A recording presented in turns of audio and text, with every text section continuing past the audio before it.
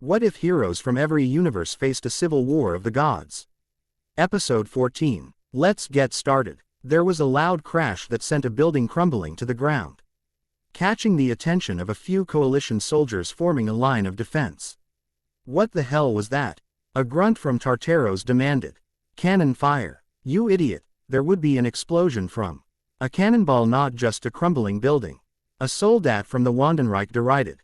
I'd say a person was sent into the building. After all, we all know how strong the monsters that are leading us here are. The soldat continued. What, you don't think it was one of our own? The Tartaros grunt was surprised. Another soldat spoke up. No way, he said, have you even seen some of the feats they're capable of? Even now, they're pushing back the Alliance, I hope you realize that. Damn right, the first soldat grinned confidently, the Alliance's advance stops here.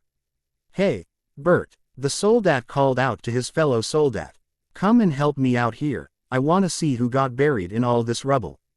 We could even say we brought him down and get all the credit for it. You got it, Rain, Bert said as he ran over to the soldat named Rain, gleeful at the thought of getting promoted over, capturing someone big in the Alliance's ranks. Rain and Bert started digging through the rubble, quickly seeing the body of someone who was being made out very slowly. However, once they uncovered the face of the beaten man, the two soldats recoiled in horror before their eyes bulged out of their sockets in comedic terror. What? They screamed in shock. The last soldier in the group, a young seaman for the Marines, came over. What's wrong? He asked in slight concern. It's master Az, Rain and Bert said in shock as they gazed at the beaten Sternritter. Az not looked terrible. The crash had left his body broken, bruised and beaten, his jaw was bent at an unnatural angle from whatever had sent him flying, his arms were splayed out, and his eyes had rolled into the back of his head, signifying that he was down and out. There's no way, Bert said in disbelief. First Master Nanana's spiritual pressure vanishes and now we find Master Az in a state like this. The Sternritter are our most powerful warriors behind His Majesty, the invincible elite of the Wandenreich. How did this happen? Rain looked out to where Az had flown in from. Who or what could have done this to Master Az? He wondered, who in the hell could possibly leave a Sternritter in a state like this? They have clearly learned nothing from their previous defeat. Such is the arrogance of people like members of the Wandenreich. However, there are few exceptions, like the one who is currently confronting the one who had left is not in such a state. Meanwhile, Monkey D. Luffy vs. Baz B. Monkey D. Luffy continued to bounce around while in fourth gear while glaring hatefully at Baz B. Baz B., while fully aware of the fact that Luffy was about to turn his rage on him, could not help but be somewhat amused by how comical Luffy looked while bouncing around. While Luffy and Baz B stared each other down, Love Akawa gaped in shock at what Luffy had just done. Flare Corona and Samui could not help but smile approvingly at Luffy's actions. He's so cool, Samui thought. Way to go, Captain. Flare thought in admiration. Love soon got over his shock and grinned, satisfied with Luffy's actions. That kid continues to exceed my expectations, he noted. I can see now why he's valued on Ichigo's level. He's definitely the proverbial hero, just like Ichigo. Love then took notice of the unconscious Hancock and her sisters. He looked at Flare and Samui. Hey you two, time to stop daydreaming. Love told them. Those three need medical attention pronto. Straw Hats got the mohawk-headed bastard. Flare nodded and ran over to the Gorgon sisters while Samui hesitated. Love, as strong as Luffy is, he's not out of the woods just yet. Samui pointed out. What do you mean? Love inquired. Fourth gear takes a lot out of Luffy's body. It was why he lost to Zerf back in Clover Town. Samui explained. I know this Sternritter is nowhere near Zeref's level, but if Luffy can't defeat him, he's done for. He won't be able to move. Love looked at Luffy. Well, that sucks, he muttered. Hopefully he can take him out then. Love gazed at Baz B warily. He may look like a punk, but that guy's definitely much stronger than the guy Straw Hat sent flying earlier. Baz B kept his eyes on Luffy, waiting for him to make the first move. Luffy then roared with fury. You're going to pay for what you did to Hancock, he yelled as he suddenly rocketed towards Baz B. The Sternritter gasped in slight surprise. So fast, he thought as Luffy appeared in front of him, ling in both fists for a powerful strike. Gum Gum Leo Bazooka, Luffy yelled. Baz B leapt over Luffy's attack just as he fired out a double open palm strike that actually destroyed a few buildings behind Baz B from the sheer force of the attack. Whoa, Baz B said, if that had hit, I'd be feeling that for weeks. The Sternritter landed as Luffy turned back to him. You're going to pay, he screamed furiously. Whoa, hey, chill bro. Baz B said, holding his hands out in defense. If you're talking about what happened to the hottie and those other two, I promise I had nothing to do with what happened to them. You're friends with the bastard who did though, right? Comrades is more accurate, Baz B responded. Even so, he took it too far. I would never torture people like that. You're kidding, right? Samui glared at Baz B hatefully. Why should we believe you? Samui's right, Love said, you can't expect us to take you at your word. Luffy then suddenly deflated to his base form, his rage gone. Okay, I believe you, he said simply. Love and Samui fell over in comedic shock. Baz B blinked. What? He said. If you really wouldn't do something like that, then I believe you. Luffy said simply. Baz B gazed at Luffy in comical disbelief before he snickered quietly. His snickering then turned into full-blown laughter. Love and Samui gazed at the scene before them in disbelief while Flare continued to check on Hancock and her sisters. You actually believe me? Baz B managed in between laughs. Holy crap, what is with you, kid? Even if I'm nothing like as in the rest of the Ritter, I'm still your enemy. You can't just take what your enemy says as the truth. Is he admitting that he's lying? Love wondered. No, he just can't believe Luffy actually believes him. Samui responded. I can't believe Luffy believes him. Does that mean he's actually being honest? I think so, Love said, now realizing Baz B's honesty. Then again, this was the guy who defected along with those other two to help them against the Wandenreich. Of course, Love's opinion of him had been altered once more when he was found to be with the coalition just now. Baz B finally managed to calm down. Phew, man, I needed that, he said. Kid, you are something else. Oh, well thank you, Luffy said, now smiling. Samui and Love almost fell over again. He took that as a compliment. Love said, I think it was. Samui said, hey guys. Flare suddenly called out, I need some help with these three. Go help Flare with Hancock and her sisters. Luffy suddenly said to them. Take them away from here. What about you, Luffy?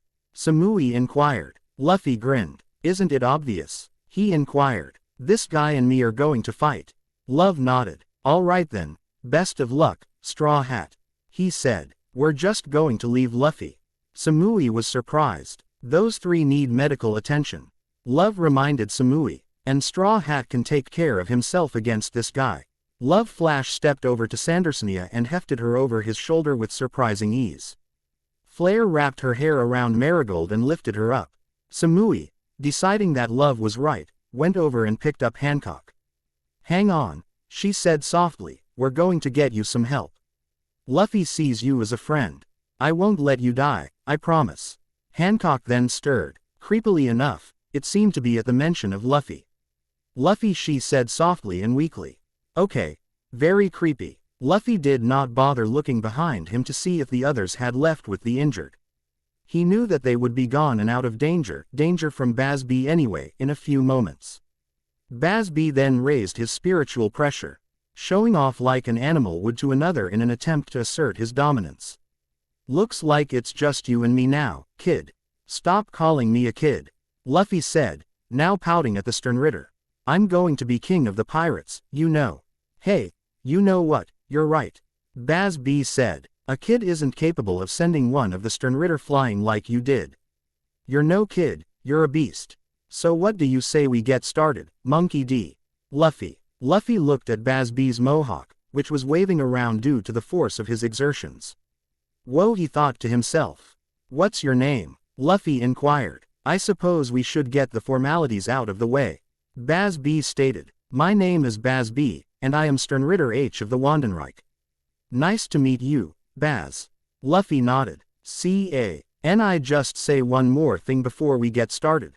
Yeah, what? Baz B could not help but take note of the fact that Luffy called him by the name his best friend once called him before they drifted apart. Your hair, Luffy responded. Is awesome. Baz B froze at the compliment. You think my mohawk is awesome? Yeah, Luffy nodded. You look like a badass. Baz B gaped at Luffy, shocked that the kid would take the time to compliment his mohawk, the hairdo he took so much pride in. The Sternritter grinned. You know what, Luff? He found himself subconsciously addressing Luffy by a nickname of his own. I like you. Flames surrounded Baz B's fist as he leapt at Luffy. What say you and me be friends? He asked as he prepared to throw a punch at Luffy. Luffy responded by blackening his fist with Haki. Gum Gum Hawk Bullet, he yelled. Burning Punch. Baz B yelled. Both gazed at each other with burning intensity as flames danced around them, originating from the impact between Luffy's Hawk Bullet and Baz B's Burning Punch. Meanwhile, with Natsu Dragneel and Rob Lucci chuckled in amusement at Natsu Dragneel's declaration. He turned to the pigeon, Hattori, on his shoulder. With a silent command, the bird flew off of Lucci's shoulder and away from him and Natsu. Lucci, who had been sitting down while waiting for someone worthy to come to him, casually got to his feet while finishing up a cup of tea he had been sipping. So you wish to end me? Lucci seemed amused at the notion. You really are just another criminal, Salamander. Because just like every other criminal, you have learned absolutely nothing from your previous mistakes. Lucci said darkly. Our last match should have taught you that you shouldn't challenge the likes of me. You should have avoided me with every fiber of your being. You would have lived longer. The aura of a carnivorous beast appeared around Lucci as a dark grin appeared on his face. But if you wish for a repeat of Chitsujo's palace, by all means come at me. I will gladly eliminate you here and now in the name of my justice. After all, you should have died at Chitsujo's palace. You were unrightfully given a stay of execution when Kakashi interfered. Now, I will correct that mistake. Lucci stated confidently. Justice this, execution that. Are you done yammering? Natsu inquired with a glare. Lucci raised an eyebrow at Natsu's statement. I don't give a damn if I'm a target of your justice. Natsu said. What I do care about is that you and your justice have pissed me off, because your justice has threatened my guild. And I'm not going to stand for that. Natsu continued. Anyone who threatens my guild gets taken out. That is my justice. Lucci smirked. Is that so? You surprise me, Salamander. Then again, I suppose even criminals have values. It's simply too bad your values are incorrect. Lucci said. After all, the authority of the government's values is far superior to your own personal values. To submit yourself to the highest authority in the world. Only then can peace and justice be achieved for all. Lucci explained. Unfortunately, there will always be hot-blooded fools that will disobey this notion. Which means I will always have a reason to exist. I'm glad you have a reason to exist, because that means I can fight someone as strong as you as much as I want until I win. Natsu admitted freely. But I gotta say, I wish your mouth was sewn shut. Because all that comes out of it is crap. Natsu spat disdainfully. Lucci was now frowning at Natsu's statement. My values are incorrect. Submission leads to peace and justice. What is up with all you guys having such hateable attitudes towards life, huh? Sure, there are some things that will always be right and wrong, like killing innocents, which you seem to have no problem with by the way. Natsu said. But beyond that, you'd have to be an idiot to say that values are incorrect. Fairy tales full of people with different values and philosophies that we all disagree with. But we all get along because we're still family when the day's done. All your crap about submitting to higher authority, if we all just submitted ourselves and wiped away who we were as people, life wouldn't be worth living.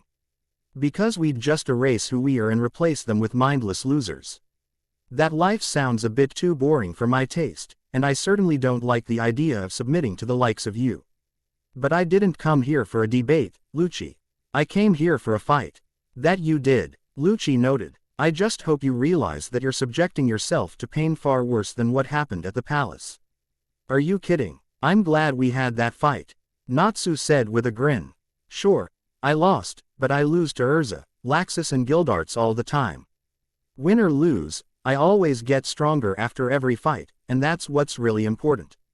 Natsu said. With that in mind, I have to thank you, Lucci. Natsu explained. Because thanks to guys like you and Grimmjow, I've become even stronger. For better or worse, I'm glad to have met you guys. Because you are all so powerful and I'm eventually going to need to surpass you all if I'm going to take down Kontan one of these days.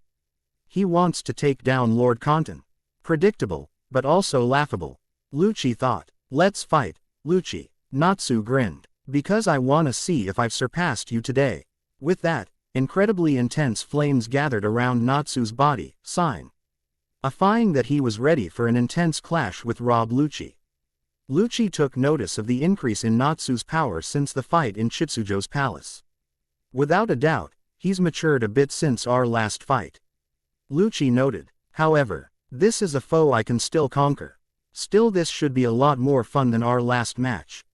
Natsu leapt at Lucci. Here we go, Natsu yelled. Fire Dragon Iron Fist. Iron Body. Lucci blocked Natsu's punch with his arm, gritting his teeth slightly when he felt Natsu's punch burn through his defenses. Die. Lucci pointed his finger at Natsu's temple. Finger Pistol. Natsu leaned his head to the side, avoiding Lucci's speedy attack in spite of it being at point-blank range. Flames then gathered around Natsu's mouth. Fire Dragon Roar. Before Lucci could react, he was enveloped by Natsu's powerful roar, which also enveloped several buildings behind him. Meanwhile, 2nd Division Commander Sabo suddenly froze in place. My big brother senses are tingling. Sabo thought to himself. Luffy, he's fighting someone strong. Commander, what's wrong? Izuru Kira inquired. Nothing, Sabo said quickly, just some nerves acting up. Come on, let's keep moving. Meanwhile, Gajeel D. Fox stood on the roof of a building as he gazed at parts of Magnolia burning to the ground.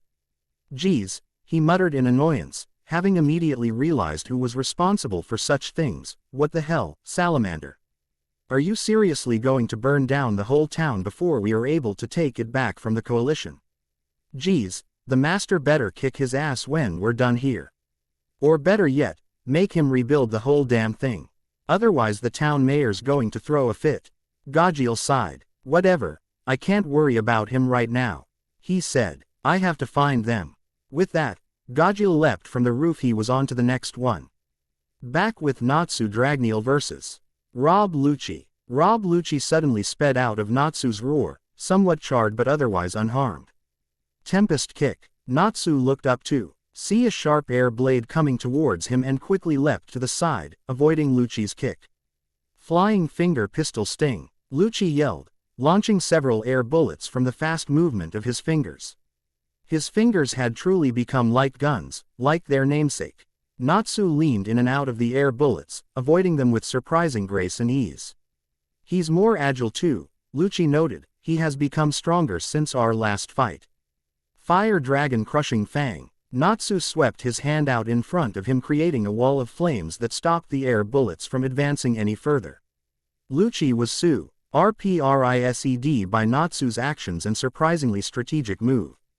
He used a normally offensive move for defense instead. That's actually smart. Natsu then took the opportunity to leap over his wall of fire into the air. He then held his elbows out behind his body and ignited them both. Fire Dragon Flame Elbow, he yelled, using the flames to rocket him towards Lucci at incredible speeds. How reckless, Lucci thought. He's using his momentum to increase his strength at the risk of losing control and leaving himself open to attacks. Natsu then ignited his foot, holding it out to kick Lucci. Fire Dragon Claw, Natsu yelled. Lucci's eyes then went wide, realizing the danger he would be in if the attack actually connected. Shave, he yelled, vanishing just as Natsu struck the ground, creating a large crater where Lucci had just been. Natsu grinned at Lucci's actions. He then immediately tracked Lucci's position down and turned his grin to the man himself. You're dodging, Natsu noted. That's certainly a far cry from last time. Lucci narrowed his eyes at Natsu's statement. I suppose he is right, Lucci noted. When a man chooses to dodge, it's because he recognizes the pain that results from not avoiding an attack. This realization made Lucci grin in a bloodthirsty manner. This means the beast in me recognizes this boy as an equal. Tempest Kick, Lucci yelled, launching another air blade at Natsu. Natsu easily leapt to the side. I like that look on your face, Lucci. Natsu admitted. You realize that this fight is going to be intense. Knowing that you're getting serious, I'm getting real fired up now. With that, two bloodthirsty predators with the faces of human beings leapt at each other, one with his fists covered in fire and the other without any such enhancements. The two exchanged blows, with each other with neither coming any close to gaining the upper hand. Natsu, in spite of the fact that he was enjoying this fight as much as he enjoyed his fights with his friends from Fairy Tail, was still thinking as though he was fighting with his life on the line, which he was in this case. He knew there were certain techniques he could not afford to use against Lucci. Not because they would drain him, but because Lucci was very much capable of countering those attacks with deadly precision. This jerk used some sort of counterattack that sent the force of my attack back into me. The bastard broke my arms with that move. That means I can't use any of my Dragon King attacks or Dragon Sage mode. If he counters any of those with that move he used to break my arms last time, it'd take Rihime to bring my arms back to full strength. Fire Dragon Claw. Natsu aimed a kick at Lucci's head. Lucci quickly blocked the kick with his arm, gritting his teeth as his arm was burnt by the flames. Finger Pistol. Lucci yelled. Natsu stopped Lucci's arm by grabbing it. Natsu then slammed his head into Lucci's before grabbing onto the arm that was holding onto Lucci. Fire Dragon Grip Strike. Nats. You burned Lucci with a point-blank strike while he was dazed from Natsu's headbutt. Lucci wrenched his arm away from Natsu and recovered. Finger Pistol Yellow Lotus. Lucci struck at Natsu repeatedly. Natsu gritted his teeth as he was struck multiple times by Lucci's Yellow Lotus. The two then leapt back to put some distance between them. You have improved, Salamander. Lucci complimented. But you will never defeat my Dark Justice. Natsu grinned. You should know better than to say stuff like that.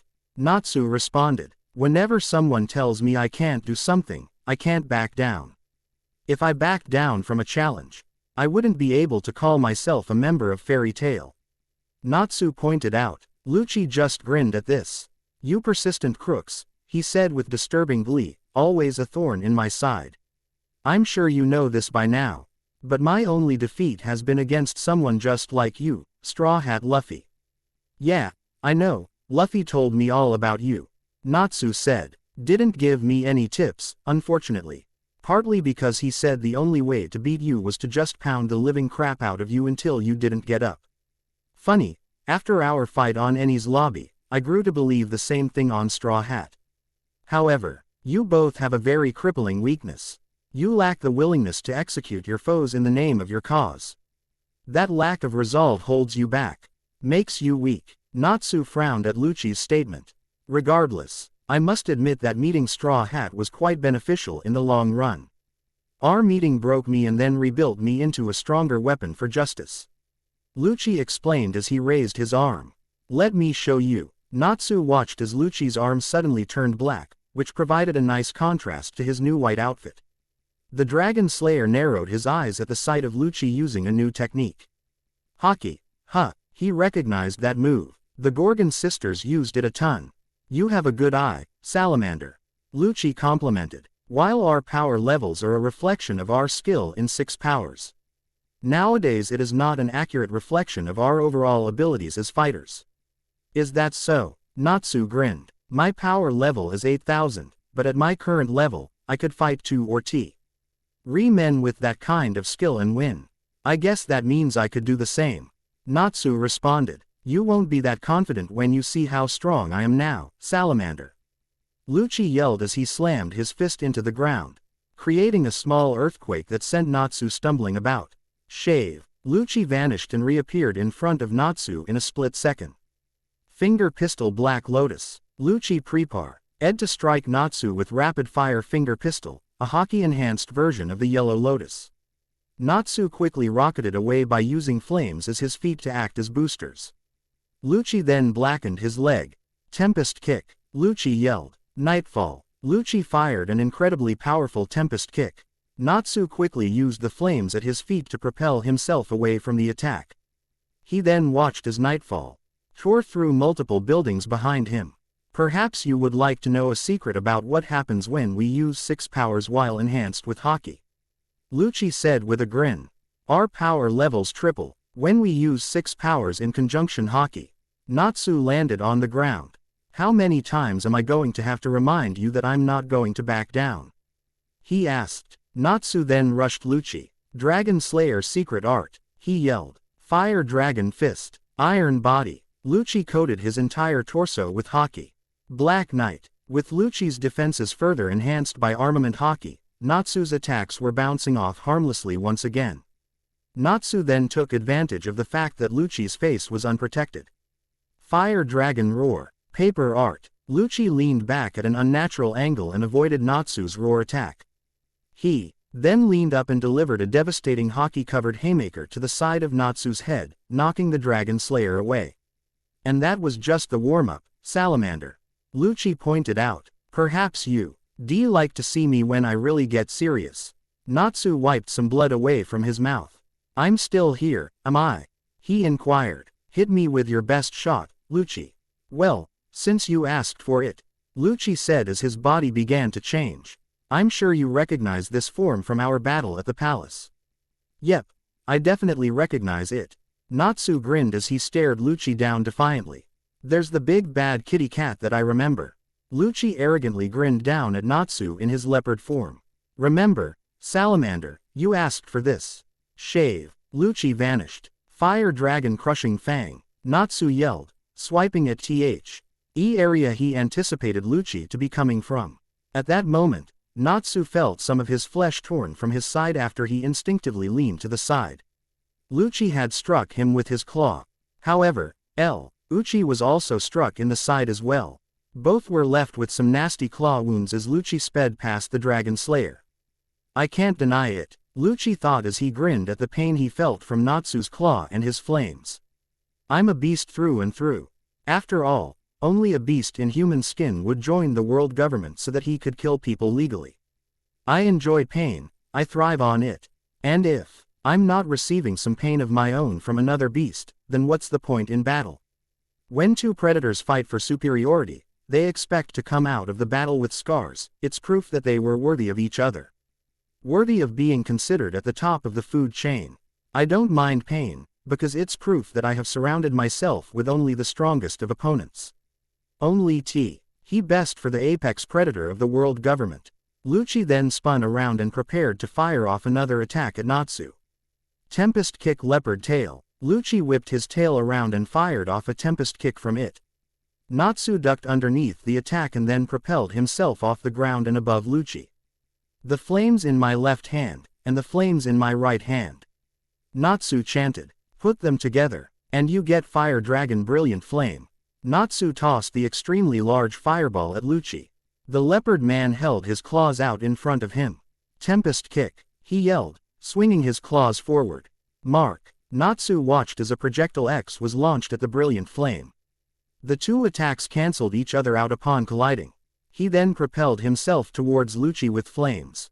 Fire Dragon Sword Horn. Iron Body. Lucci crossed his arms before hardening his body and blocking Natsu's strike. No Haki this time, Natsu taunted. Lucci grinned. I'm just doing what any assassin does, he stated. I'm lulling my target into a false sense of security. Tail Pistol. Lucci launched his tail upwards and impaled Natsu in the stomach. Natsu gasped in surprise and pain as blood shot from his mouth once more. Knocking him away from Lucci once more. Natsu was knocked to the ground and Lucci leapt into the air. Razor. He yelled, vanishing in midair as he combined shave with moonwalk. Lucci then appeared above Natsu, who had flipped himself onto his back. Tempest Kick. Lucci yelled, Victory Bird. Natsu watched as a powerful projectile in the shape of a bird flew towards him. If that lands, it'll tear me to pieces. Natsu quickly realized. Flame Dragon King Roar. Natsu bellowed as he launched a roar that was even stronger than his usual roar attack. Lucci's eyes widened as the powerful flames enveloped his victory bird, burning it out of existence. If that attack lands, Lucci thought, sensing danger like any other beast. Razor. Lucci managed to speed out of the line of fire just in time. He then landed on the ground and watched in shock as the attack traveled all the way to the clouds, actually burning a hole through one of the clouds. Flames grow significantly weaker the less oxygen there is, Lucci noted. The fact that Roar was able to retain its strength in spite of being in such a low oxygen area is impressive. Lucci then noticed that Natsu had gotten to his feet. The only question now is, was that attack his last gasp, or does he have more? Lucci grinned. I honestly can't wait to find out. Shave. Lucci sped towards Natsu again. Show me more of your power, Salamander. Lu. CCI yelled as he appeared right in front of the young dragon slayer, raising his claws in the air. Finger pistol spots. Natsu soon found himself weaving in and out of Lucci's rapid strikes from his fingers. It's like I'm avoiding Luffy's Gatling. Natsu noted the speed of Lucci's attack. Look at you now, Salamander. Lucci yelled. It's all you can do just to dodge me.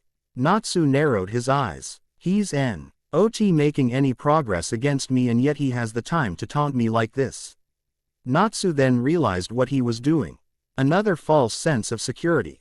Natsu then noticed a certain appendage moving towards him. His tail. Flames suddenly enveloped Natsu's entire body. Fire dragon explosion. Natsu yelled as the flames exploded all around his body, knocking Lucci backwards. Lucci cried out in surprise as his fur was singed by the attack. The two then gazed at each other, panting. You are a hard man to put down, Salamander. Almost as hard to put down as Straw Hat. Lucci complimented. Hey, compliment from an overconfident bastard like you. Natsu grinned as he wiped more blood away from his mouth. I'm seriously touched. Lucci cracked his neck as he brought his right arm back while closing his claw into the shape of what appeared to be a stinger. You'll regret that tenacity by the time this is over, Salamander. Lucci told him. I still have not shown every single technique that reflects my skill in the 6 powers. Flying finger pistol. Lucci yelled as he threw his arm forward. Torpedo. Natsu gasped as a large air bullet that actually looked like the head of a torpedo sped towards him. Before he could react or block the attack, the torpedo slammed right through his shoulder, coming out the end and destroying a building behind Natsu by blowing a hole in its foundation, causing it to collapse. Natsu gazed at his left arm, noting how limp it was.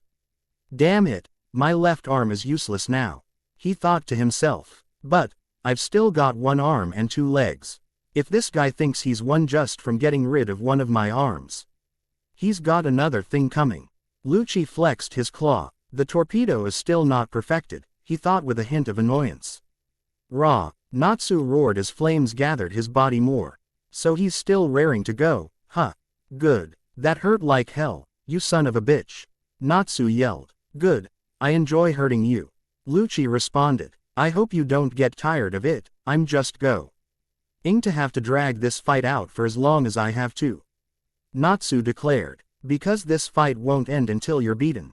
Lucci narrowed his eyes. If there is one thing about you that can be complimented, it's your tenacity. Salamander. He admitted. But I find myself wondering at what point all the pain I'm causing you won't be worth whatever it is you're trying to accomplish. What it is I'm trying to accomplish? Natsu repeated. You're resisting an unstoppable force, you fool. Lucci said. And I'm not talking about myself. I'm talking about those who will soon impose their justice on you, the Conqueror's Coalition. Justice is an invincible ideal that can never be beaten. Lucci explained. No matter how tenacious you are, you cannot hope to beat it. It shall always prevail in the end. Even if it is an unstoppable force, I'll always oppose it without complaint. Natsu declared, much to Lucci's surprise. This town, this kingdom, this universe, is guarded by me, and everyone else in this alliance. Natsu declared. I don't care if I'm opposing something that's unstoppable, and neither does everyone else. All that matters is that we know what happens if we don't try to fight. Just because something's unstoppable, doesn't mean you shouldn't stand and resist it, especially when you know that not standing would be wrong. Natsu explained. Call me stubborn, but I won't give up. I'll keep fighting, even if it seems hopeless. Sure, the idea of fighting something unstoppable is kind of scary, but I'll look that fear in the eye and tell it that I may be scared, but I don't care. Courage isn't about being fearless. It's about looking that fear in the eye and saying you're not going to let it control you. Then you're a fool, as are the rest of your allies. Lucci responded. And so, as long as you continue to oppose justice, you will be enemies of the world government. And as long as you're enemies of the world government, I'll continue hunting every last one of you down. Natsu's Florida. Mies started to grow more intense as his determination and rage towards Lucci continued to rise. Lightning Flame Dragon Mode, Dragon Force, Sage Mode, which one should I use? All three forms take a lot out of me. Like I've ever cared about that anyway.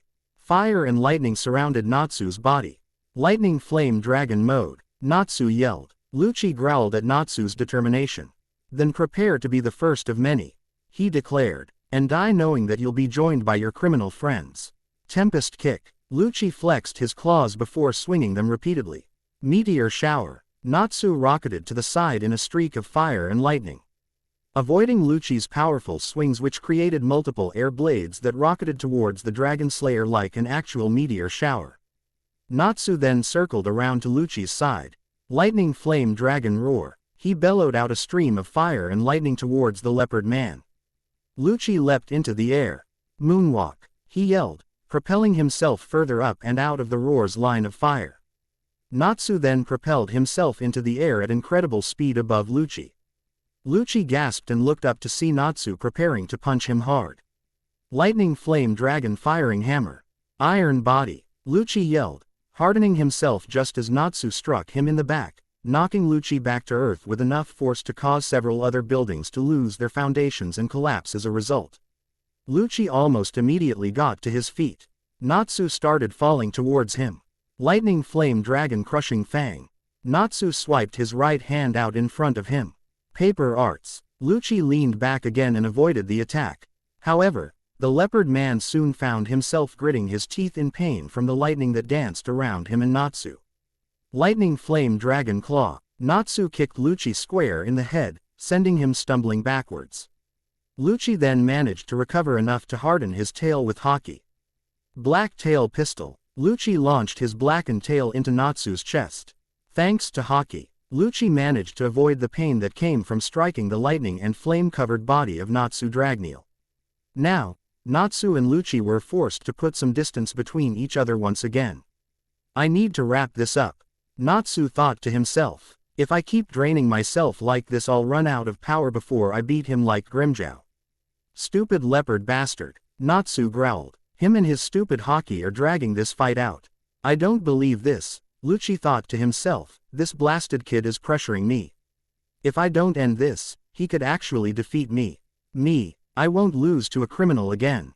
Lucci and Natsu both roared before glaring at each other with the ferocity of the wild beasts they practically carried inside of them. Much like with Natsu's rivalry with Grimmjow, his rivalry with Lucci was more based off of two predators fighting for superiority. For Natsu, it was his inner dragon. For Lucci, it was the spirit of the carnivorous zone. So you're still raring to go then?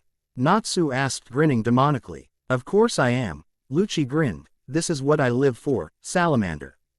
To fight and kill powerful criminals like you, it gives my existence meaning. Then let's go, Lucci and Natsu yelled as they prepared to resume their battle. Monkey D. Luffy vs. Baz B. While Natsu and Lucci took part in their death match, Luffy and Baz B began their own fight to the death. The two first leapt back to create some distance between the two. Baz B grinned at the fact Luffy had matched his burning punch with such little effort. Here we go, Luff. Baz B yelled as he pointed a single finger at Luffy. Burner Finger 1. Luffy quickly ducked underneath the flames. However, he could not fully escape the attack and had the top of his shoulder singed due to the speed of the attack. Whoa, Luffy yelled. That's freaking hot. Armament hardening. Luffy darkened his leg, Gum Gum Whip. Luffy stretched out his leg and swept at Baz B's legs. The Sternritter leapt into the air. Not quite, Luff. Baz B yelled tauntingly as he fired 3 more Burner Finger 1s from his index finger. Luffy backflipped away from Baz B's attacks. Armament hardening. Gum Gum Stamp. Luffy stretched out his leg and slammed into Baz B's stomach. Baz B grunted as he was pushed back by Luffy's attack. He then grinned and exerted his spiritual pressure in response, causing Flame S to rise up around him and forcing Luffy to retract his leg. Yah! Baz B yelled, swiping his arm out in front of him, sending out a wave of fire at Luffy. Luffy attempted to gain some distance between himself and the flames. He then saw Bazz-B leap out of the flames, gathering more fire around his leg. Burning kick. Bazz-B yelled, swinging his fiery leg out in a devastating roundhouse kick. Luff. Y held his arms out in an X before blackening them with Haki, blocking Bazz-B's burning kick. To get away from Bazz-B's intense flames, Luffy stretched his neck backwards and blackened his forehead. Armament hardening. Gum Gum Bell. Luffy swung his head forward and slammed it into Bazz-B's, knocking him onto the ground. Freaking hell, you've got a hard head, Luff. Bazz-B quickly got to his feet. Oot, it's gonna take more than a hard head to bring me down. Bazz-B declared as he pointed his finger at Luffy once more. You can't beat the great Baz that easily, my friend. Luffy narrowed his eyes. O's flames were going to catch up to him eventually. Time to kick things up a notch. Second gear. Luffy yelled as steam came out of his body. Burner Finger 1. Bazz-B fired another fire blast from his finger. Luffy then vanished from Bazz-B's sight, avoiding the Sternritter's Burner Finger 1. He then noticed Luffy reappearing at his side. Gum Gum Hawk Pistol. Luffy punched Bazz-B in the side of the head before the Sternritter could avoid Luffy's attack. Bazz-B was floored once again by Luffy's attack. Luffy then stretched his arms out and grabbed Bazz-B by the shoulders. Gum Gum Jet Rocket. Loof. FY rocketed forwards and slammed into Bazz-B, driving him further into the ground. Moron, you don't get up close when you fight with the heat. Bazz-B growled. More flames surrounded Bazz-B, causing Lu FFY to grit his teeth as the flames singed his hands. I have to get up close to fight you, Luffy declared. Because up close and personal is the only way I know how to fight. Luffy leapt into the air. Gum Gum Eagle Bazooka. He launched his hands into Bazz-B's abdomen. Bazz-B gritted his teeth from Luffy's attack. He managed to get to his feet, only to be assaulted once more by Luffy's tremendous speed. Gum Gum Hawk Stamp. Bazz-B was struck again. Gum Gum Hawk Whip. Now, Bazz-B was struck in the side and sent sailing once more. Luffy then stopped Bazz-B's advance with another attack. Gum Gum Hawk Rifle. Bazz-B gasped as he was drilled by Luffy's rifle attack. Luffy then rushed him to finish off his combo. Gum Gum Hawk Gatling. Bazz-B gasped in pain as he was assailed repeatedly by Luffy's rapid-fire-based attack. When Luffy finished his volley of attacks, Bazz-B was driven into a wall. So Baz, what did you think of that, huh? Luffy inquired. That was my second gear and all the power that comes with it. Bazz-B laughed as he slowly got to his feet. Phew, he said, that certainly had a lot of power behind it. If I hadn't been using Blood Venet, you might have actually damaged my body. Bazz-B then casually spat out blood from his mouth and stretched himself out, loosening up the joints that had been strained from Luffy's assault. At that moment, Luffy realized that Bazz-B, while he had felt every blow, was not close to defeat by any means. Luffy grinned. I think I'm going to be here for a while. He noted. Same here, Bazz-B responded. There are worse places to be caught in though. Thanks for giving me that taste of your power, Luff. Bazz-B said. And now that you've shown me yours, why don't I show you more of my power? Bazz-B pointed his index finger at Luffy again, much to Luffy's confusion. More of the same. Not quite. Bazz-B grinned. Burning Machine Gun. With that, Bazz-B fired a volley of flame bullets at Luffy as though they were from an actual machine gun. Luffy soon found himself weaving in and out of Bazz-B's burning machine gun with a mixture of observation Haki and second gear. Whoa, he muttered, I actually have to go at full speed to avoid these things. Bazz-B laughed as Luffy did his best to avoid his attacks. Hey, Luff, the Sternritter called out, you can't dodge me forever. You might want to figure something out before you slow down and I blast you. Hey, thanks for the tip, Baz. Luffy said. And you know what, I do have an idea. Gum Gum Jet Snake Shot. Luffy launched a fist that serpentined like a snake at unseeable speeds. Bazz-B then grunted in paw, as he was struck in the face by Luffy's snake shot. The punch caused him to prematurely end his burning machine gun, giving Luffy the chance to rush him again. Gum Gum Red Hawk. Luffy struck Bazz-B with a fiery punch. Bazz-B grunted again but then grinned. What do you think you're doing, trying to beat me with fire, Luff? He inquired playfully. You should know that a master of fire can't be hurt by flames. Luffy grinned right back. Gum gum hawk bullet. Luffy struck Baz B in the shoulder hard. Baz B's eyes widened as he felt his shoulder dislocate from Luffy's punch. Oh crap, he actually dislocated my shoulder. He thought in surprise. I've still got my other arm though. Baz B declared. Burning shotgun. Baz B yelled as he punched Luffy in the stomach with a fiery punch. The flames exploded around Luffy's body in multiple places like that of an actual shotgun shell. Luffy grunted in pain as he was knocked backwards by Baz B's explosive punch. While Luffy recovered from Baz B's assault, the Sternritter took a moment to pop his shoulder back into place. He did not even wince at his own actions, showing an impressive tolerance to pain in the process. Damn, that was hot too. Luffy said. Those are some real intense flames you've got there, Baz. Hey, and you've got one hell of a punch, Luff. Baz B complimented as he removed his cloak, showing that he was ready to get serious. It's been a long time since I've actually had something dislocated. I've been waiting for a chance to try out something new. Baz B declared as he leapt into the air. Thanks a lot for giving me a reason. The Sternritter then lined his two index fingers together. Luffy's eyes widened, immediately sensing danger. Burner Finger 1x2. Baz B yelled, firing two simultaneous Burner Finger 1s that combined into an even stronger line of fire that was shot at Luffy like a laser beam. Luffy barely leapt to the side in time to watch as a wall of fire was created by Baz B's Burner Finger 1x2. Baz B then landed and prepared to strike Luffy again. However, Luffy made the first move and sped towards Baz B. But Baz B was ready as he gathered flames around his index and middle finger. Burner Finger 2, he yelled just as Luffy appeared in front of him. Luffy was soon enveloped in an explosion that sent him flying away. However, he managed to fight through the pain and launch an attack of his own. Gum Gum Eagle Spear. Luffy slammed both of his blackened feet into Baz B's face, sending the Sternritter stumbling backwards. Baz B managed to get his balance back as Luffy landed on his feet. Baz B wiped more blood from his mouth. He then looked at Luffy with glee in his eyes. How long has it been? Baz B wondered. How long has it been since I've fought someone simply for fun? No king to answer to, no desire for revenge, no sense of loyalty to any cause. Just a fight between two men trying their best to prove themselves stronger than the other. When I look back, I don't think I've ever been in a fight that was just for fun. It was always for those other reasons. Fighting to avenge my home.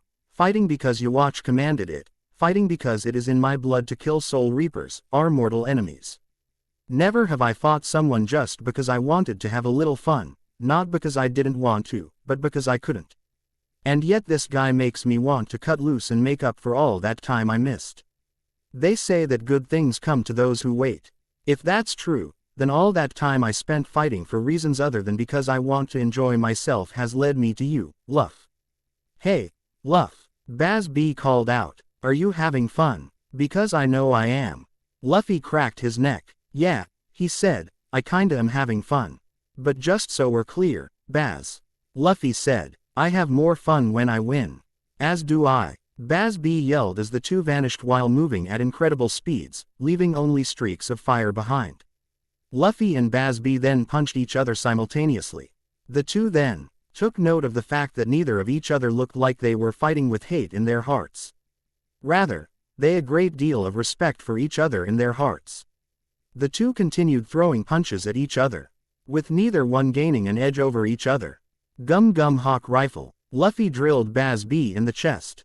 Burning Punch. Baz B punched Luffy in the face. Luffy then delivered an uppercut to Baz B's face and sent the man stumbling backwards. The Straw Hat Captain then rushed Baz B, only for the man to recover and move to defend himself. Burning Stomp. He yelled, stompin' G on the ground and creating a circular wall of fire that defended himself from Luffy. Luffy quickly leapt into the air and speedily raised his leg into the air.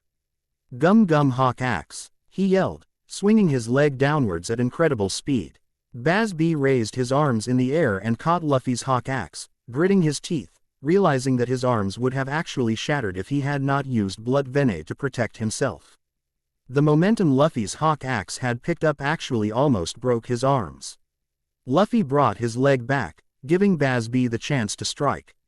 Burner Finger 1. Bazz-B yelled, shooting Luffy through the shoulder.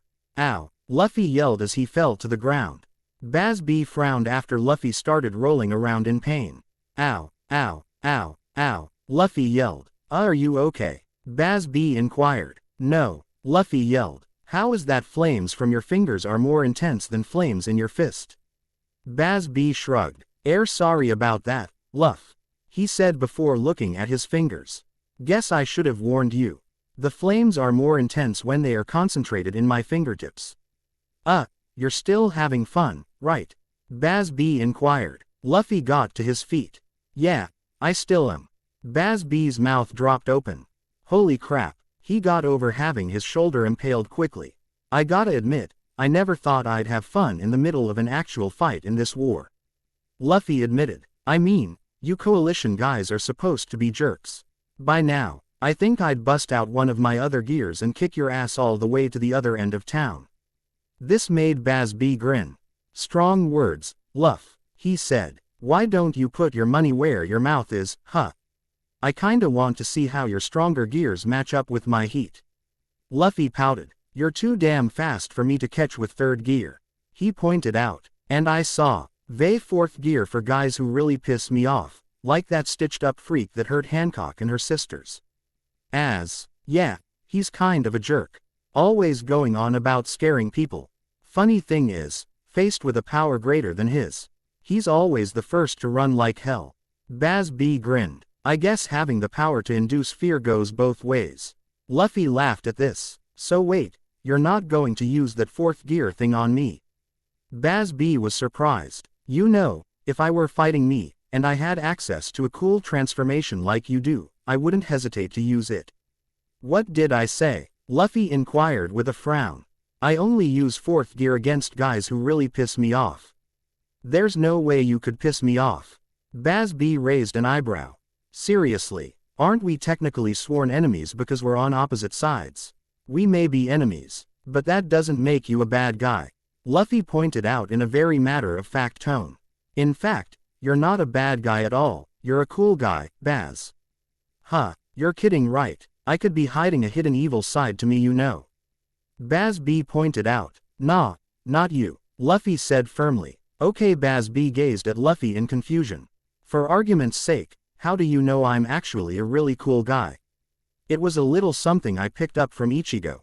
Luffy admitted. He once told me that he could pick up on people's hearts by clashing swords with them. It was Act 2. Ally how we stopped our fight when we first met. You know something? Ichigo Kurosaki had said, I'm normally able to tell a person's heart when we clash swords. You guys don't have swords, so that made things a bit more difficult than I would have liked. But I can say for sure you guys are actually okay in my eyes. Your hearts are some of the purest I've ever felt. I picked that up from Ichigo, and I can say for certain that you are a cool guy. Bazz-B could not help but grin at this. Well thanks, he said, I think you're a pretty cool guy too, Luff. Thanks, Luffy grinned, see what I mean? Just Beck. Oz we're enemies doesn't make either of us bad guys. If anything, you're just unlucky enough to be hanging out with a bunch of jerks like a good portion of the coalition. What's a cool guy like you even doing with the coalition, huh? Bazz-B shrugged. I guess if you want to simplify it, I didn't come back for any cause to fight for. I don't fight for good, and I don't fight for evil. Bazz-B explained. I just fight. Luffy looked at Bazz-B as he continued to explain himself. My only goal now was one I had shared with a dear friend before all this, to become the strongest Quincy. Now that I know that my loyalty to Yhwach meant absolutely nothing to him, or to my friend for that matter, I'm free to pursue that goal once again. To be the strongest Quincy is my only goal now. Bazz-B revealed. And this war has given me the chance to reach that goal. I don't care about the coalition's goals, it's why you won't see me put any effort in advancing their agenda beyond fighting any strong opponents. Luffy nodded. I see, he said. Unlike Kobe, who's always ready to give his life for what he believes in, you simply want to prove yourself the best. I don't hold back against Kobe because he's ready to die for his own beliefs. If you want me to use any of the higher gears, Baz, you're going to need to make me use it. Especially because I don't want to hurt someone I don't look at as an enemy too badly. Baz B could not help but feel somewhat insulted by Luffy's refusal to go all out against him. At the same time, he could not help but feel incredibly fired up at the thought of forcing someone as strong as Luffy to go all out. You shouldn't challenge me like that, Luff. Baz B grinned. Whenever someone offers me a challenge like that, I can't help but accept it. I truly do fit my shrift in that regard. Baz B continued as he gathered flames around 2 fingers on both hands. The heat, I'm just burning with hot passion for competition like this. You know, Baz, Luffy said, I am too. Hey. Baz B prepared for battle once more as he swung his fingers forward, leaving 2 trails of fire behind that moved towards Luffy, burner finger 2x2. Luffy narrowed his eyes as he prepared to avoid Baz B's attack. He was in it for the long haul, because Baz B was truly an incredible opponent. Rivalries were truly a splendid thing in that regard. Meanwhile, okay, you're good to go, Orihime Inoue said with a bright smile. The 3rd Division's medical forces had long moved into the city to try and help whoever needed them in this particularly brutal fight. Orihime's healing abilities made her extremely important, meaning that she absolutely needed to be in the field. The young soldier looked over his body for a moment before giving Orihime a bright smile. You're amazing, Ms. Inoue, he said. I feel good as new. The soldier then turned his attention back to the battlefield. All right then, back to the fight, he shouted eagerly as he charged off. This made Orihime frown as the soldier returned to the fight. Can't they all just stay back and rest? Can't we all just forget about this? I love that innocence, Orihime, I really do. Tsunade walked up and placed a hand on her shoulder. But one thing you need to remember about medics is that they sometimes need to put their personal feelings aside. Especially in times of war. Not that I appreciate you being by my side and giving me advice as well, Commander Tsunade. Orihime spoke up. But shouldn't you be at the tents? Tsunade waved her hand dismissively. Karen can keep things organized while I'm here. Meanwhile, the former member of Taka gaped in shock as she stared at the rush of patients. Iso cannot keep things organized. She yelled in shock. I may be a medic, Orihime, Tsunade continued, but I'm still a Sannin, which means I may very well have to fight at some point. Not only that, but someone needs to keep you safe while you're out in the field. Tsunade thought as she remembered what Chitsujo told her about Orihime. Listen well, Tsunade. Orihime Inoue is a very special case that you need to take very good care of. Okay, why? She honestly just seems like another young medic, like my students besides Shizune of course. It's because of Orihime's powers. You see, her abilities are not simply mere medical abilities. Then what are they? The best way I can describe it is that her power is the ability to reject. For example, her healing is actually the ability to reject events that have already happened, and as such return one's injured state to what it was before the injuries. That's unreal. It even surpasses my healing abilities. Indeed, and that's why her power is also quite a burden. It makes her quite the commodity for those who would use her power for evil purposes. You speak as though this has happened before. It has. She was taken by a very dangerous man by the name of Sosuke Aizen. Chitsujo had explained. She was taken before because of her power and how special it is, and there's no doubt that my brother would consider doing the same to gain an edge in this war. And that's why you need to take care of her. You need to make sure that Orihime stays safe. Don't coddle her, but at the same time, please make sure that she is not taken captive by my brother. Tsunade looked at Orihime in sympathy. The poor thing, she's a lot like Naruto in her own way. Great power, and a great burden to go along with it. I wonder if she even realizes that she's a target. Regardless, it doesn't matter. I will protect Orihime, not just because Lord Chitsujo commands it, but because she's a sweet girl who shouldn't have to suffer the pains of captivity a second time. It shouldn't have even happened the first time. You just do what you've gotta do, Orihime. Tsunade thought as she followed the young girl to her next patient, readying her medical ninjutsu when she saw that it was a large group. Meanwhile, at the Fairy Tail Guild Hall, Makarov Dreyar and Marco the Phoenix kicked open the door to the guild hall simultaneously. Thank you for holding back, by the way, I'd hate to pay for door replacements. Makarov said. Marco smirked. Come on, Makarov, he said, you and I both know that you're going to be replacing the entire guild hall by the time we're done. Makarov looked at Marco fearfully. Please don't destroy my guild. A mere human, and an elderly wizard. Tempestor the Immortal suddenly stepped out of the shadows. This is all they sent. Tempestor then got a better look at Makarov. Interesting, he said, I recognize your power. I never remember much, but I'll never forget that power. You are the grandfather of that lightning dragon slayer who got in the way of my assassination job. Makarov raised an eyebrow at Tempestor's statement. However, his eyes then widened in shock when he realized what Tempestor was talking about. You're the one who fought Laxus during the Tartaros incident. Makarov realized. Makarov started to shake with rage. You were the one who tried to kill Yajima.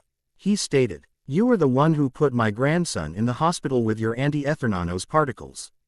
Before Makarov could let out his rage, everyone was suddenly stopped in their tracks by incredible spiritual pressure. At that moment, Marco and Makarov realized that there was another presence in their guild. Tempestor, a man spoke up, don't waste your life so early. Not when you have your own purpose to fulfill in this battle.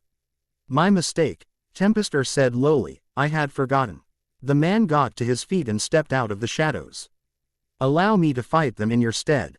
I've grown weary of simply sitting here anyway. Marco and Makarov both gaped in shock when they saw just who was standing before them. Oh my god, Marco muttered breathlessly. It can't be. Makarov was stunned. You watch. Makarov and Marco said simultaneously. The Quincy King in Act of Chaos grinned at his two opponents. Welcome, gentlemen, he said. I went to the trouble of leaving my throne to find some entertainment in this lovely, lovely war. Please don't disappoint me. Omake. 10 Little Idiots Part 5. Ryazaki 007 sighed.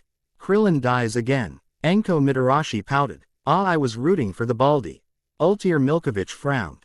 Shouldn't we be concerned how so many continuities are going to be messed up by the time all of this is over? Oh. Knowing ND, he probably pretends to fix this. Ryu said dismissively. So until then you're okay with basically watching the equivalent of a snuff film. Ultir raised an eyebrow. See, you make it sound so weird, Ultir. Ryu frowned. Yeah, don't make it weird, Ultir. Enko folded her arms. Ultir sighed. Would you like a drink, sir?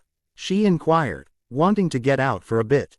Yes, I would. Enko, please take over on rubbing his back for me. While Ultir and Enko continued their assigned duties, we returned to the Spring Mansion. Light Yagami stormed down a hallway. Damn it, damn it, damn it, he yelled. Things are falling apart here. Even L's dead now. If that fool of a detective is gone, there's no chance for this. Light then found himself staring intently at a window. I could do it, he noted. It would hurt like hell, but I could jump out the window if I charge right through it. Light looked behind him. I can't stay here any longer. Not knowing that I could be next at any moment. I have to chance it. Light yelled as he ran towards the window, holding High's shoulder out in front of him like a rugby or football player.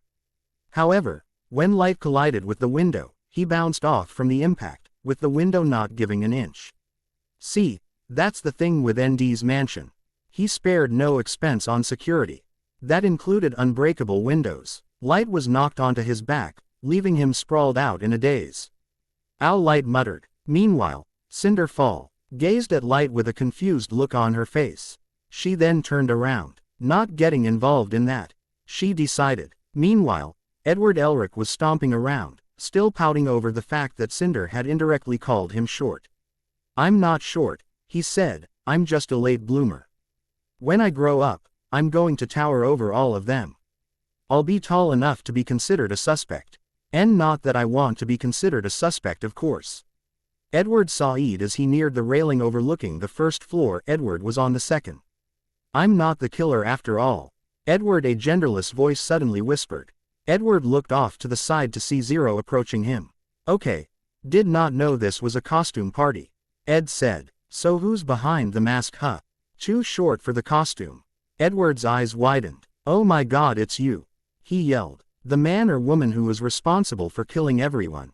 Edward cracked his knuckles. "You bitch or bastard," he said. "I may not have alchemy anymore, but I can still kick your stupid ass." Edward dropped into a fighting stance as Zero approached him. "Take this." Ed moved to attack Zero, only to have his head comically grabbed, stopping him from attacking Zero.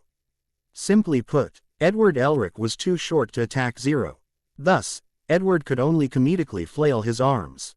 "Damn it, let me go, let me go," Edward yelled, flailing his arms like a maniac. Zero then grabbed Ard over the shoulder and lifted him up with surprising ease. "Wait, what are you doing?" Edward demanded. "Time to take a dive," Zero said as he approached the railing, pointing Edward face first over the edge. "Wait, don't," Edward yelled as he was suddenly tossed over the edge headfirst. "Yah," Edward yelled as he hit the floor headfirst, breaking his neck upon impact and killing him instantly. Zero retreated into darkness, knowing that the crash would send everyone running. He or she still had to keep up a mask of innocence after all. 6 little idiots, one wanted to dive. Another did, and then there were 5. Makarov, Dreyar and Marco gazed at the man who had just stepped out of the shadows with a mixture of shock and horror. "I don't understand," Makarov thought. "The other acts of chaos are supposed to be leading their own particular forces in their own respective worlds." Makarov could not contain the sinking feeling in his heart as he stared at the Quincy King, an act of chaos that was known as Yuwatch. "I was a fool to think that we'd only have to deal with one at this point. With all of our victories, we should have known that they would eventually bring out their big guns to put a stop to our advance. But never did I imagine that they'd bring in someone this horrifying." Marco was having similar thoughts running through his head at the moment, but they were for different reasons. Unlike Makarov, Marco had experienced firsthand the terror and power of an act of chaos during the battle at Clover Town. His power is insane, Marco thought, and that's just him being casual about it too. Once he starts going, he'll be as strong as Zirf was that day in Clover. Who knows, he could be even stronger than Zirf. Even with such a large group, Zirf completely dominated that fight. Arav and I together are incredibly strong, but can we actually beat Yuwatch together? "Go on outside, Tempester," Yuwatch suggested. "I'll handle these two personally." Yuwatch smirked as he summoned his Reishi sword. "I've been so bored since this war has begun. I can no longer simply stand on the sidelines. Especially with so many of my children already giving their lives for the cause." Sternritter P. Menina's McCollin, Sternritter Z. Giselle Gewel, Sternritter R. Jerome Guizbat, and just recently Sternritter U. Nana Najakup. "But of course, their souls now reside as a part of me," Yuwatch said as he gestured to his heart. "Although, let's be honest here, Yuwatch having a heart is debatable." Tempester nodded at Yuwatch's order and walked past the frozen Marco and Makarov. Both were tempted to try and stop the Aetherius. But they both knew that if they tried to stop Tempester's advance, Yuwatch would definitely put a stop to them. "Hey, Makarov, you think we can beat this guy?" Marco asked. Makarov nodded. "There is only way I can think of. I can use fairy law and weaken him tremendously. If you can hold him back long enough, I can cast it." Makarov told him. "Only weaken him, not defeat him, like you were certain would happen when you tried it with Jose Porla." Marco inquired, fully aware of what happened in Kunugi town. "Someone like Yuwatch is far too powerful for me to beat with fairy law. It'll take my remaining life force to simply weaken this man." "What? No way. I'm not just going to let you kill yourself just to weaken him, Makarov," Marco yelled, not willing to let another caring old man die. "What else can we do, Marco?" Makarov demanded. "It's the only way we can even have a chance against him. You know, not that I admire your willingness to die gloriously, Makarov Dreyar," Yuwatch suddenly spoke up. "I'm sure you wouldn't want to die for absolutely nothing. I wouldn't call dying for my kids nothing." Makarov glared at Yuwatch. But you seem to forget about my shrift, Makarov," Yuwatch told him. Marco frowned. Why would he be actively encouraging Makarov not to use fairy law? Not that I mind him stopping the old man from killing himself. Oddly enough, I'm now grateful to a bastard like Yuwatch. I am Yuwatch, the Quincy King, and my shrift is the Almighty. Yuwatch explained to Makarov. The power of omni-precognition. Not only am I aware of that which happens in the future, I can even modify the future into something far more beneficial. In other words, Yuwatch continued with a sadistic smile, even if you struck me with fairy law, I can restore myself by creating a fu. Chure where I was never struck by your spell. Makarov's eyes widened. Even if I lacked such omnipotent power, I could simply restore my power with the souls and power of the Quincy who have died thus far. You would be throwing your life away for nothing, and I'd rather you died by my hand gloriously. Makarov was left filled with despair at the thought of his all-or-nothing gambit being left absolute. Ely useless at the hands of this monster.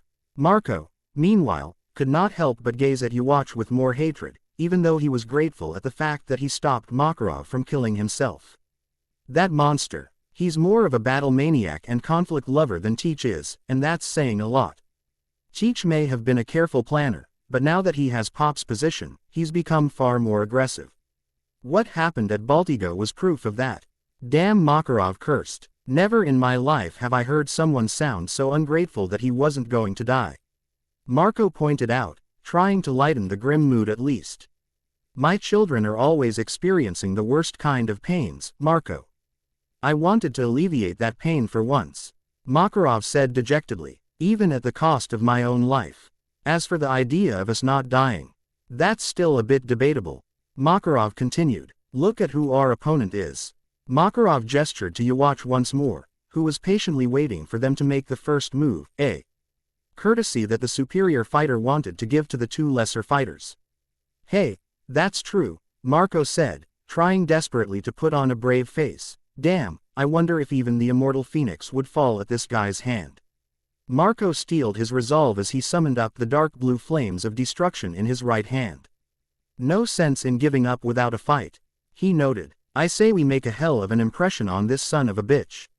Makarov nodded in agreement. You're right, he said, even if the situation is hopeless, we cannot turn away. We've come too far to stop now. If we're going to die here, then we're going to die fighting. And leaving this guy with more scars than he'd care to have. Yuwatch could not help but chuckle in amusement at their statement. How lovely, he said, that resolve is so lovely. The ability to derive strength from the deepest of places is one of the finest qualities of a warrior. That is why as the mightiest of them all, it is up to me to crush that strength, and remind you all of your place in the universe. Man loves to hear himself talk. Makarov muttered. Marco placed his free hand on his headset. I need to let Sabo know what's happening. He thought. Ed's to know that Yuwatch is waiting for us at the end. Meanwhile, with Sabo. I see. Sabo was surprisingly calm as he listened to Marco give his report. I guess nobody ever said this was going to be easy. Couldn't really call it a war if it were, Commander. Marco stated with surprising calmness. What do you want to do from here? You're the one putting your life on the line right now, Marco. Sabo pointed out. What do you want to do? I want to stay and fight, as does Makarov. Marco responded. We've come too far to let one guy scare us off, even if it is Yuwatch. Sabo nodded. Then hold him off for as long as you can. And try to stay alive too. Sabo ordered him. The rest of us will get to the guild hall as soon as possible. We'll have a strategy to beat Yuwatch by then. Stay alive, huh, never has that sounded like such a tall order. Marco chuckled humorlessly. Don't worry, Sabo, we'll hold out as long as we can. With that, Marco cut communications. What's wrong, Commander? Speed Jiru inquired. Sabo sighed. The situation has become much more difficult, I'm afraid. He said. I need to contact Kakashi. Later, at the Intelligence Division HQ. Purru, Monkey D. Dragon look. D at the transponder snail that just went off. Sabo was contacting him. Purru. Dragon answered and immediately heard Sabo's voice. Hey Dragon, he said, I'm contacting you from my personal transponder snail. What's wrong? Sabo, it's not like you to contact us in the middle of a fight. Dragon noted. We're monitoring the situation in Magnolia from here. Shikaku and Mavis are working around the clock to try to come up with a strategy to break through their defenses. Beckman and Kazuki are trying to come up with weaknesses for the officers. The situation has just become more difficult, Dragon. In fact, I honestly think our chances of victory have gone down to 20%. This made Dragon frown. Sabo was normally an incredibly confident individual. To hear him say something like that was very concerning. What's going on down there, Sabo? Is there something we're missing? The intelligence division commanders and Chitsujo paused in their respective actions to listen in on the conversation. Makarov and Marco have reached Fairy Tales Guild Hall. Sabo said. Unfortunately, there is no cause for celebration just yet. Sabo sighed before continuing. Yuwatch is the leader of the Magnolia forces. He's held up at their guild hall. There was a collective gasp among the alliance leaders and the rank and file who overheard the conversation. The man who was without a doubt the strongest of the acts of chaos was here. They had to fight him now of all times. Dragon took a deep breath, trying to maintain a sense of calmness. Out of the corner of his eye, he noticed Chitsujo with his eyes closed. As though the man was in deep contemplation at the moment. What did you choose to do? He inquired. Marco and Makarov are going to hold him off for as long as they can. I contacted Kakashi before I called you. We're going to make a beeline for the guild hall and provide them some backup. Sabo sighed. The situation is bad, Dragon. From what Marco told me when he contacted me before engaging Yuwatch, the man has his shrift. The Almighty. He's still just as much of a monster as he was when Ichigo Kurosaki faced him back then.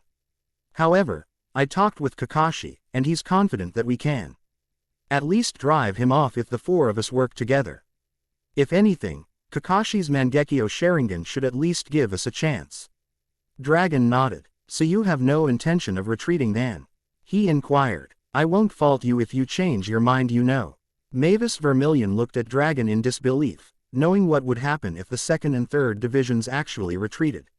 Not without a fight, Dragon. Sabo responded. My men have sacrificed too much to back down just because of one man, regardless of how powerful he is.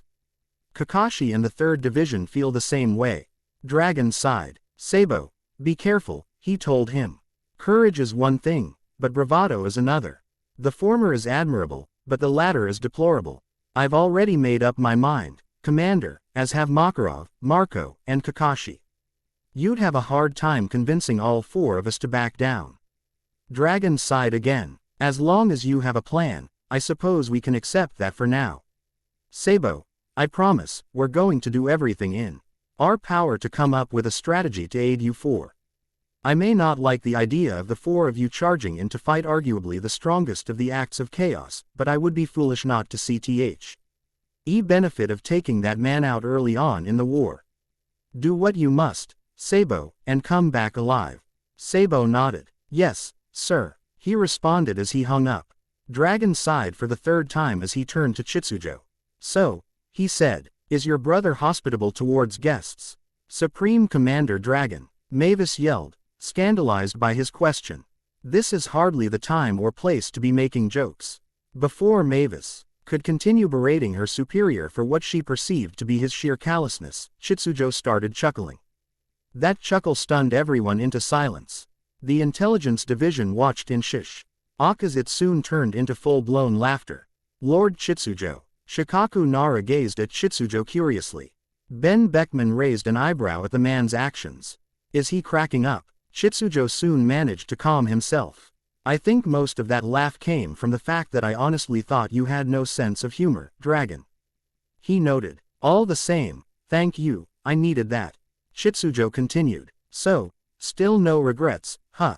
Dragon folded his arms. Chitsujo shook his head, strangely at peace in spite of his chances at winning the bet he made with Zirf, a loss costing him his freedom, going down tremendously. No regrets, he said. I would still make the same bet even with the knowledge we have now. No, you wouldn't, Mavis yelled. I would have put my foot down at that point.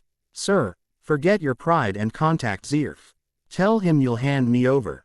I am far more expendable than you are.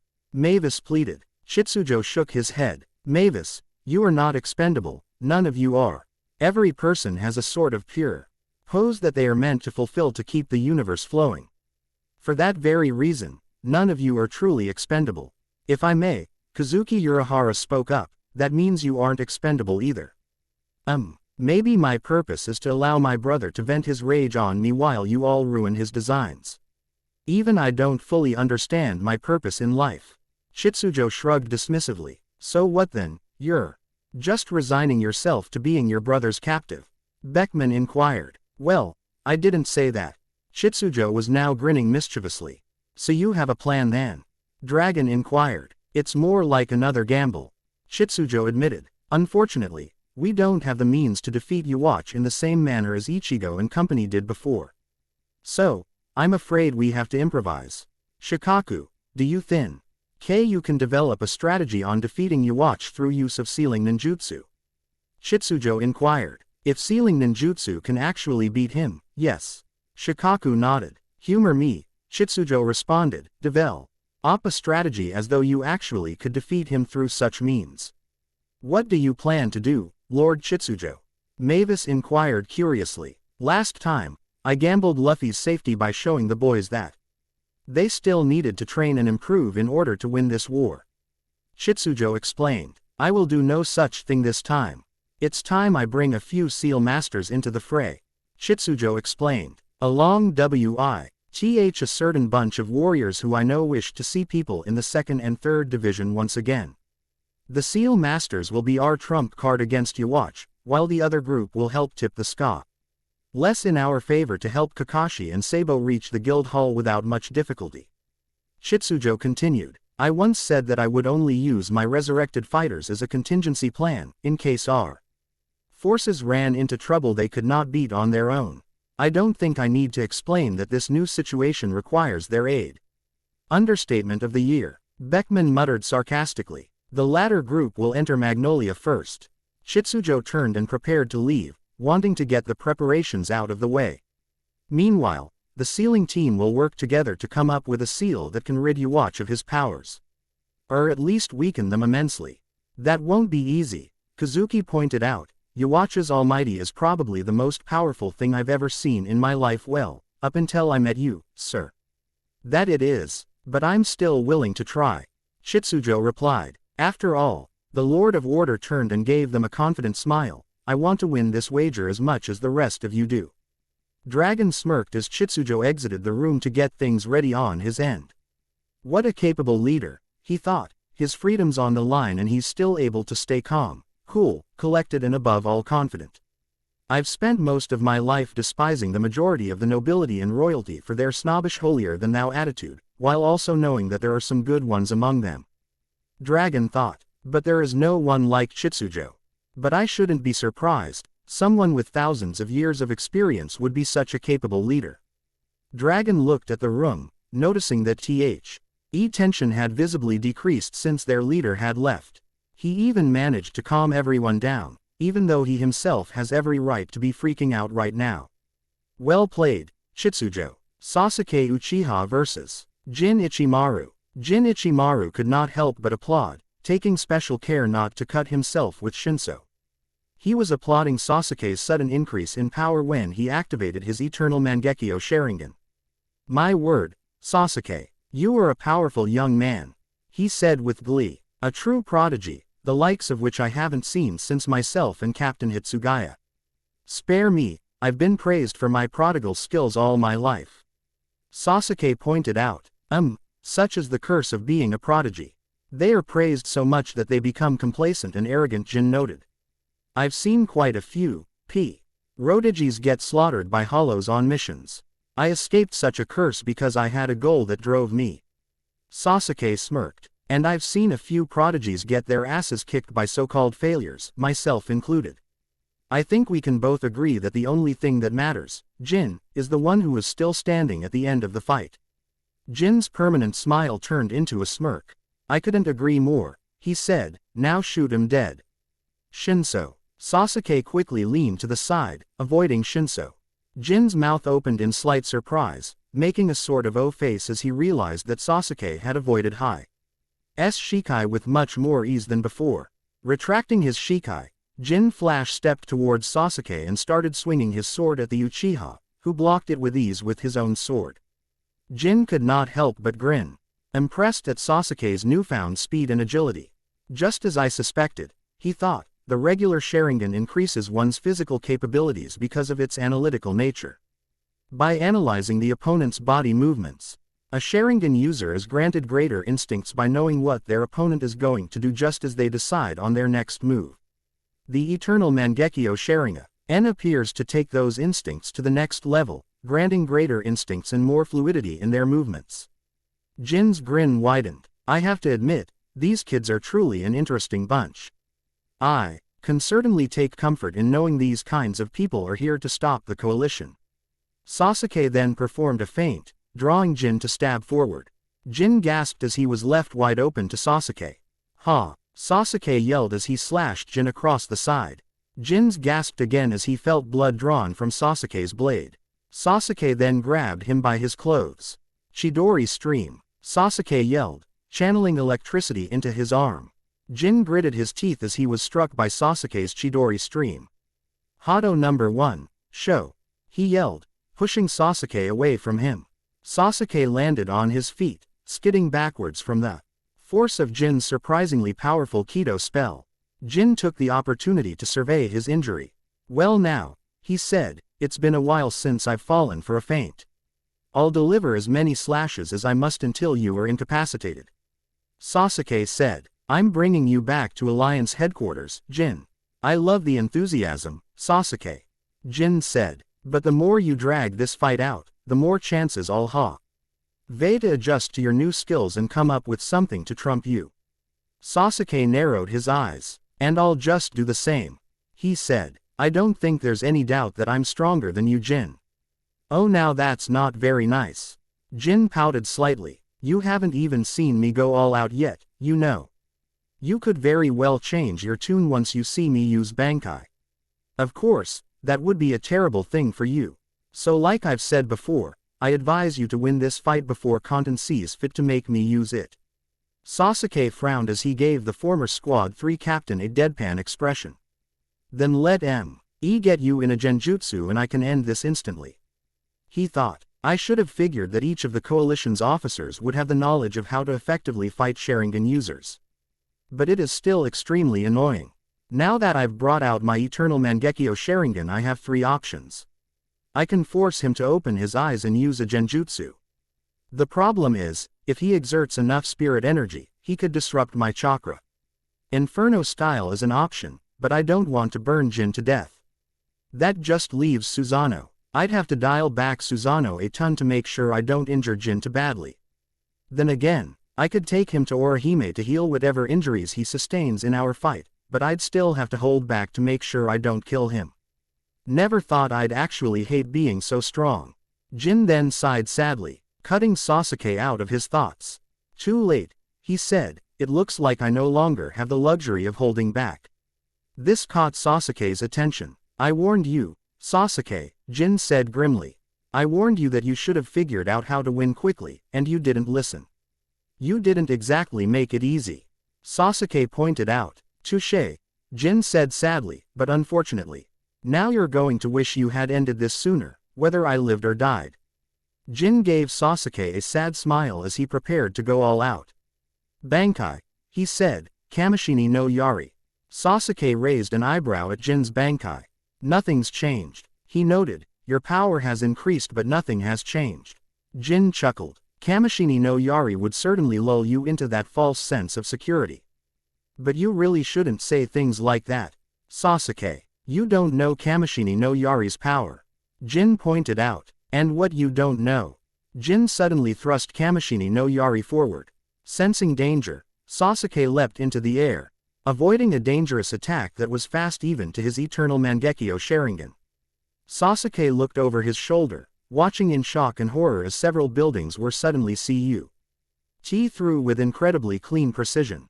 Can hurt you, Jin said. While Sasuke began to understand Jin's new power, several soldiers on both sides who were fighting each other suddenly froze as Jin's attack sped through them all. Blood started running down their bodies as they were all bifurcated by Jin's attack. Kamishini no Yari.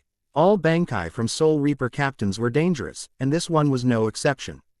Meanwhile, Hinata Hyuga vs. Blueno. Blueno frowned slightly at the fact that the Chunin had managed to last as long as she had against him. Someone like him should not be having his trouble against such a meek and frail-looking girl. However, since their fight had begun, neither side had gained the upper hand. The two were currently engaged in fierce hand-to-hand combat with neither side giving an inch. Blueno, while frowning, still kept an emotionless face as he matched Hinata's gentle fist strikes blow for blow. Hinata Hyuga, meanwhile, kept a look of determination on her face as she clashed with the government assassin.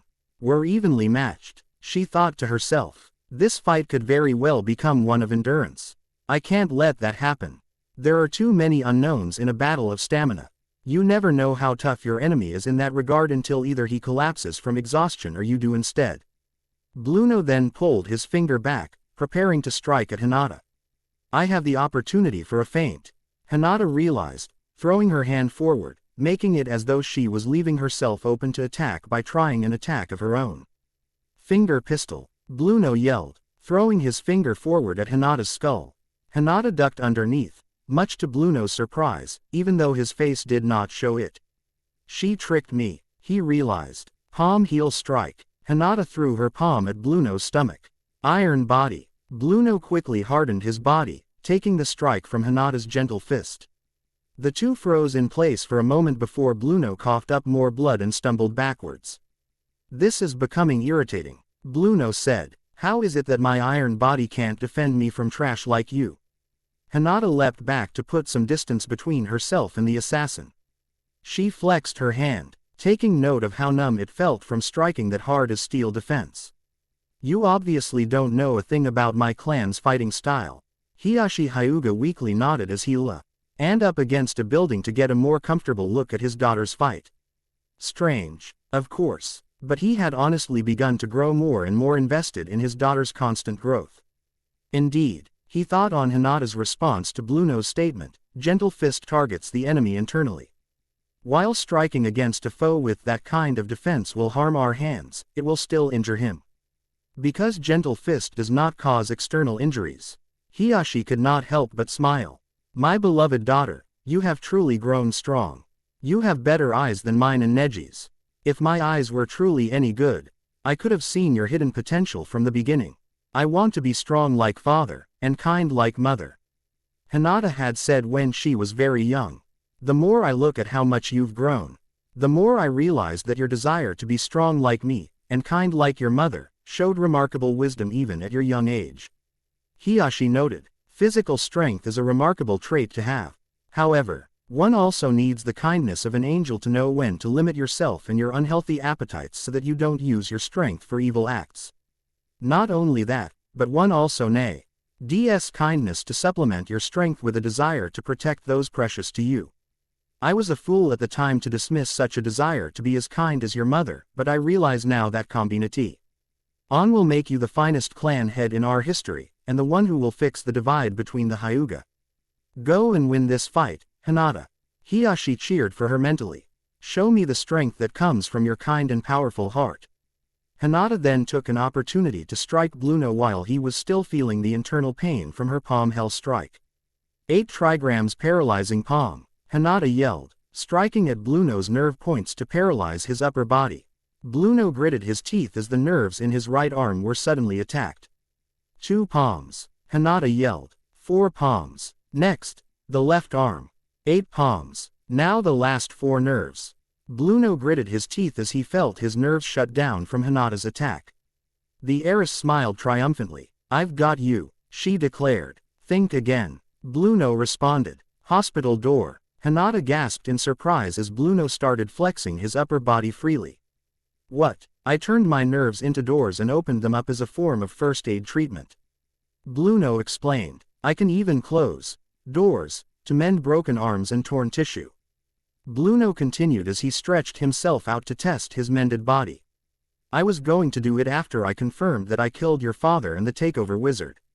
I honestly thought I could wait after you showed up because you're a weakling, Blueno admitted, but it appears I've underestimated you just a little. So, what do you intend to do now, Hyuga girl? Blueno inquired in a somewhat taunting voice. What will you do against an enemy that can heal himself at will? Hiashi's eyes widened. Even if I had managed to last longer than I did, I still would have lost in the end. He realized, with an ability to heal at will like that, there's no way I could have beaten him. I must admit, now I myself am curious. Hiashi admitted. Hinata, do you still think you can beat him? If so, how? Finger pistol. Blueno yelled, stabbing at Hinata once more. Hinata quickly leapt backwards, avoiding Blueno's attack.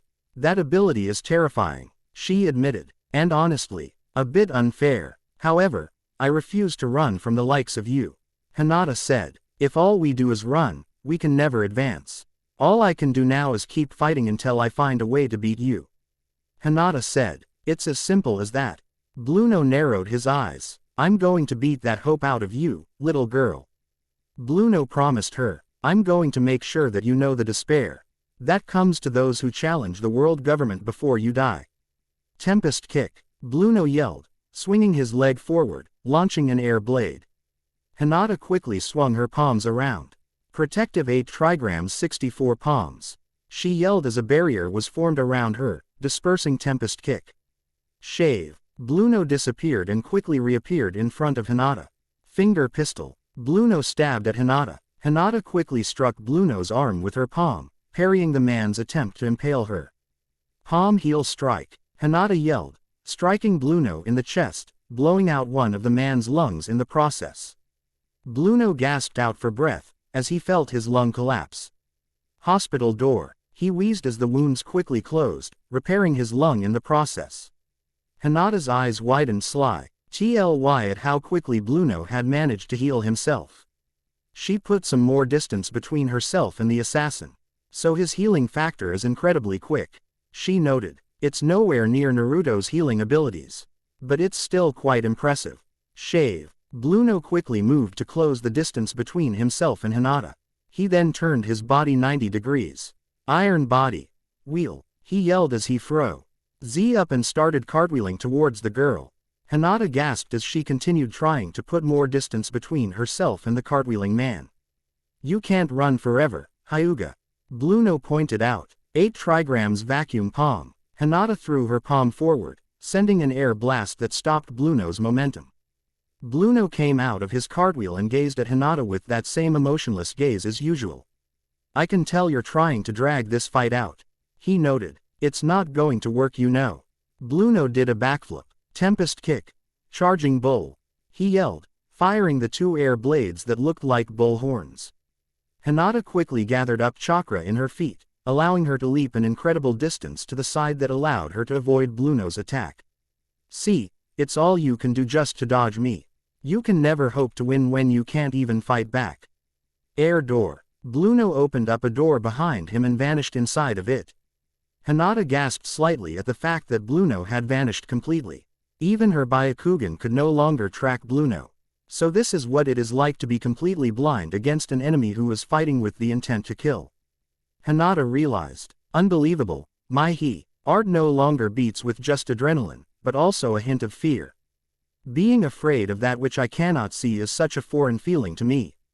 Hiashi himself was experiencing similar feelings of fear.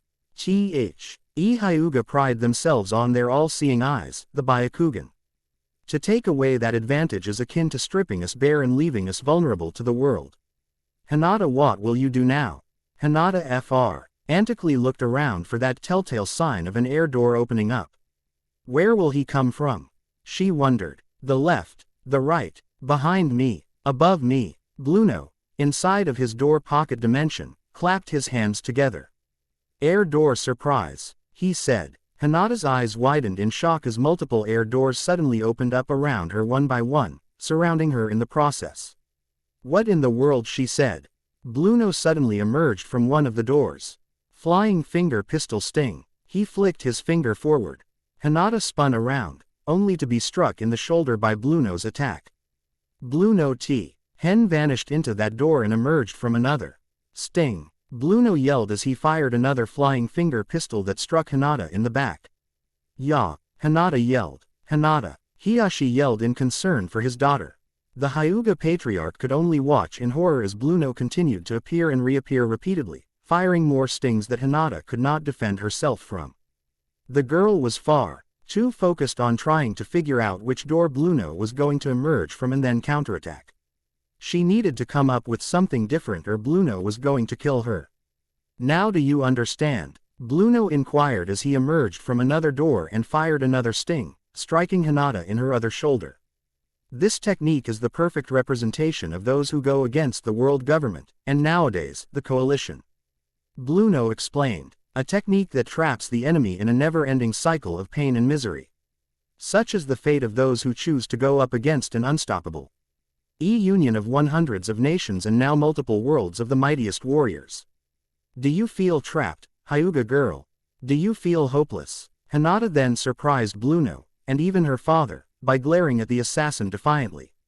If you had asked me that a long time ago, I would have said yes. I would have cried and prayed to whatever god that would have listened that my teammates would come to save me. However, that was the old me. Hinata continued, I now know that there is nothing in this world that is truly unstoppable, even your coalition of mighty warriors.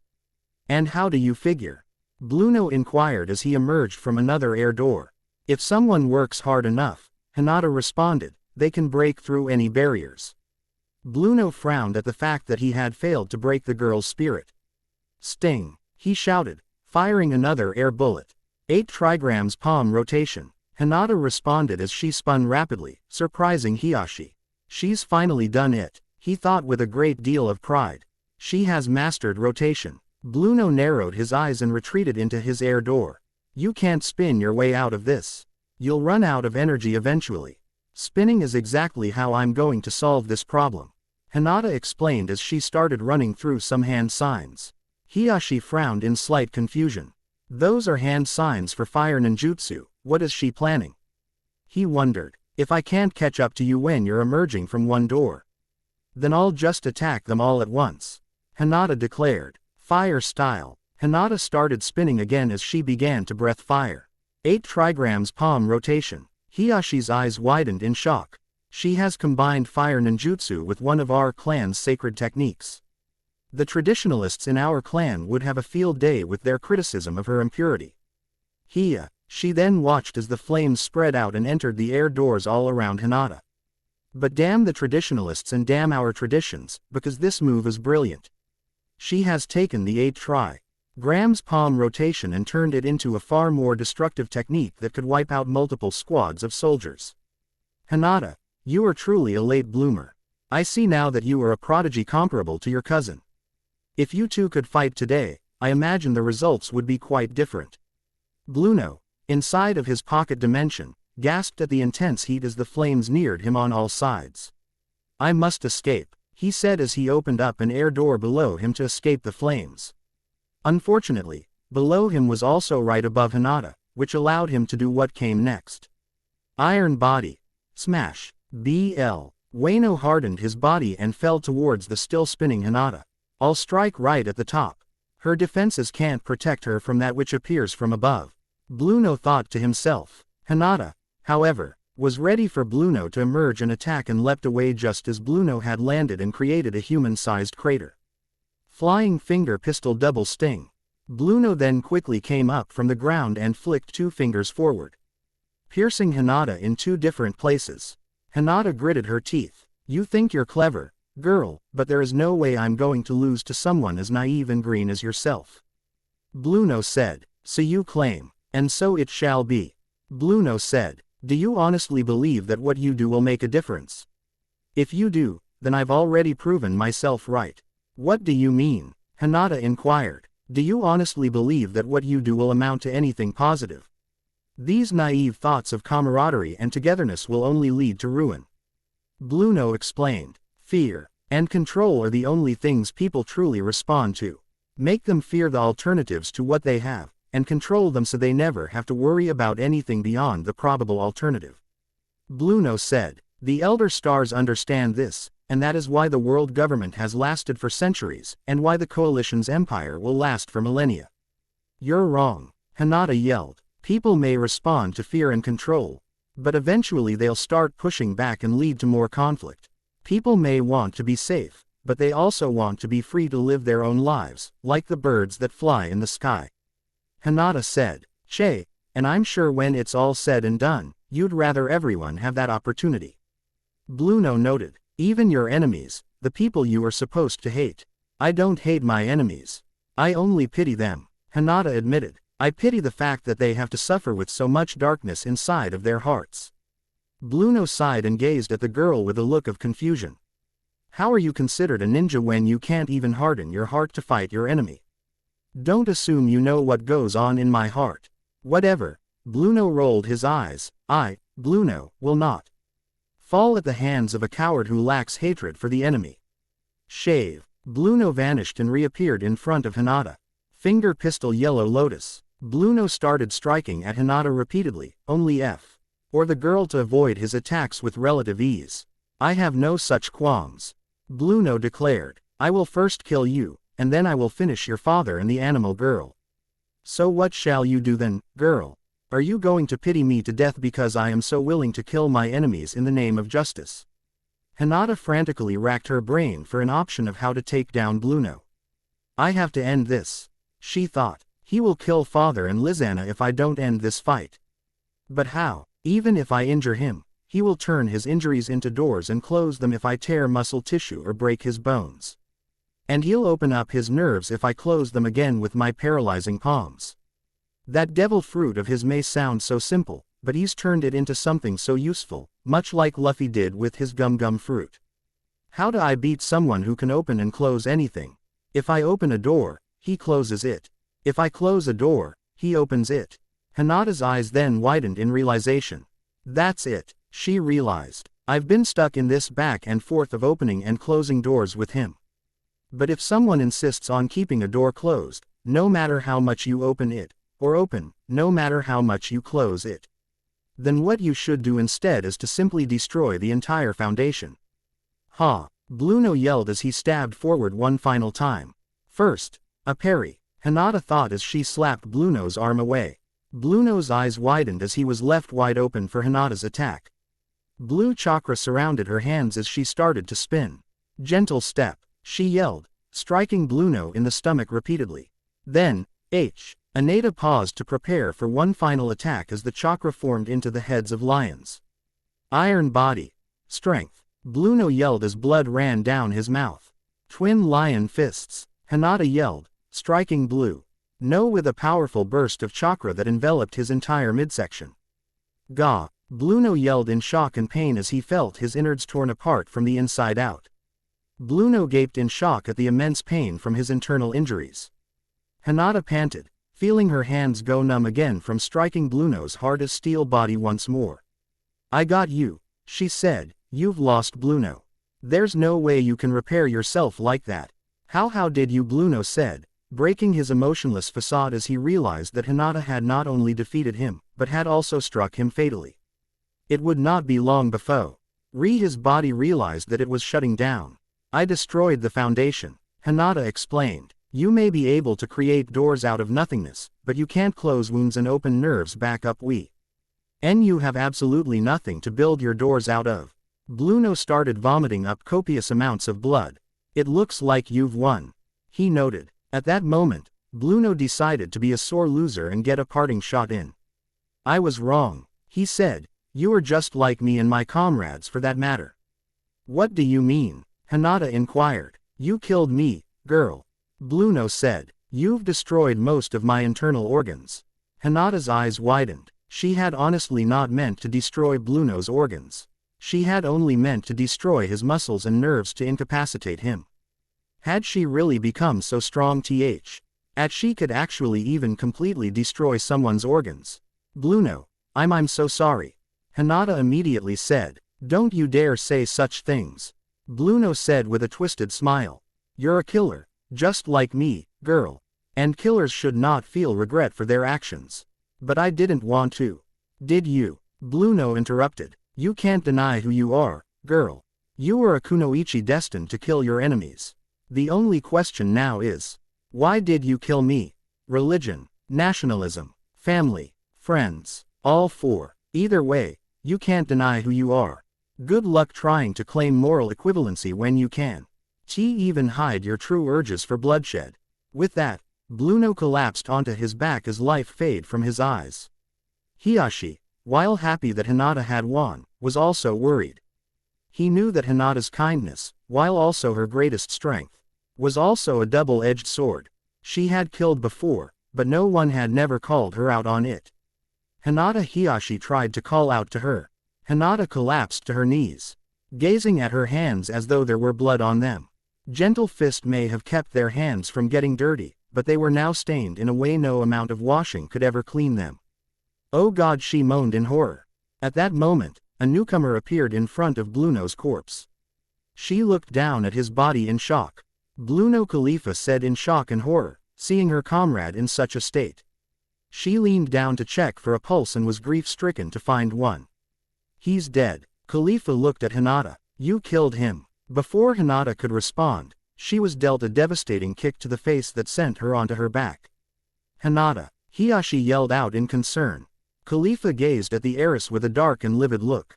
You bitch, she snarled, I'm going to make you suffer. Meanwhile, Don Sai and Boo versus the first Raikage. Boo gaped at their shared opponent in shock as he tried to comprehend the fact that him and his brother were currently being dominated with such great ease by a vastly superior opponent. Me, I can understand, Boo admitted, but Big Bro is being overwhelmed too. Even Gramps has acknowledged Big Bro's strength. He has surpassed Gramps, but this guy is taking us both on without even breaking a sweat. The first Raikage grinned. Come at me, yo. He said tauntingly. This fight ain't over yet. You've still got some fight left in you. Don Sai narrowed his eyes at the first. Arrogant prick, he snarled. Boo, rush him. He can't defend with us on both sides. He thought to himself. Military heel, Sai yelled. Military elbow, Boo added as the two prepared to strike the first Raikage with their respective attacks. The first Raikage grinned in anticipation as he easily caught Sai and Boo's attacks, even taking the power of their impact fist attacks with the greatest of ease. You fools, we could do this all day and you would not be any closer to beating me. The first pointed out, your impact fist does nothing to me, yo. And that's the bottom line, because the first Raikage said so. With those words, the first Raikage pulled Sai and Boo towards each other, slamming the two brothers together in the process. You cannot win, yo. The first told them as he then put some distance between the two brothers. Boo and Sai had panted. The first Raikage was right about one thing. They had been at this for a while, and they were still nowhere any closer to even scratching him, let alone beating him. However, neither of them were interested in giving up just yet. The two had inherited the stubbornness of their grandfather, after all. Bro, Boo spoke up as his elbows blackened with hockey. I'm going to charge ahead and make an opening for you. Before Sai could do anything to argue, Boo charged the first Raikage once again. The first Raikage grinned. Come at me, yo. He said. Military elbow, Boo yelled, throwing his elbow straight at the first Raikage's head, intent on caving his face in with a single shot. The first Raikage quickly ducked underneath the attack and coated a single arm in lightning chakra. Rising bomber, the first yelled, striking Boo with a devastating uppercut. Blech, Boo yelled as blood sprayed from his mouth. As Boo fell backwards, Sai suddenly leapt above him, blackening his leg with hockey. Drill Dragon Nail, Sai dropped his leg down towards the first Raikage's head. The first quickly held his arms above his head, coating them both in light Ning chakra and blocking Sai's devastating kick. He blocked my drill, Sai thought in shock. I already told you, you can't beat me. The first pointed out. I mean really, did you honestly think such a pedestrian strategy could do anything to me? I've dealt with plenty of attempts on my life from upstart groups of shinobi who thought they could take what we of the cloud worked hard to build. Granted, I eventually did fall to an assassin, like every one of the first generation Cage, but that's beside the point. The point is I've been outnumbered plenty of times. With that, the first grabbed Sai by the ankle and tossed him over his shoulder before slamming him to the ground face first. Can you smell what the first Raikage is cooking? The first yelled. Double military elbow, Boo suddenly yelled as he leapt above the first Raikage, aiming both of his elbows at the man's head. The first gasped in slight surprise, realizing that Boo actually almost caught him off guard. Before Boo could finish his attack, the first suddenly vanished in a streak of light blue, appearing several feet away from Sai and Boo. Whoa, that was a close one, yo. The first admitted with a slight smirk on his face. Yo. You got up a lot quicker than I expected you to. Sai then got up quickly. Even when he was not in his prime, Gramps still knocked us down more times than we can count. Sai admitted with a grin on his face. It's gonna take more than that to beat us. The first could not help but smile at this. I see, he said. Very impressive, yo. Unfortunately, you're still not going to change my opinion on this alliance of yours. I refuse to watch the village I worked so hard to protect ally themselves with people who could very well make them weak in the long run. Is that seriously what you think?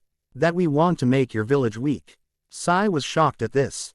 I don't know what the intent is for after the war, but I do know that Lord Chitsujo is a man of honor. Sai told him. He would never weaken an ally willingly unless he had no choice. An alliance is an equal partnership. Sai said. The Cloud won't suffer for being allied with us. One of my comrades is a high-ranking Jonin, and he has no objection to it. He trusts Lord Chitsujo as much as I do.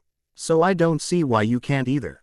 Because when I founded the Hidden Cloud Village, my little brother and I made a solemn vow to protect her from all kinds of threats that would bring it harm. The first explained. I'm sorry, but I cannot in good conscience let this alliance continue, yo.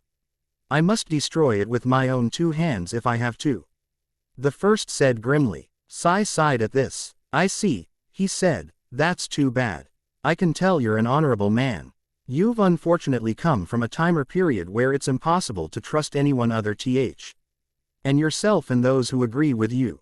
I see you've educated yourself on the history of shinobi. The first noted. Not really, I can simply tell by how you act. Sai admitted. You come from times of war, and as such, you are incapable of trust. I am merely a product of my past experiences, yo. The first Raikage explained. Today's ally can become tomorrow's enemy, that is a simple fact that we must live with. No matter how you look at it, even the union of the 5 great nations will eventually die out and war will return again. Whether it'll be a decade or even a century of peace, it'll event. You ally erode and war will break out again. Do you really think that little of those who came after you? Sai inquired. It's not that, I simply know how the world works, you get me. The first responded. Peace always erodes when people find another reason to hate each other. And so, for the sake of the Hidden Cloud, I will make sure this alliance is destroyed so that the Cloud can stand on her own once more, safe, sound and strong.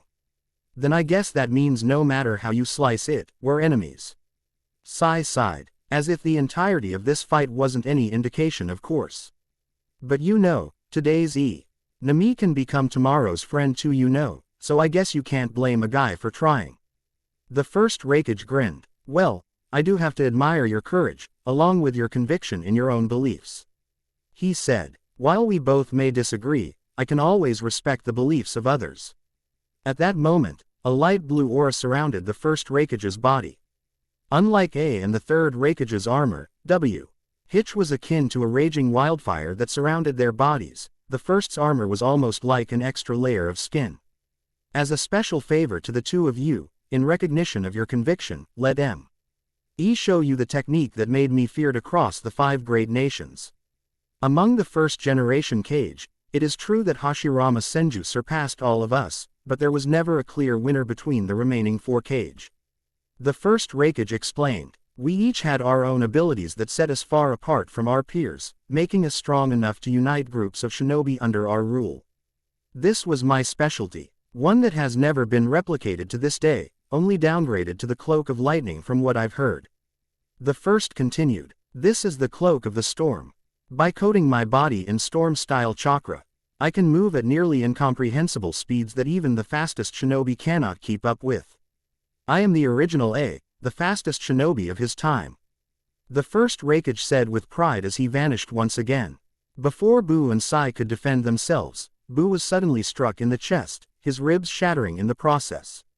Lariat. The first Raikage yelled. Gah! Bu cried out in pain. Bu! Sai called out in concern for his brother. Sai roared in anger at seeing his brother fall before twirling his bladed pole. He swung it straight at the first Raikage's head, only foe. The founder of the Hidden Cloud to catch it with his bare hand. Sai then gasped as electricity coursed through the pole, striking Sai and dealing him excruciating pain. The first Raikage then pulled Sai forward. Heart punch, he yelled, striking Sai in the ribcage, shattering his ribs just like Bu. Sai screamed in pain as he was sent onto his back next to Boo. Too bad, fellas, the first said. GU's the founder of the Hidden Cloud was too strong for you after all. I'll be honest with you, I don't want to kill you guys. You guys are from a different world, so the chances of you influencing the Hidden Cloud in the long run is quite slim. However, the first Raikage continued, I have my orders from people who are even stronger than me. And, if I'm going to make the cloud stand on its own again, I must remove all possibilities of outside influences, even the smallest ones. The first Raikage charged up Storm Chakra in his fists. Time to die, yo, he said. Before he could deal the fatal blow to the two brothers, however, the first's vision was suddenly blinded by a mist that seemingly came out of nowhere. The first gasped in slight surprise as he found himself unable to see within a few feet in front of him. He then grinned. The hidden mist jutsu, he realized immediately, you lucky devils. It appears that members of the Bloody Mist have decided to save your lives. I guess there is some benefit to allies after all. The first Raikage looked around. 1, 2, 3, 4, 5, and 6. Not all of them members of the Mist though. The others appear to be keeping an eye on my movements as best they can. Sound strategy. The first's body was at superhuman levels, including his senses. As such, he had phenomenal hearing and could therefore hear the movements of those trying to move around in the mist. Run all you want, but you can't get away from me. The first pointed out. You guys won't get far by the time I'm out of this mist. Meanwhile, Chojuro and one of his fellow mist ninja came out of the mist, holding Sai and Boo. The rest of Chojuro's squad followed. We need to get as far away from him as possible, Chojuro told them. We're not going to try to ambush him. A rank and file, a member of the Whitebeard Pirates inquired. That man was the first Raikage and founder of the Hidden Cloud Village. Chojuro responded grimly. Even if we all attacked him at once, he would defeat us for sure. No matter how strong Sai and Boo are, they are lucky to be alive after fighting him. Chojuro added, gazing at the beaten and bloodied forms of the head and lieutenant of the Happo Navy. This battle just gets worse by the minute. Can we really hope to achieve victory at the rate things are going? Chojuro wondered. Makarov Dreyar and Marco versus Yhwach. Yhwach held his hand out in front of him to beckon Makarov Dreyar and Marco the Phoenix to come at him, much to their anger. Well, the Quincy King said, go ahead and come at me with everything you've got. I've given you the chance to contact your leaders and make peace with yourselves. Now, I wish to fight. Marco responded by transforming into his half-man half-phoenix form, flaring up his blue flames in the process. Makarov, meanwhile, transformed into his giant form, exerting his tremendous magic power. You won't be so confident at the end of this, Yhwach. Marco promised. Whether we win or not, we're going to leave you with plenty of scars to remember us by. Makarov added. Yhwach smirked as several Heilig file were created all around him. You won't be saying that when this is over. You'll simply be thanking whatever god you think exists for allowing you to breathe if you're still alive, that is. Marco and Makarov's eyes immediately went wide at the numerous amounts of Heilig file. Marco, get behind me. Makarov yelled. Licked Reagan. Yhwach yelled, launching the arrows at Makarov and Marco simultaneously. Maximum defense seal. 3 pillar gods. Makarov yelled as 3 dark pillars came up, forming a magical barrier around himself and Marco. Yhwach smirked, slightly impressed with Makarov's defense spell as the reishi arrows bounced harmlessly off of the maximum defense seal. Well, at least this won't be boring, he noted as he formed his sword out of reishi. With that, the act of chaos Herenkyaku towards the motionless Makarov and Marco, raising his sword above his head. Marco, Makarov called out, trying to get a nonverbal message out to his comrade. Catching onto what Makarov wanted, Marco flew up just above Makarov, summoning his dark blue flames of destruction. Sacred fire, he yelled, launching a flamethrower at Yhwach. Yhwach was soon enveloped by the flames, only to almost immediately disperse the flames with a blast of spiritual pressure. Marco's eyes widened slightly when he saw that Yhwach was completely unharmed by his sacred fire attack. Makarov then took a moment to cancel out his maximum defense seal to try and attack Yhwach himself. Get out of my guild. Makarov yelled as he threw a punch at Yuwach. The king blocked the punch with his sword but was knocked back slightly by the force of Makarov's punch. "Get out of my guild, you say?" Yuwach grinned. "Tell you what, why don't I do something else for you? After all, in a fight like this we should have a much wider battlefield." With that, Yuwach increased the force of his spiritual pressure. Makarov watched in horror as the roof of his guild hall was suddenly brought down around him. "Ah!" Makarov yelled in comical horror as his guild was once again destroyed, this time by someone who was not even from his guild. "Now then, we have the entirety of Magnolia as our battlefield, or at least the area around the ruins of this once proud guild hall." Yuwach said grandly. "Now that sounds much better." "My guild," Makarov moaned in comical terror. "Hey, Makarov, could you focus?" Exclamation mark. Marco yelled, snapping Makarov out of his funk. "I can't fight this guy alone, you know." Makarov then glared at Yuwach with absolute fury. "You bastard," he yelled. "Do you have any idea how long it took us to rebuild that guild hall?" 2 hours. That's a long time for magic users. Marco's sweat dropped. He's now got a completely different reason to fight Yuwach. "That's fine, I guess." Makarov's body started to shine brightly as he grew even more. "Yuwach," he yelled, "I'm going to find a way to bring you down, do you understand me?" "I knew you would say that," Yuwach taunted. "Such is the power of all-powerful vision that allows you to gaze into the future." Yuwach harenkyaku'd towards Makarov again, raising his sword in the air once more. Flying Flame Knee. Marco suddenly appeared, striking Yuwach's sword. Makarov then took the opportunity to throw another punch at Yuwach, only for the godlike man to immediately summon a Hylig file and launch it with a flick of his wrist. Makarov managed to catch the arrow with his hand, but the palm was still pierced for his troubles, causing the man to grit his teeth from the pain. Yuwach then forced Marco away from him, only for the man to almost immediately fly back and strike at him again with his talons. Yuwach just smirked as he blocked Marco's kicks with his sword easily. "You're strong for a human," Yuwach complimented before adding, "but Teach is much stronger." Hearing the name of Marshal D. Teach, also known as Blackbeard, Marco soon found himself seeing red. Sacred Fire. Marco shot Yuwach point blank with another flamethrower once again.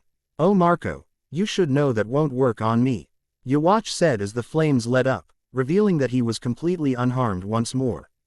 Then, before Marco could say anything else, he was suddenly pierced in the stomach by a Hylig file that appeared floating just around Yuwach's hand before being thrown into the acting captain of the Whitebeard pirates. The A.C.T. of Chaos then heard Makarov yelling behind him. He looked over his shoulder to see Makarov summoning several beams of light that shot towards Yuwach. Yuwach then held out his free hand and summoned a wall decorated with Quincy crosses that blocked Makarov's beams of light. "I certainly have fun when I fight against worthy opponents," Yuwach admitted. "However, what's just as fun is when I can dominate my inferior foes." "I have too, considering that happens quite a bit." Marco, showing an impressive tolerance for pain, tore the Hylig file from his stomach. His blue flames of resurrection quickly closed the open wound in his stomach. "Don't count us out yet," he yelled as he started gathering blue flames of destruction in both hands. "By all means, keep trying to impress me," Yuwach said, preparing to attack Marco again with his sword, knowing that Marco was preparing to use a potentially dangerous technique. However, he was immediately stopped by 2 hands of light coming towards him. Makarov was trying to crush him with 2 giant hands made of light that were being generated like an aura around his body. Yuwach quickly exerted his spiritual pressure like a barrier, stopping the hands of light. Such a persistent old man. Much like Genryu Sai, Yuwach mused. Makarov then charged Yuwach, gathering light around his fist. "What can I say? It comes with being a part of my guild," he yelled, throwing a haymaker at Yuwach. Yuwach raised his sword to block the punch. He was successful, but he was treated to the surprise of his sword cracking and then shattering. Makarov smirked. "And there goes your sword. A Quincy has plenty of weapons to use," Yuwach responded. "And so do we," Makarov shot back. "Marco, now." Makarov leapt back and Yuwach looked over his shoulder to see that Marco had finished charging his attack surprisingly quick. A giant ball of fire had appeared over his head, Samsara fire, Marco yelled, tossing the fireball at Yhwach. Yhwach's eyes widened slightly as the fireball neared him. The flames exploded before Yhwach could react, much to Marco's satisfaction. Makarov moved next to him. What now? He inquired. He had to have at least felt that. Marco said, "What do you think we should do next then?" Makarov inquired, curious about the younger male's opinion on the battle. Before Marco could respond, the smoke cleared from a sudden burst of spiritual pressure. The two were then horrified to see that Yhwach was completely unharmed, having surrounded himself with a sort of barrier. Blut vene anhaben, Yhwach introduced. I must admit, that attack would have singed my clothes. Unfortunately, that in breaking my sword is the worst you could have hoped to have done against the likes of me. Yhwach said smugly. Don't forget, even among the acts of chaos, I am the strongest of them all.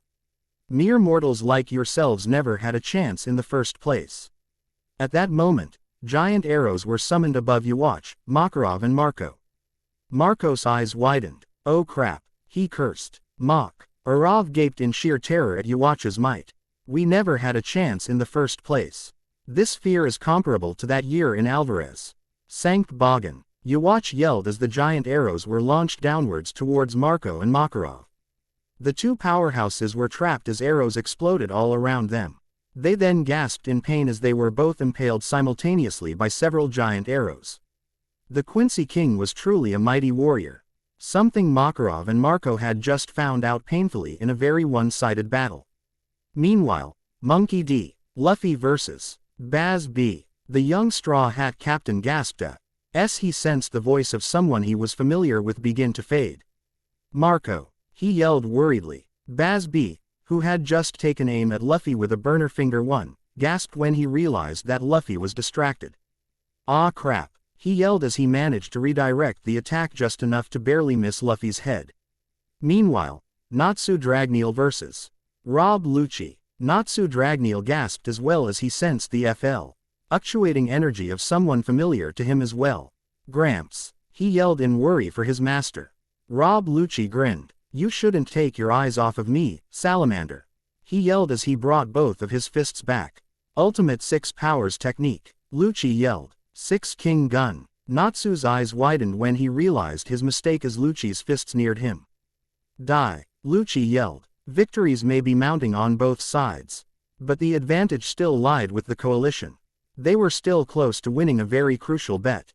The next few moments in this battle will ultimately define the Alliance's remaining path in this campaign.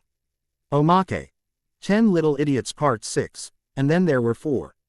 As soon as everyone heard the crash, they all came running to the source, even the one who quickly removed the Zero Cuz tomb to still keep up a mask of innocence. Ryazaki 007 narrowed his eyes. We're halfway done, he said grimly, and nobody's any closer to finding out who the killer is. Ultir Milkovich. Not really, Ryu pointed out. Cinder's at least off the list, considering that she witnessed L's death. Damn, whoever's doing this is damn good at covering their tracks.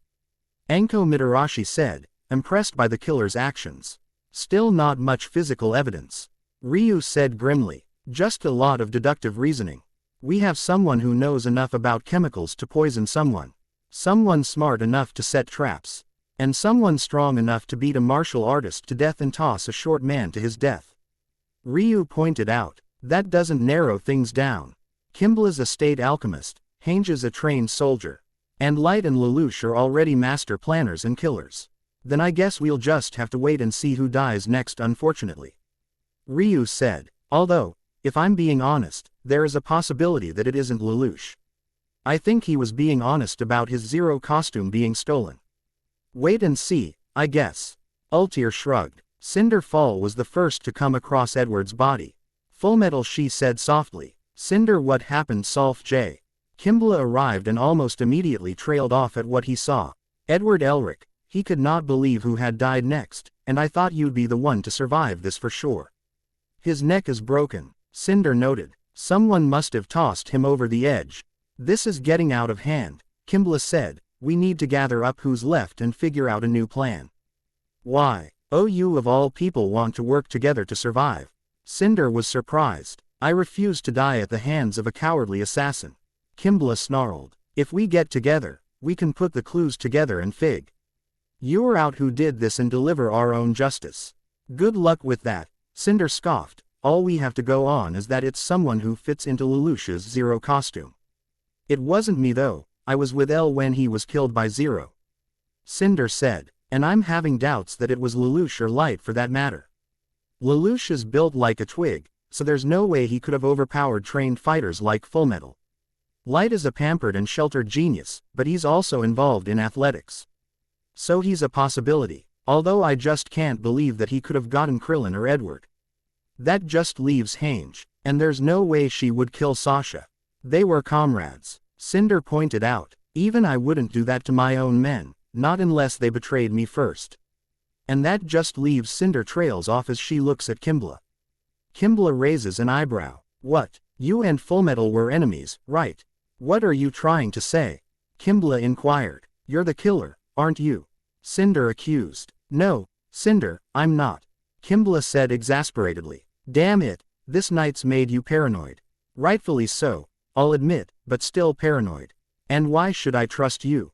You never give anyone a reason to trust you, Cinder said as she turned away from Kimbla, getting ready to run from him. Don't run, Cinder, Kimbla said lowly. I keep telling you, at this rate, we've got a better chance at survival. And I think you're just trying to gather us all together to off us. Cinder yelled as she broke into a sprint. Oh, for crying out loud, Kimbla muttered as he ran after Cinder, hoping to calm her down.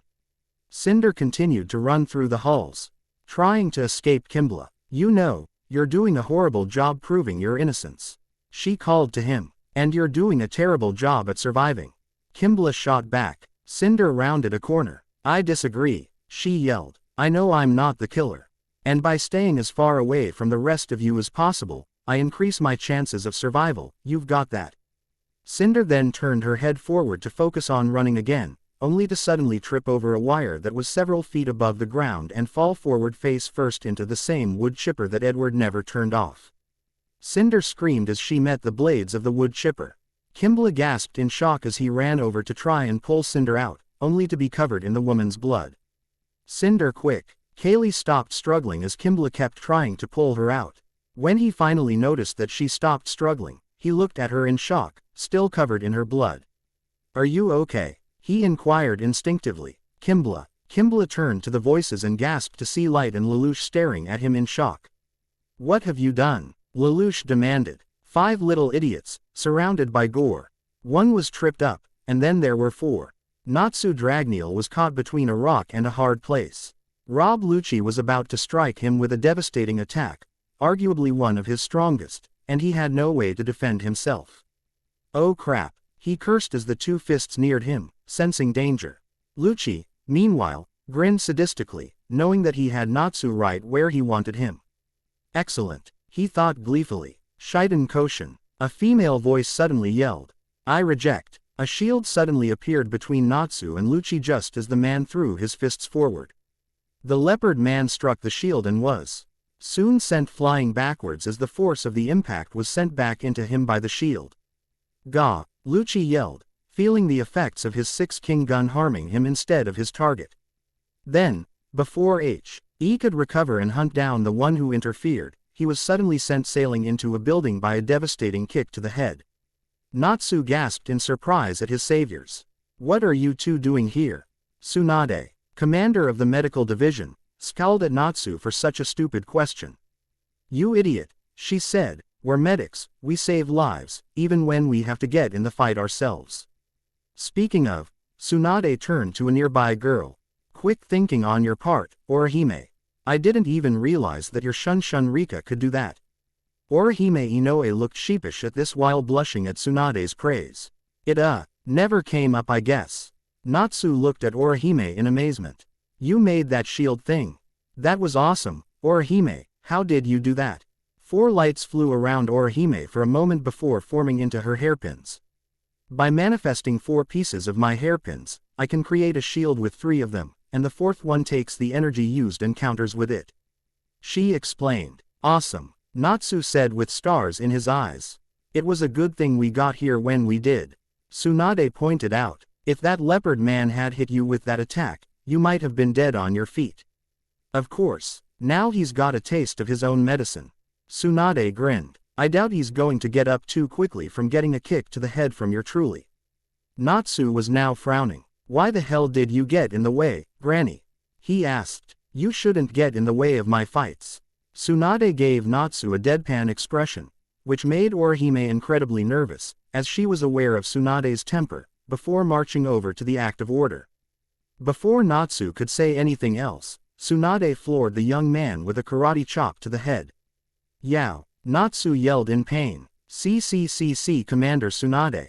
Orihime stammered. What are you doing? Yeah, what are you doing? Natsu demanded as he nursed a nasty bump on his forehead. You shouldn't do that to an injured person. Just like someone who has been saved shouldn't complain about being saved. Tsunade yelled. Honestly, you are such a brat. Tsunade then calmed herself and turned to the girl she had been going around town with. Orihime, she spoke up, go and heal Natsu's injuries. Oh, right. Orihime quickly ran over to Natsu. Orihime quickly enveloped Natsu with the power of her Shun Shun Rika. Soden Kishin, she chanted, I reject. Natsu gaped in surprise as his wounds closed up one by one, including the bump he received from Tsunade. Whoa, my injuries are all vanishing like they never happened. How'd you do that, Orihime? Tsunade's sweat dropped. Does he not know why she's such a valued healer in the medical division? He's been in battle with her 3 times now. Tsunade then heard the sound of something rustling about in the rubble. She turned to see an injured Rob Lucci getting to his feet. Tsunade scowled at the sight. You're still able to fight after taking a kick from me. You really are strong, Rob Lucci. Lucci scowled back. Hokage Tsunade, he spat. You have some nerve trying to interfere with my business. Like I give a damn. Tsunade responded. As a combat medic, it is my business to save the lives of soldiers, my patients. If that interferes with the business of murderers, then that murderer is just going to have to suck it up. Tsunade narrowed her eyes as she sent her killing intent at Lucci. Unless, of course, that murderer wants to throw down with a cage and one of the legendary Sannin.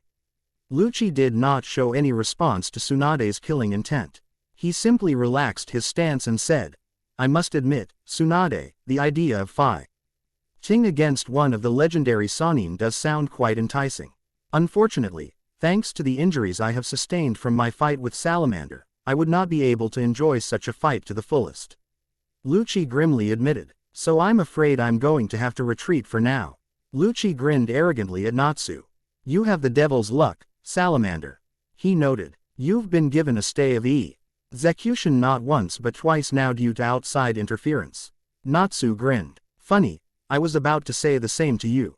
Lucci frowned. Every time I get knocked down, I get back up stronger.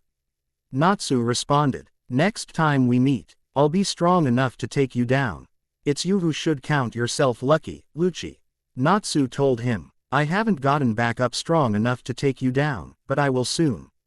Wishful thinking, Salamander. Lucci responded. Wishful thinking from a naive brat. Wishful thinking that I will take great pleasure in crushing the 3rd time around. With that, Lucci vanished into the darkness. Tsunade sighed, knowing there was no way to chase after him. Not that it mattered. All that mattered was that Natsu was safe and ready to fight at full strength once again. How do you feel, Natsu? Tsunade inquired. Natsu flexed, grinning at how good his body felt right now. Like a million jewels, he said. That was awesome, Orihime. I was glad I could help, Natsu. Orihime bowed instinctively, much to Tsunade's exasperation. One of these days, she will learn not to be so polite to boys and bring them under heel instead. She mentally promised. If I have anything to say about it, that is, I ain't gonna let a girl as pure as her get corrupted by boys like Naruto, Jiraiya, and Natsu. Natsu looked at Tsunade in confusion. Why does Granny almost always look like she wants to kill me? He wondered. Tsunade walked over to Natsu. So you're back to full strength then?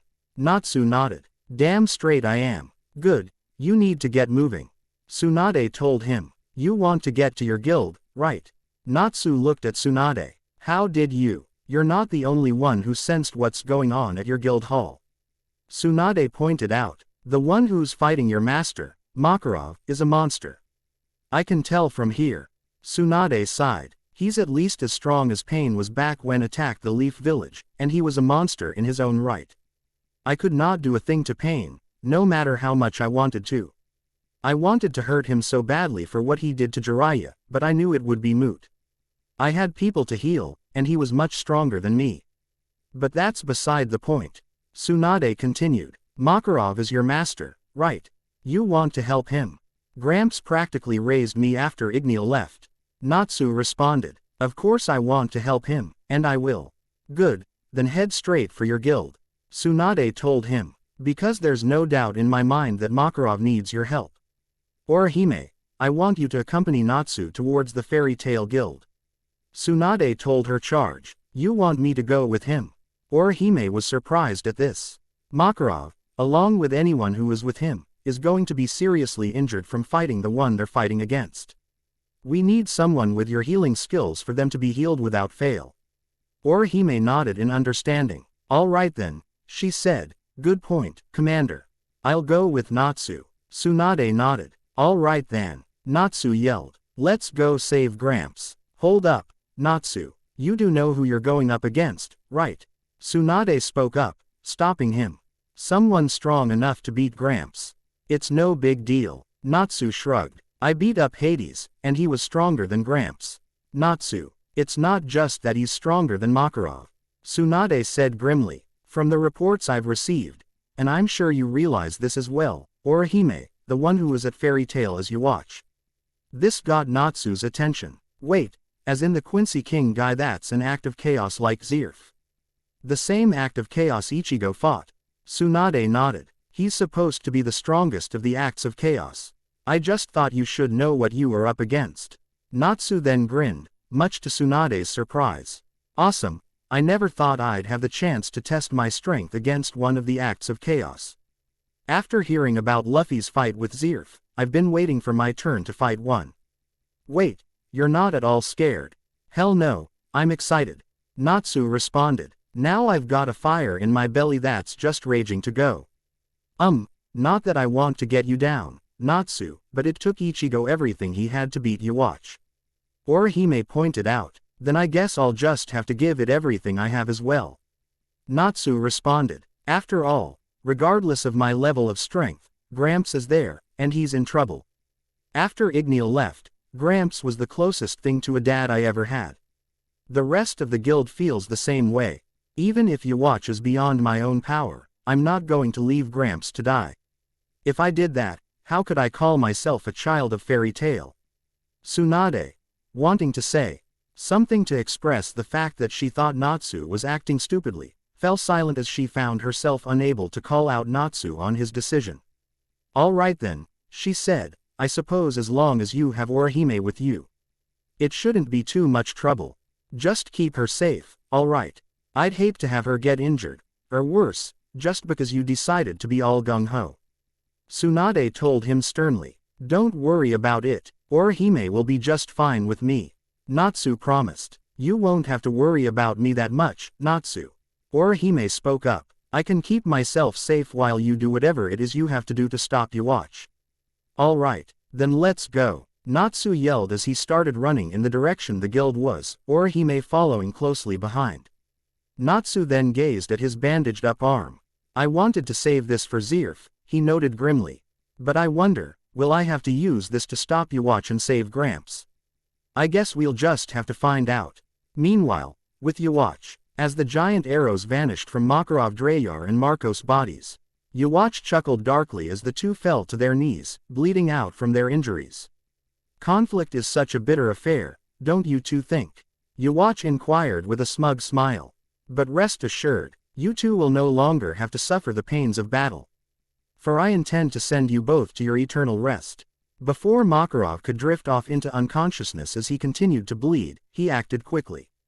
I refuse to die here, he thought. I will see this war through with the rest of my brats. And if not, I'll only die when I've made a difference.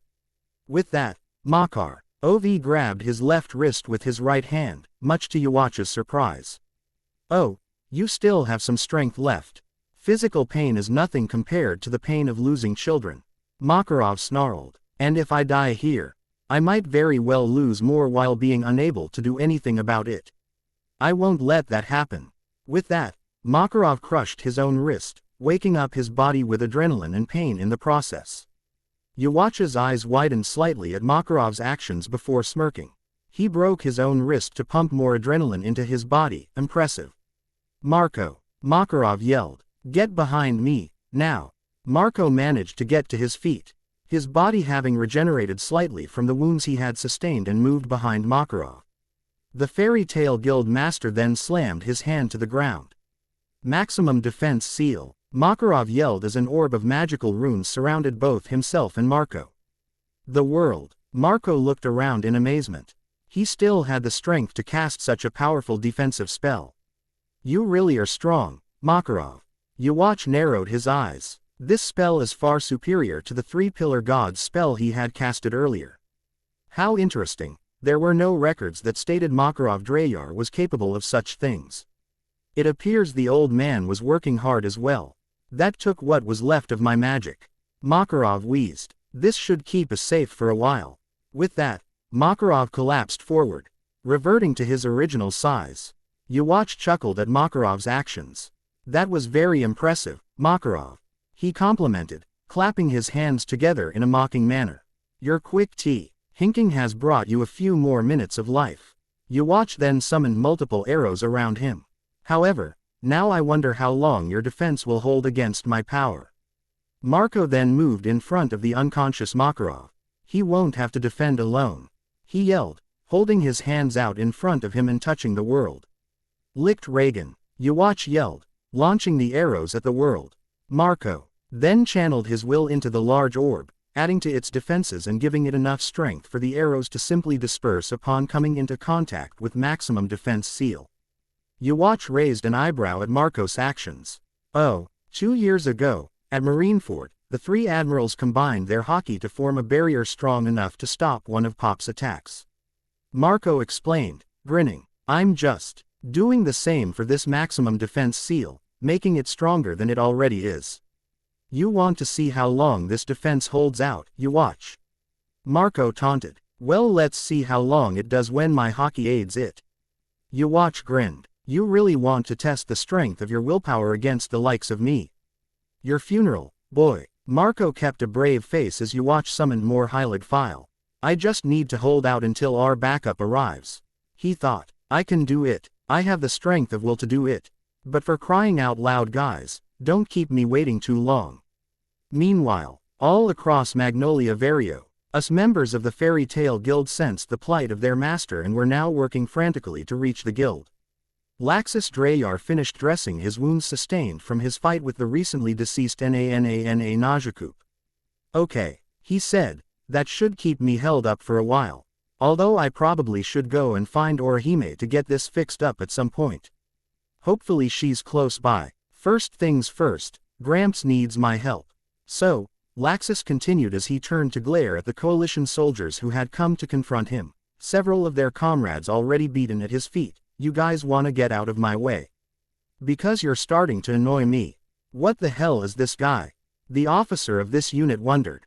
He's got one damn arm and he's beating us all to a bloody pulp. A one arm. Laxus, while still quite terrifying to his enemies, is the least of your problems. A voice spoke up. The soldiers turned to see Fried Justine and the rest of the Thunder Legion, having recovered from their own injuries after the fight with Nana. You also have the terrifying Thunder Legion to contend with. Now, please do get out of Laxus' way. His grandfather needs his help. Fried glared at them. Or better yet, get out of all our ways. Because that man is our master as well. Meanwhile, Grey Fullbuster sent several soldiers flying with ice attacks. He then continued his frantic run to the Fairy Tail Guild Hall. Hang on, Gramps, he yelled. I'm coming to save you.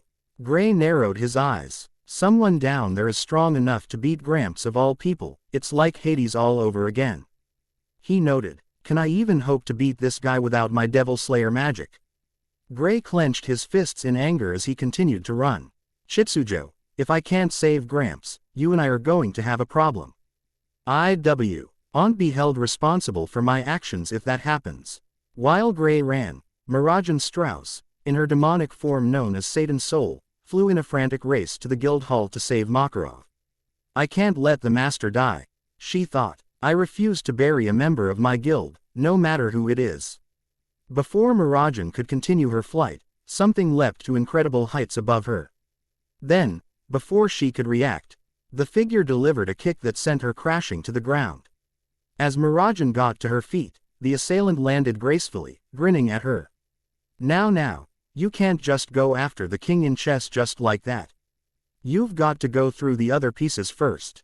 Kaku told her. That's cheating, little missy. Mirajan got to her feet and gave Kaku a very frightening glare. You're preventing me from rescuing the man who raised me and many of my friends like we were his own children, she said darkly. That is a very unwise move on your part, mister. Kaku smirked. Ooh, I like that look on your face, this should be fun. Mirajan responded by exerting her tremendous magic power. This will only be fun for me, she promised. And I don't intend to have fun for too long. On the other side of town, Levi Magarden panted as she glared at her opponent. This is bad, she said. Master is in trouble. I need to help him, but...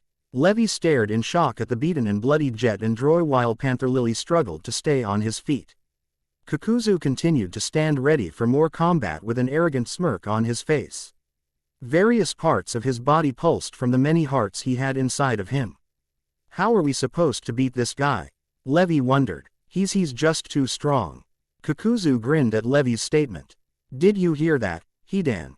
He called out to his partner. I'm just too strong. Hidan, who had taken up his terrifying Grim Reaper-like form, glared at Kakuzu. Oh, piss off. They're just too damn weak. Now me on the other hand, Hidan grinned, I'm the freaking bomb. Look at what I just did too. This visored bitch and supposedly elite pirate. Across from Hidan, Haruta and Hiyori bled from various injuries. Hidan had managed to catch them both in his ritual, an improvement he had made to his technique after his return. By ingesting the blood of two victims, he could harm them both. And the best part was that whoever received an injury, the remaining two parties suffered the same injury. Kakuzu rolled his eyes at Hidan's statement. Whatever you say, you damned zealot, he said, before turning his attention back to Panther Lily and Levi. Now then, how should I deal with the two of you? I suppose the answer is obvious. Kakuzu gazed at Panther Lily. I have no use for a cat's heart. Just as I have no use for a frail weakling, like the little one. Hidan grinned. And I've had my fun with these two. So it's time for the death blow, he declared as he raised the spike he was holding in his hand, aiming for his heart. Levi's eyes widened as she acted quickly. Solid script, she yelled. Restrain. Hidan's eyes widened as several manacles appeared, restraining his arms at their sides. Son of a bitch, he yelled. This is so not cool. Kakuzu grinned darkly. Wide open, he yelled as he extended his hand forward to grab Levi and crush her throat.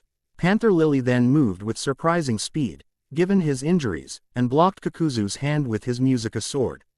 Back off, he yelled. Make me. Kakuzu simply responded. I want to help Master as much as Levi does. Panther Lily noted. But we need to find a way past these Akatsuki members first. And as we are now, Panther Lily continued, I don't see that happening. Meanwhile, Luffy vs. Baz B. Monkey D. Luffy took a moment to check his cheek, the cheek that was on the side that Baz B's burner finger one had almost struck him from. He gasped and he noticed that while his cheek felt hot due to its brush with such intense flames, it was not injured in any way. Luffy then realized what had just happened, something he intended to bring up to Baz B. You missed me on purpose, Luffy noted. Baz B frowned, somewhat irritated with the fact that Luffy seemed surprised.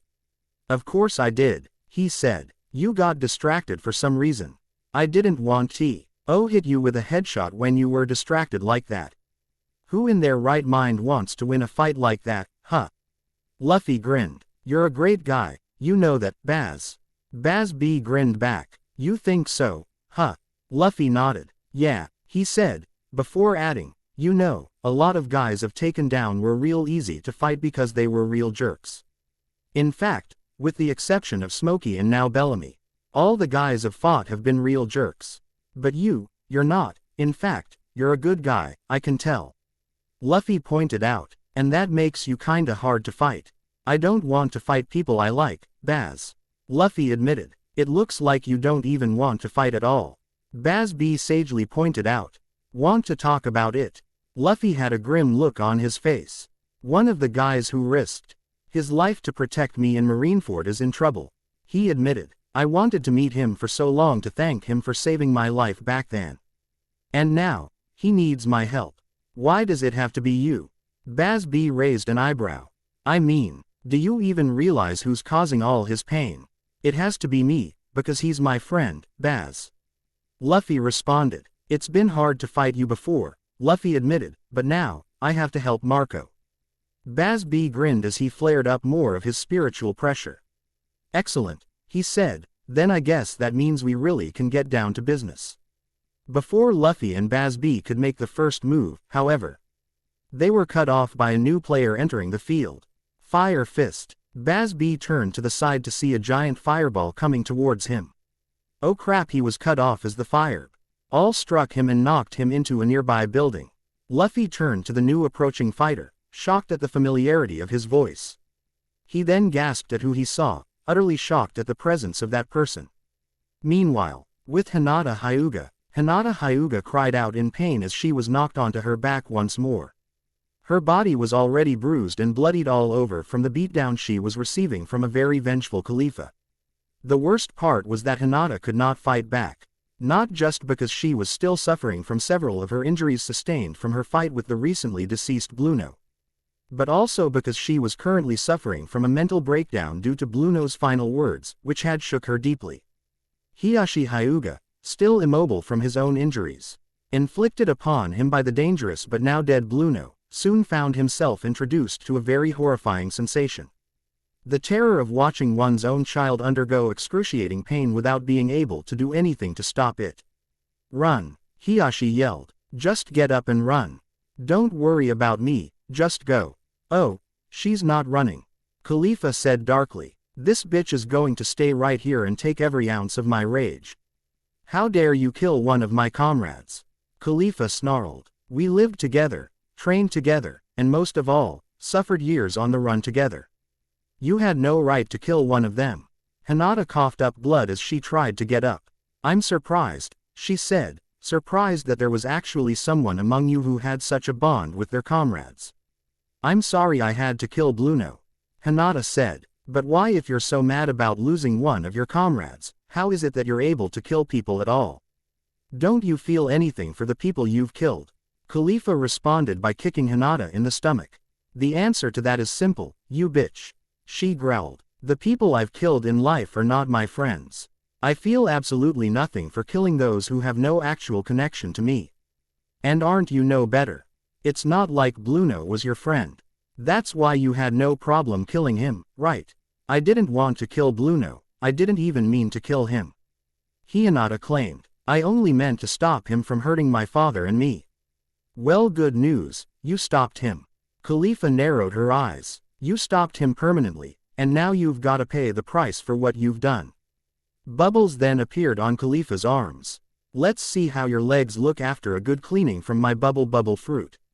With that, Khalifa ran the bubbles on Hinata's legs. Hinata's eyes widened, in shock as her legs suddenly went numb due to having the strength sapped from them. The heiress fell flat on her stomach, unable to get up. The girl tried to crawl away from Khalifa with her arms. However, Khalifa immediately stopped Hinata's retreat by stomping on her back. Hinata cried out in pain, causing Hiashi to wince. Khalifa then pointed her index finger at Hinata. Finger pistol, she yelled, stabbing Hinata in the back repeatedly. Hinata screamed in pain as Khalifa's fingers pierced into her flesh. Don't you dare pass out on me. Khalifa yelled. I want you to feel every ounce of my anger, you bitch. Stop it, Hiashi yelled. If you want to kill anyone, kill me. Oh, shut up, old man. Khalifa yelled. I plan to kill you after I'm done with your bitch of a daughter. But know this, I plan to make her suffer before she dies. You got that? Khalifa turns her attention back to Hinata. Now then, time to continue. She said. Remember not to pass out, you got that? Khalifa raised her leg up into the air. Remember to scream, too. I think not. What? Khalifa was cut off as she was suddenly knocked off of her feet and sent flying away from Hinata. Khalifa gasped in pain as she gazed at her attacker. Who dares get in my way? She yelled. That would be me, assassin of the world government. A regal-sounding voice spoke up. I will not allow you to strike down a member of the main house. For the members of the main branch of the Hyuga clan, the until now deceased Neji Hyuga dropped into his gentle fist stance, are under my protection. Hiyashi's eyes widened in shock. It can't be. Hinata could not believe who had just saved her life. Neji, she said, both shocked and tearful at the arrival of her cousin, whom she had long accepted the idea of never seeing alive again. Neji turned his attention to Hinata and smiled. I swore to dedicate my life to your protection, Lady Hinata. I'm glad to be back, because now I can do so once again. Neji grinned as he turned his attention to Khalifa. Now as for you, it's time for you to take responsibility for the sin of attacking the main house without expecting reprisal. Khalifa glared at Neji. That's sexual harassment, she snarled. And now you're going to die. Meanwhile, with Monkey D, Luffy and Baz B. Baz B groaned in pain as he got to his feet, dusting rubble off of his body. Freaking hell, the impact from that actually hurt. He said, damn good tea. I'm resistant to nearly all kinds of flames. That may have been nowhere near the old geezer Soul Reaper's flames, but they were still tough.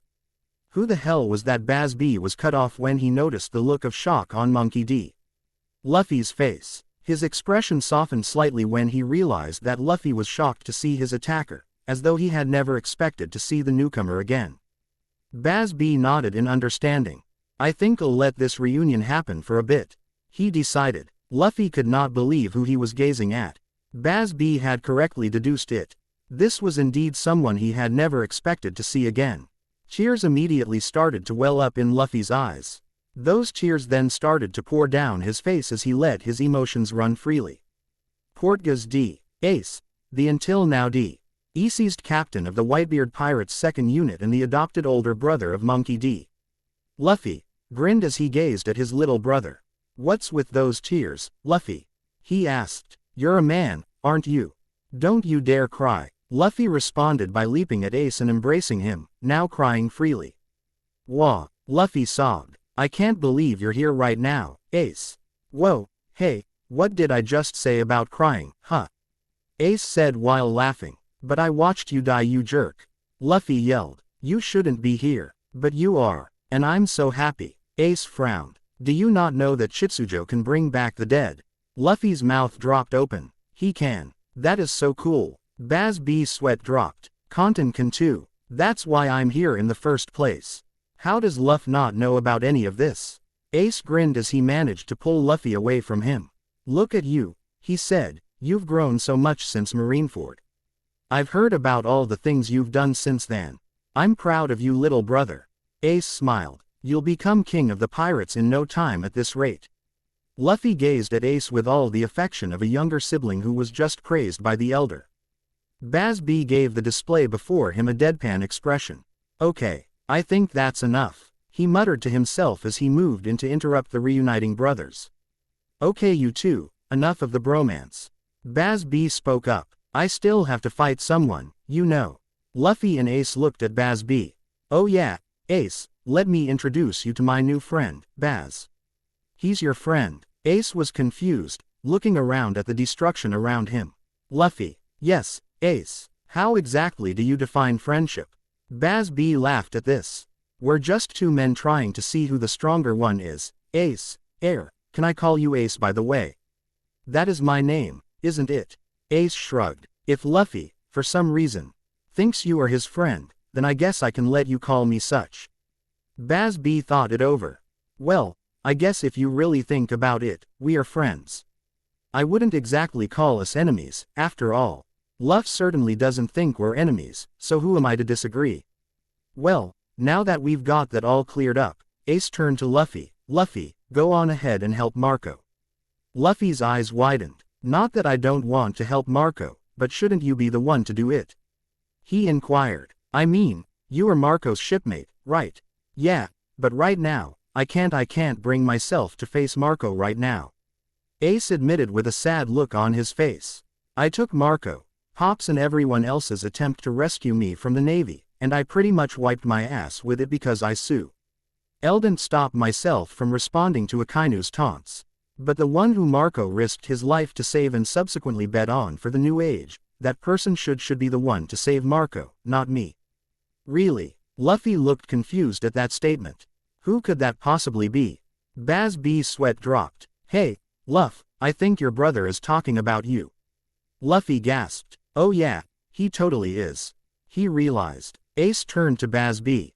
You go and help Marco, he told Luffy. After all, you want to be able to show him that he made a damn good bet, right? Luffy smiled. Yeah, you're right, he said before he RTED running to where he had sensed Marco's voice weaken. Later, Baz, Luffy yelled. We're going to have to finish this up another time. Baz B instinctively raised his hand in the air, waving it at his new friend. Later, Luff, he said as he watched Luffy run off to help Marco. Ace now fully turned his attention to Baz B. Thanks for not trying to attack my brother. Baz B grinned. I like the kid, he admitted. The only way I'm going to kill him is in a fair fight. Well, that won't do at all. Ace responded. That's my little brother, you know. I can't just let someone go around saying he's gonna kill him without doing something about it. Ah, but can you do something about it though? Baz B smirked as he powered up, flames appearing around his body. Ace grinned and set his own body on fire with his devil fruit powers. So, you use fire too, huh? That explains why you weren't injured too badly from my fire fist. Only someone who uses flames could be as resistant to fire as you are. Ace pointed out. Hey, you're right, Baz B said with a grin. I can survive even the most intense of flames. I'm just awesome like that, you know. Ace grinned right back. You're awesome, huh? Well, I guess if my brother likes you, I suppose I can agree that there must be something good about you. Baz B aimed his 2 index fingers at Ace. So, you now know I'm resistant to flames, let's see how resistant you are. He yelled. Burner finger 1x2. Baz B fired a laser beam of flames that pierced straight through Ace's chest, making a large hole that came out of his back, destroying the building behind him in a tremendous explosion. Baz B's eyes widened slightly. You idiot, he yelled. I didn't want to kill you that quickly. How the hell am I supposed to explain this to Luff? Arg, Ace moaned in pain. You got me, Gia, Baz B yelled in horror. I'm so sorry, Ace. Ace dropped to his knee for a brief moment before getting to his feet, his chest regenerating, much to Baz B's surprise. Fooled you, Ace taunted. Huh, Baz B yelled in annoyance. Want to know an interesting about death that you probably did not realize? Ace inquired. When you die with all the abilities you had in life, no exceptions. That includes devil fruits that supposedly return to circulation after their original bearer dies. Baz B was shocked at this. In other words, Ace continued, I still have the power of the Logia-type devil fruit, the flame fruit. Although I'm not exactly a devil fruit user, I'm just a guy whose body had pretty much merged with the powers he had in his first life. Baz B then got over his surprise as he glared at Ace. You jerk, he yelled. What the hell, man? I was actually afraid I had killed you. Hey, sorry about that. Ace rubbed his head sheepishly. I honestly could not resist tricking you like that. Baz B narrowed his eyes. Oh, so, it's gonna be like that, huh? The Sternritter said in anger. You're so getting the crap beat out of you for that trick, jackass. Burner finger 2. Baz B swung 2 fingers in front of him. Ace simply stood his ground and took the attack head on, allowing the flames to explode around him. Baz B's eyes then widened as Ace was revealed to have been completely unharmed. What the hell? As you can see, I'm pretty damn resistant to flames myself. Ace revealed. I mean, come on, I'm a fireman. How could I not be resistant to fire? Baz B frowned. Well crap, it looks like we're in a stalemate, huh? He realized. I think I'm starting to see why you wanted to fight me so badly. Smart, very smart, Baz B complimented. You're going for the long haul bet. Wean the 2 of us while Luffy goes toe to toe with you, watch. Ace smirked. Am I that predictable? Nope, Bazz said, it's just that that's a strategy that even a little kid would go for if he had the option. While I'll admit that fighting someone who I know for a fact is more interested than stalling for time is kind of annoying. However, Bazz continued, I have to admit, the idea of fighting Somio Ne who's just as resistant to flames as I am is quite enticing. So, I'll play your game, Mr. Portgas D. Ace. Bazz grinned. Let's see who can outlast the other in this battle of flames. So let's go. The hot-headed Sternritter yelled. Burning machine gun. Heat haze. Ace countered by letting out a stream of fire that enveloped Bazz's multiple fire bullets. Bazz grinned at this. He's definitely Luff's big brother. He noted. Even if they're not related by blood, they're both pretty damn strong. I'm gonna enjoy this just as much my fight with Luff. Meanwhile, with Sabo. Sabo's eyes went wide as he sensed the familiar presence of someone very dear to him with Haki. Commander, what's wrong? Izuru Kira inquired in slight surprise. Tears started welling up in Sabo's eyes. It's him, he said. Lord Chitsujo, you brought him back. Speed Jiru found himself crying as well. Ace is back, he said. I am so happy right now. Our family is almost completely back together. Neji Hyuga vs. Khalifa. Kali. Fa pushed up her glasses as she glared at Neji Hyuga, who was glaring right back with just as much intensity. That glare of yours is sexual harassment, she said angrily. Neji frowned. That's no just no. Neji then got over his surprise and readied himself for battle. Don't try to distract me with your strange tactics, woman, he said. I will not let you leave this place unscathed for what you have done to Lady Hinata. Well, that's too damn bad, Khalifa said, because I intend to kill her before this day is over. That bitch is going to die, slowly and painfully for killing Blueno. Neji nodded. While I admire one's willingness to avenge their deceased comrades, I cannot in good conscience allow you to continue your quest for vengeance when it involves harming someone who is very dear to me. Well, then I guess I'll just have to kill you as well. Khalifa frowned. Neji. Hiashi Hyuga suddenly spoke up. I don't understand, what are you doing here? You're dead. Neji smiled. Lord Hiashi, it is good to see you again, he said. You were correct, I was dead once upon a time. However, as I'm sure you know, Lord Chitsujo resurrected plenty of fighters to serve as backup for times like these. As my soul was one of many that was discovered in the Styx, I was brought back as one of the Alliance's backup soldiers. And now I am back, ready to serve my duty as a member of the branch house, and as a member of this family once more. Neji said, and I have never been happier. I promise you this, that smile is going to be wiped off of your face as soon as this fight begins. Soap then appeared on Khalifa's hands and arms. After all, you're not dealing with the average killer.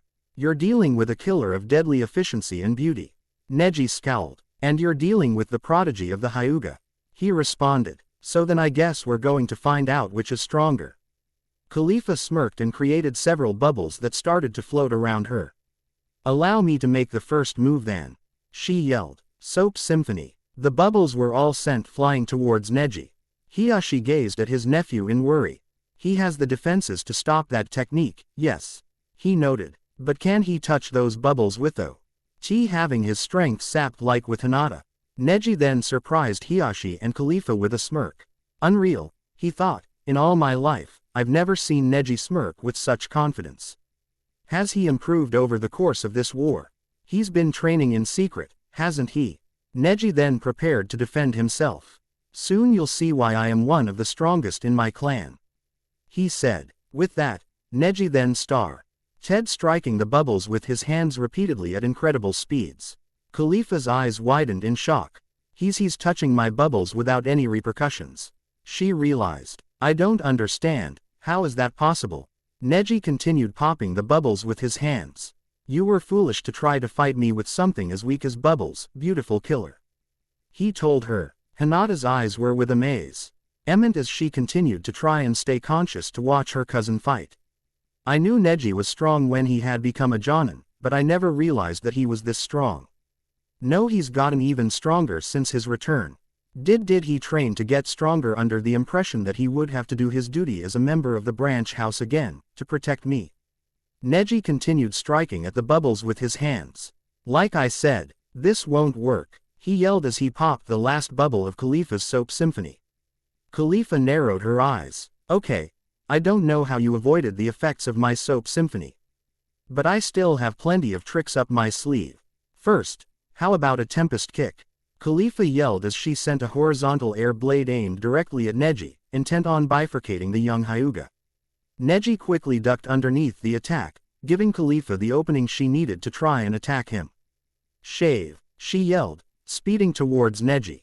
Now, finger pistol. Khalifa aimed her finger at Neji's shoulder, intent on disabling one of his arms with a single attack.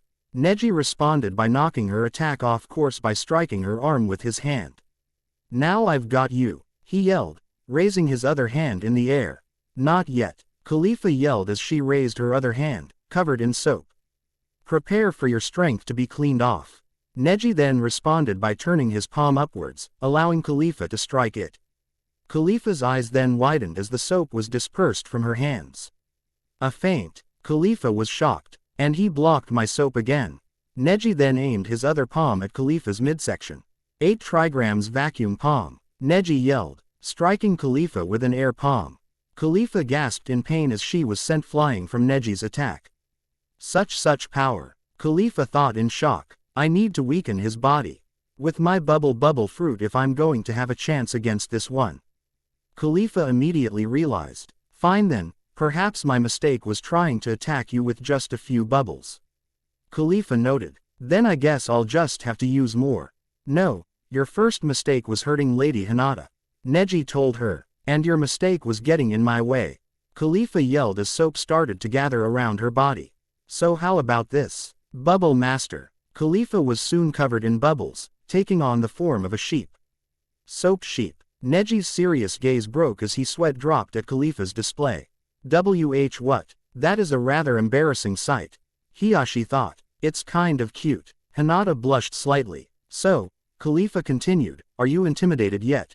No, Neji deadpanned. You will be. Khalifa yelled as the cloud of bubbles was launched towards Neji. Sheep cloud. Relaxing bubbles. Neji immediately responded by rotating at incredible speeds. 8 trigrams palm rotation. He yelled as the immense spinning speed dispersed the cloud. Khalifa's eyes widened. He even has a technique that can disperse that many bubbles at once. For someone who claims to be a killer with deadly efficiency and beauty, you are not very OD at understanding when your enemy is fully capable of blocking your attacks with the greatest of ease. When I blocked your soap symphony, my hands never touched any of the bubbles. Neji revealed. I expelled chakra from my hands ever so slightly just as the bubbles neared my hands as though I were striking the human body with gentle fist. Truth be told, your bubbles never once touched my hands. They were popped by my expelled chakra when they were within inches from my skin. You're probably wondering how I know not to let your attacks come into contact. Neji noted. Well, I'd be foolish to let a technique from one of my opponents near me. Khalifa growled. Tempest kick. Line. She yelled, sending a straight line towards Neji.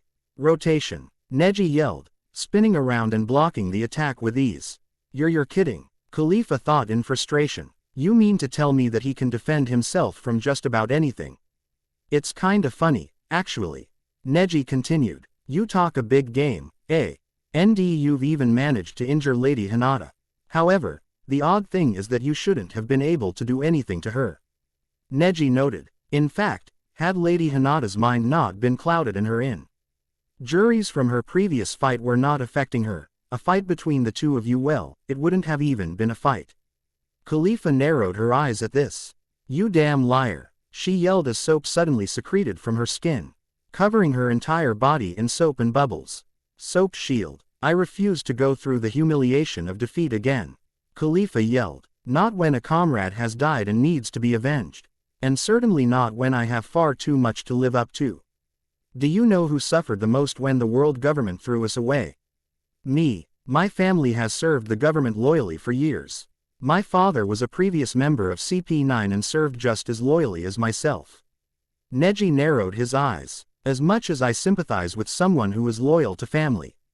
He said, if you don't want to risk suffering the pains of defeat, then don't become a warrior. No matter how strong or talented you are, when you choose the path of a warrior, or any path for that matter, you always risk suffering defeat. Neji smiled slightly, remembering his defeat at the hands of Naruto Uzumaki. The important thing is to learn from your experiences to improve yourself. If you really hate losing so much, and hate the humiliation of being on the run and embarrassing your family, Neji continued, you shouldn't have joined the world government and entered the business of warriors. Khalifa scowled from behind her soap shield. I won't lose today, she responded, because with this armor of mine, you can't touch me. Even if you disperse a bit of my armor, Khalifa charged Neji, the rest of it will clean your strength right off. And then you will be at my mercy. Neji sighed. You weren't listening to me before, were you? He inquired. I told you that I would be foolish to let you and your attacks near me. Do you honestly think that there is anything you possess that my gentle fist can't counter? Neji inquired as he readied himself for another attack. Don't you try to bluff me. Khalifa yelled. Gentle fist is a fighting style of precision, not brute strength. Neji smirked. Not normally, but there's always room for a bit of creativity. After all, while the Hyuga are fighters of precision, we are more than willing to use brute strength if it means achieving victory. 8 trigrams Hazan strike. Neji threw his palm forward, emitting a powerful wave of chakra that immediately enveloped Khalifa. Ah! Khalifa screamed, in shock as her soap shield was blown off her body. Neji then aimed both of his palms forward. Now, witness my resolve as protector of the main family. No, my family. Khalifa's eyes widened fearfully. Iron body, she yelled, hardening her body. 8 trigrams twin palm strike. Neji yelled, unleashing an even more advanced version of the vacuum palm and the Hazan strike, which emitted 2 powerful waves of chakra which combined to utterly annihilate the area around her, sending Khalifa flying in the process in spite of the fact that her iron body should have kept her stationary. Khalifa screamed, in pain as her glasses shattered and her clothes slightly shredded by the attack. The girl was left sprawled on her back, beaten by Neji's attack. The government assassins and their influence on Magnolia had almost been wiped out completely with Blueno's death, Lucci's retreat and now Khalifa's defeat. Only Kaku was now left.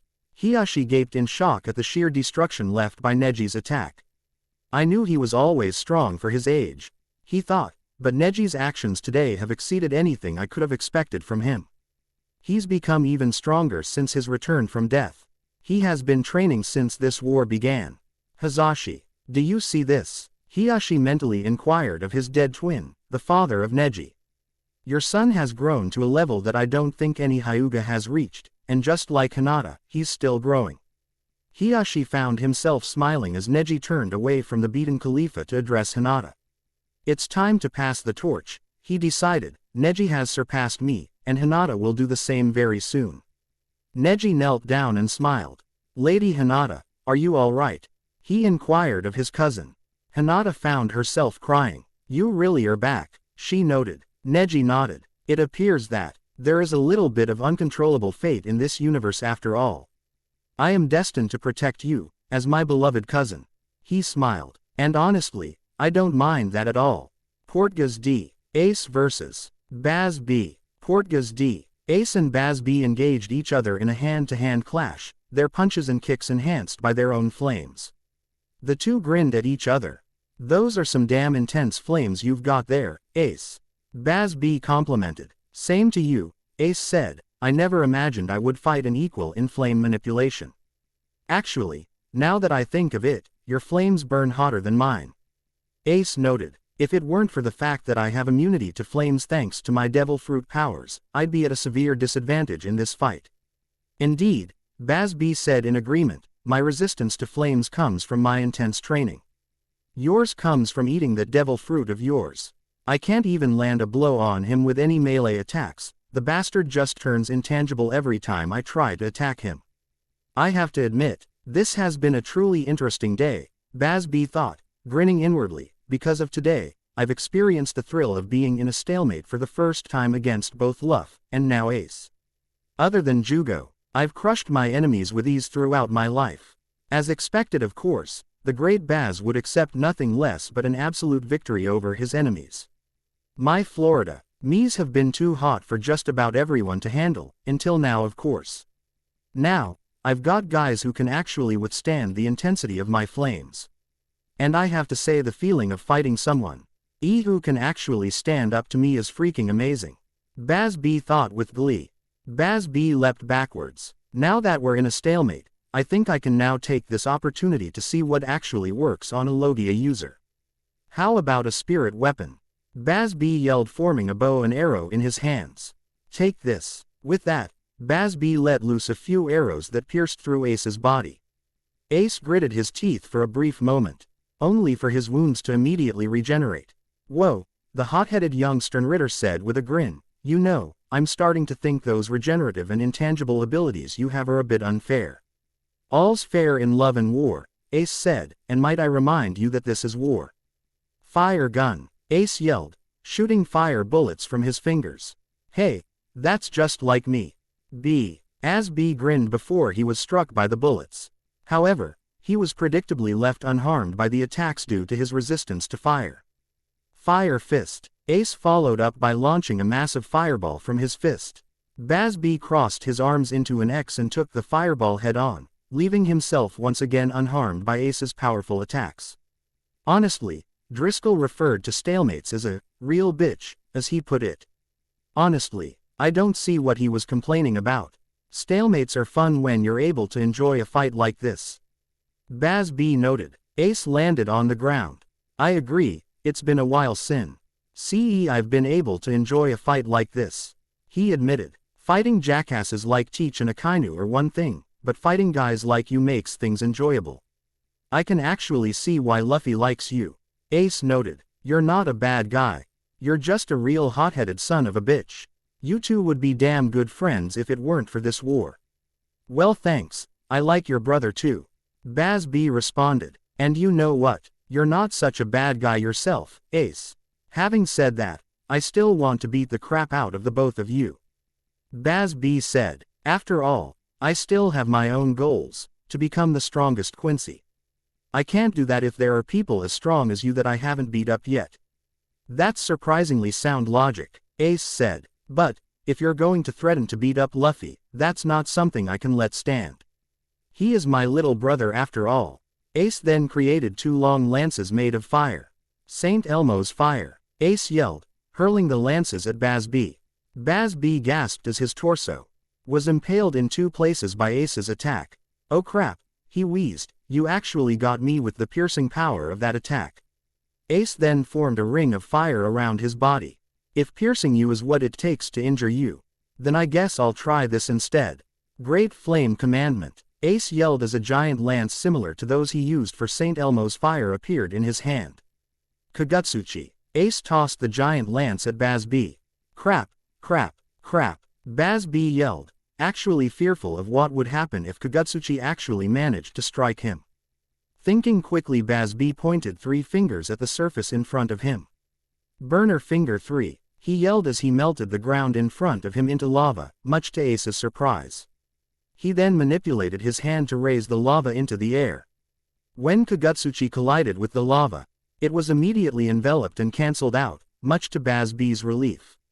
If I had used 4 full fingers, the explosion would have resulted in a shockwave that would have injured even me.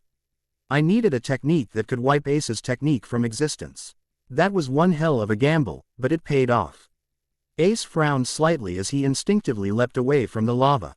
You know, I can't help but feel a little triggered, seeing all that lava. He admitted. Baz B's sweat dropped slightly as Ace took his place on higher ground away from the lava. Sorry, you'll have to forgive me, Ace said. Lava is what killed me when I was alive. Oh sorry. Baz B sounded more genuine this time. I didn't realize that. It's fine, it made me realize something. With the ability to manipulate lava along with fire, I realized something. Your ability isn't necessarily fire manipulation, Ace noted. It's heat manipulation. You increase the temperature to levels of combustion to create fire. And create heat that is so intense, structures are melted into lava. This made Baz B grin. That's one way to look at it, he said. Ultimately, like every Quincy ability, it stems from our innate abilities of using reishi. I can generate reishi fires by heating up the reishi to combustible temperatures. Ace gazed at the lava once more. Now we both have techniques capable of harming each other. He noted. This stalemate of ours just got a lot more interesting, wouldn't you agree, Baz B? Baz B grinned even wider. I couldn't agree more, Ace. He responded. Meanwhile, Mirajan Strauss vs. Kaku. Mirajan Strauss was slammed her tail onto the ground in frustration as she stared at the still ready for battle Kaku. I have to admit, Mirajan said, I never expected you to last as long as you did. You're a slippery little cretin, aren't you? And you're quite beautiful, but also quite rude little missy. Kaku grinned. You would also do well not to underestimate me, you know. Just because I'm a very pleasant person doesn't mean I'm not completely incapable of getting rough with a girl. I'm going to give you one more chance to get out of my way. Mirajan warned him. You won't like me when I get serious. And I need to help Master Makarov. Apologies, but I don't think Yhwach would approve of me letting anyone near him when he's in the middle of a fight, even though I'm sure he'd, at the same time, welcome an extra challenge. But really, you should thank me for not letting you go near Yhwach. Kaku grinned. Come on, show me some gratitude. Che, I guess an assassin wouldn't know a damn thing about loyalty or family.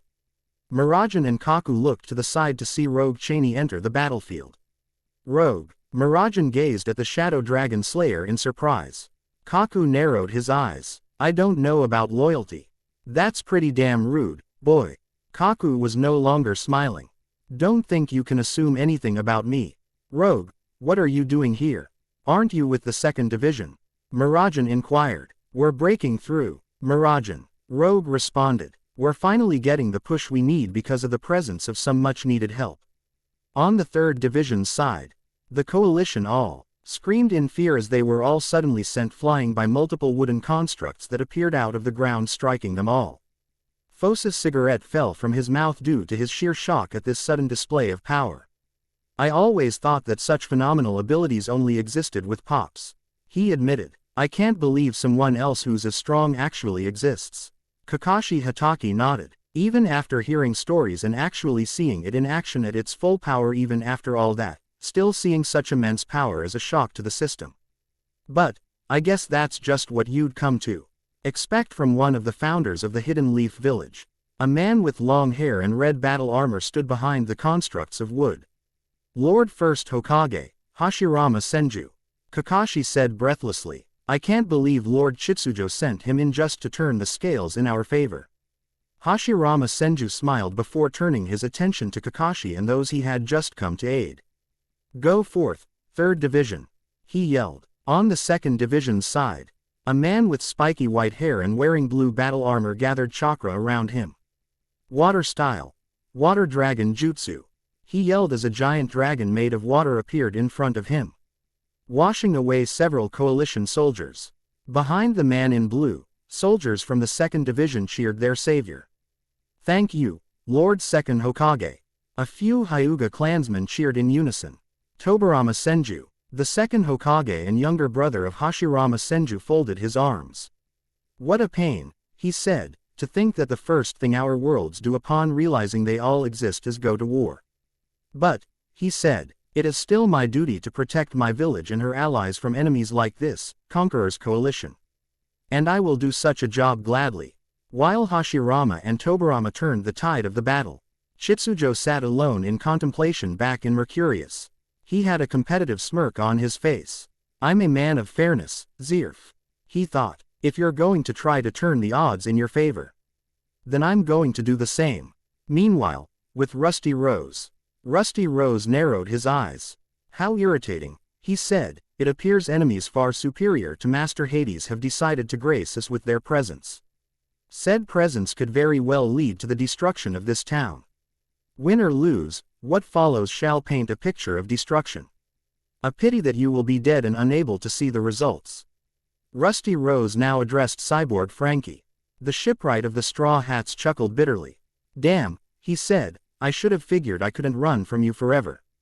I guess now that means we should finish things.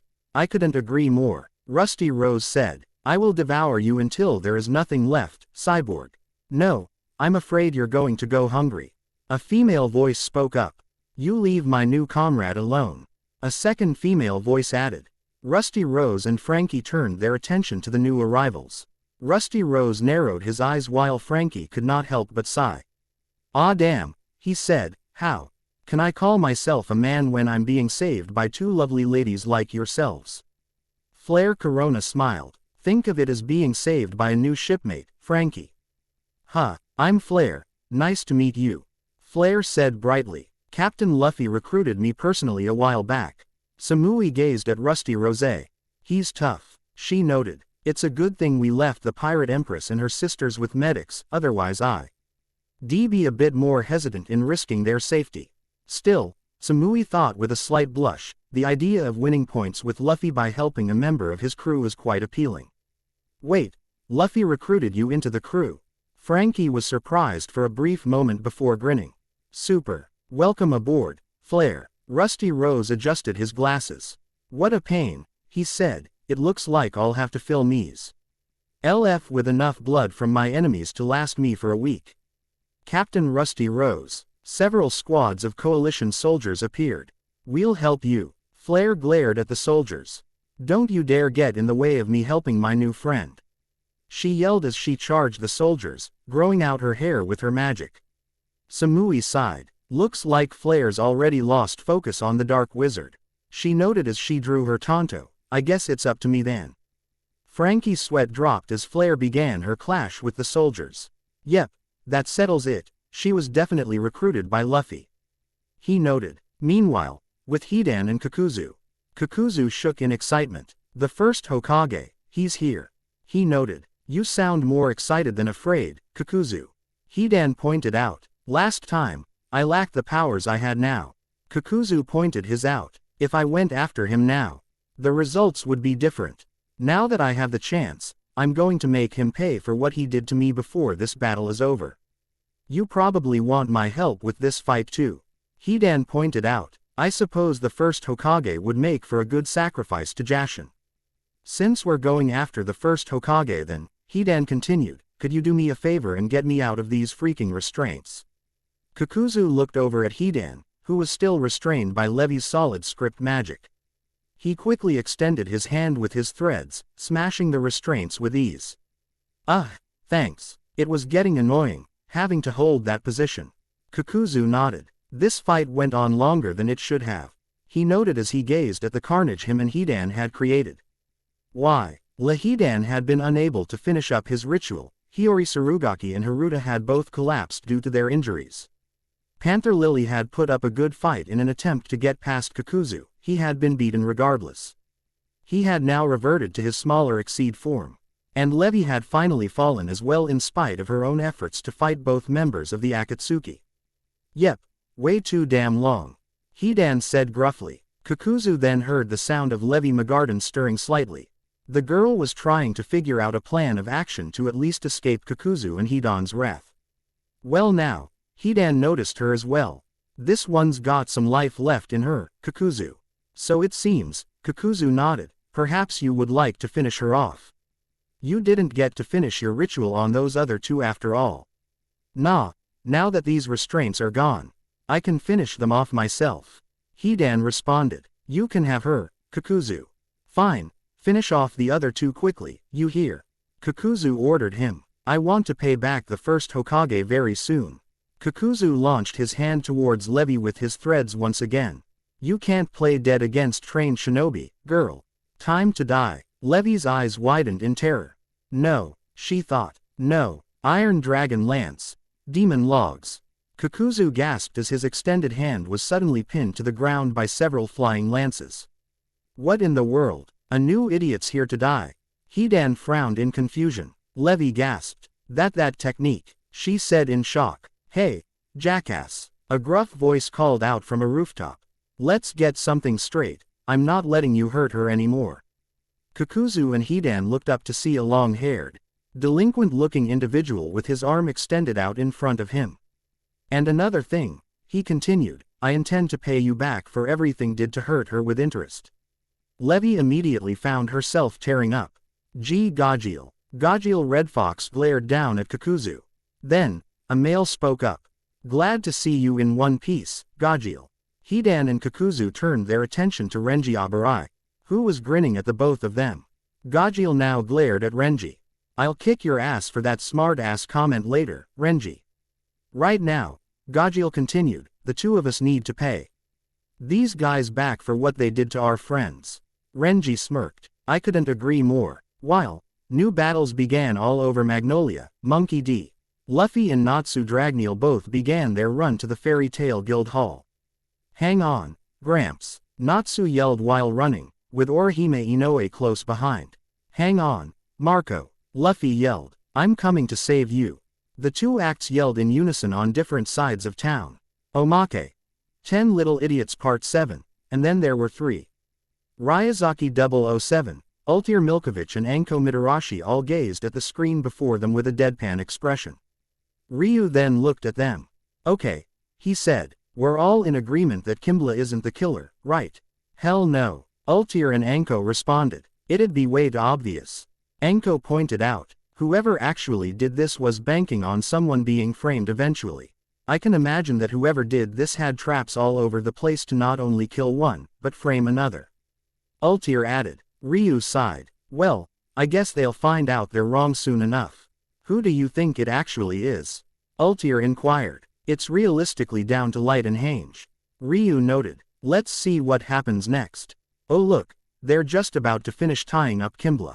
Solf J. Kimbla frowned at Light Yagami and Lelouch v Britannia in annoyance.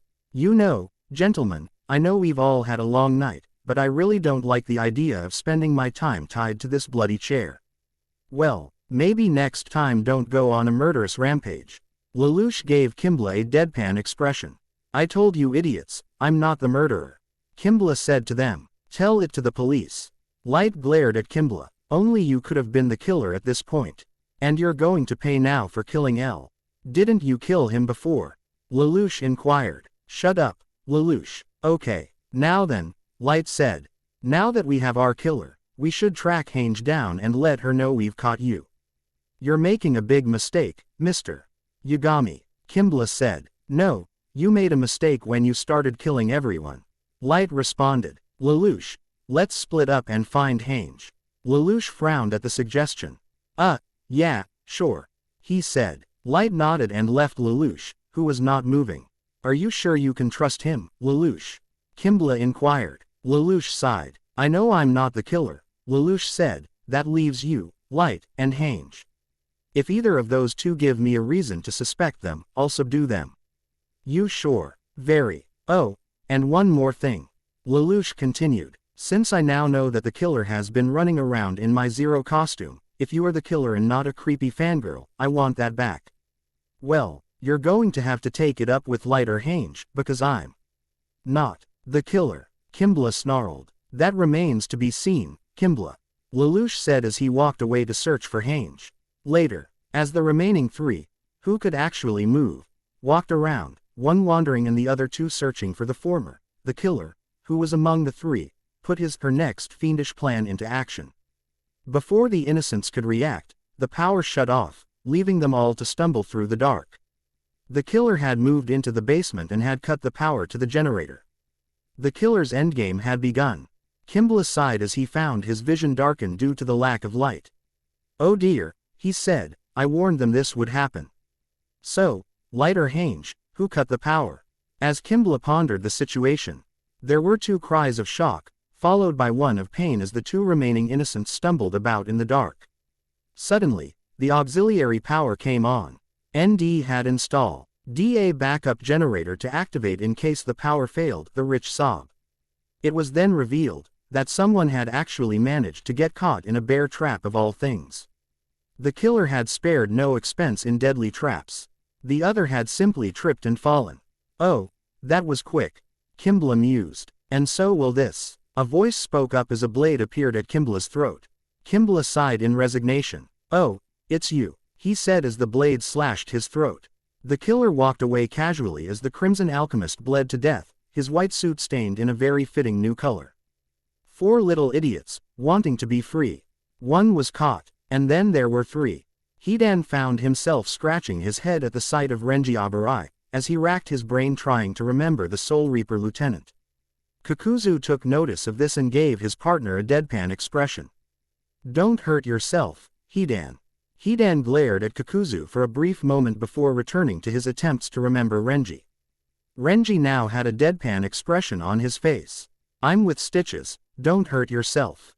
Hidan snarled at the fact that everyone seemed so hellbent on insulting him today. He then gasped, his anger forgotten. "Oh yeah, I remember you now," Hidan said. "You're the pineapple-headed prick who stopped us from going after Straw Hat." Renji narrowed his eyes as a tick mark appeared on his forehead.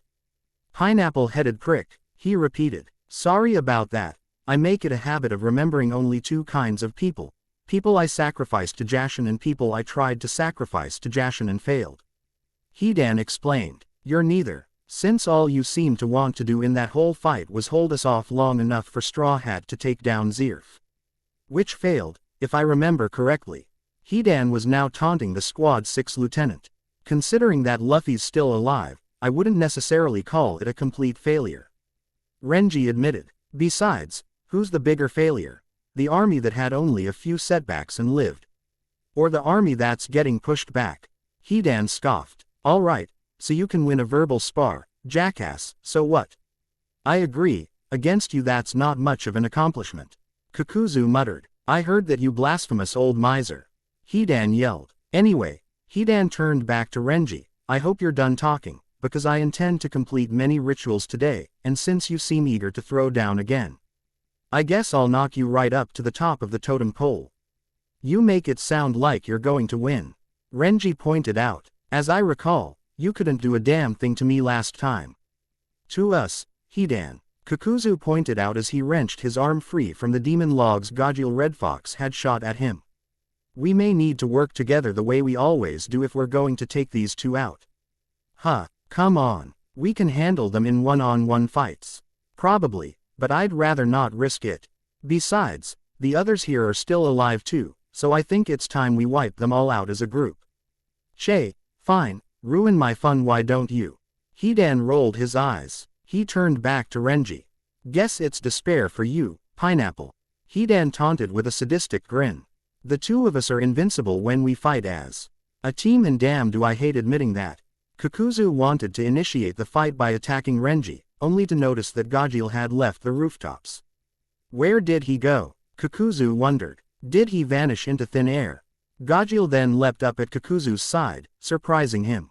Kakuzu gasped, seeing Gajeel covered in shadows. "Iron Shadow Dragon Lance. Demon Logs." Gajeel yelled, shooting several shadow-covered lances into Kakuzu's midsection, sending the Akatsuki member sailing into the wall of a building, pinning the man down. "Kakuzu," Hidan called out, "don't take your eyes off of me now, cultist." Renji yelled. "Roar! Zabumaru!" Hidan ducked underneath Renji's Shikai, as it had come quite close to taking his head off in a single swing. "Freaking hell, that could have been bad," Hidan muttered. "Maybe you guys are unbeatable as a team. And I'll be the first to admit, that's probably why none of us could contain you back in Clover Town." Renji said. "But, take one of you away from the other, and you guys become the weakest members of the Akatsuki." The validity of that taunt was debatable. There was little doubt that Hidan was one of the weaker members of the Akatsuki, considering that his only assets in a fight were his immortality and his curse. Kakuzu though, that was hard to say. Maybe he was stronger than Deidara and Konan, maybe not.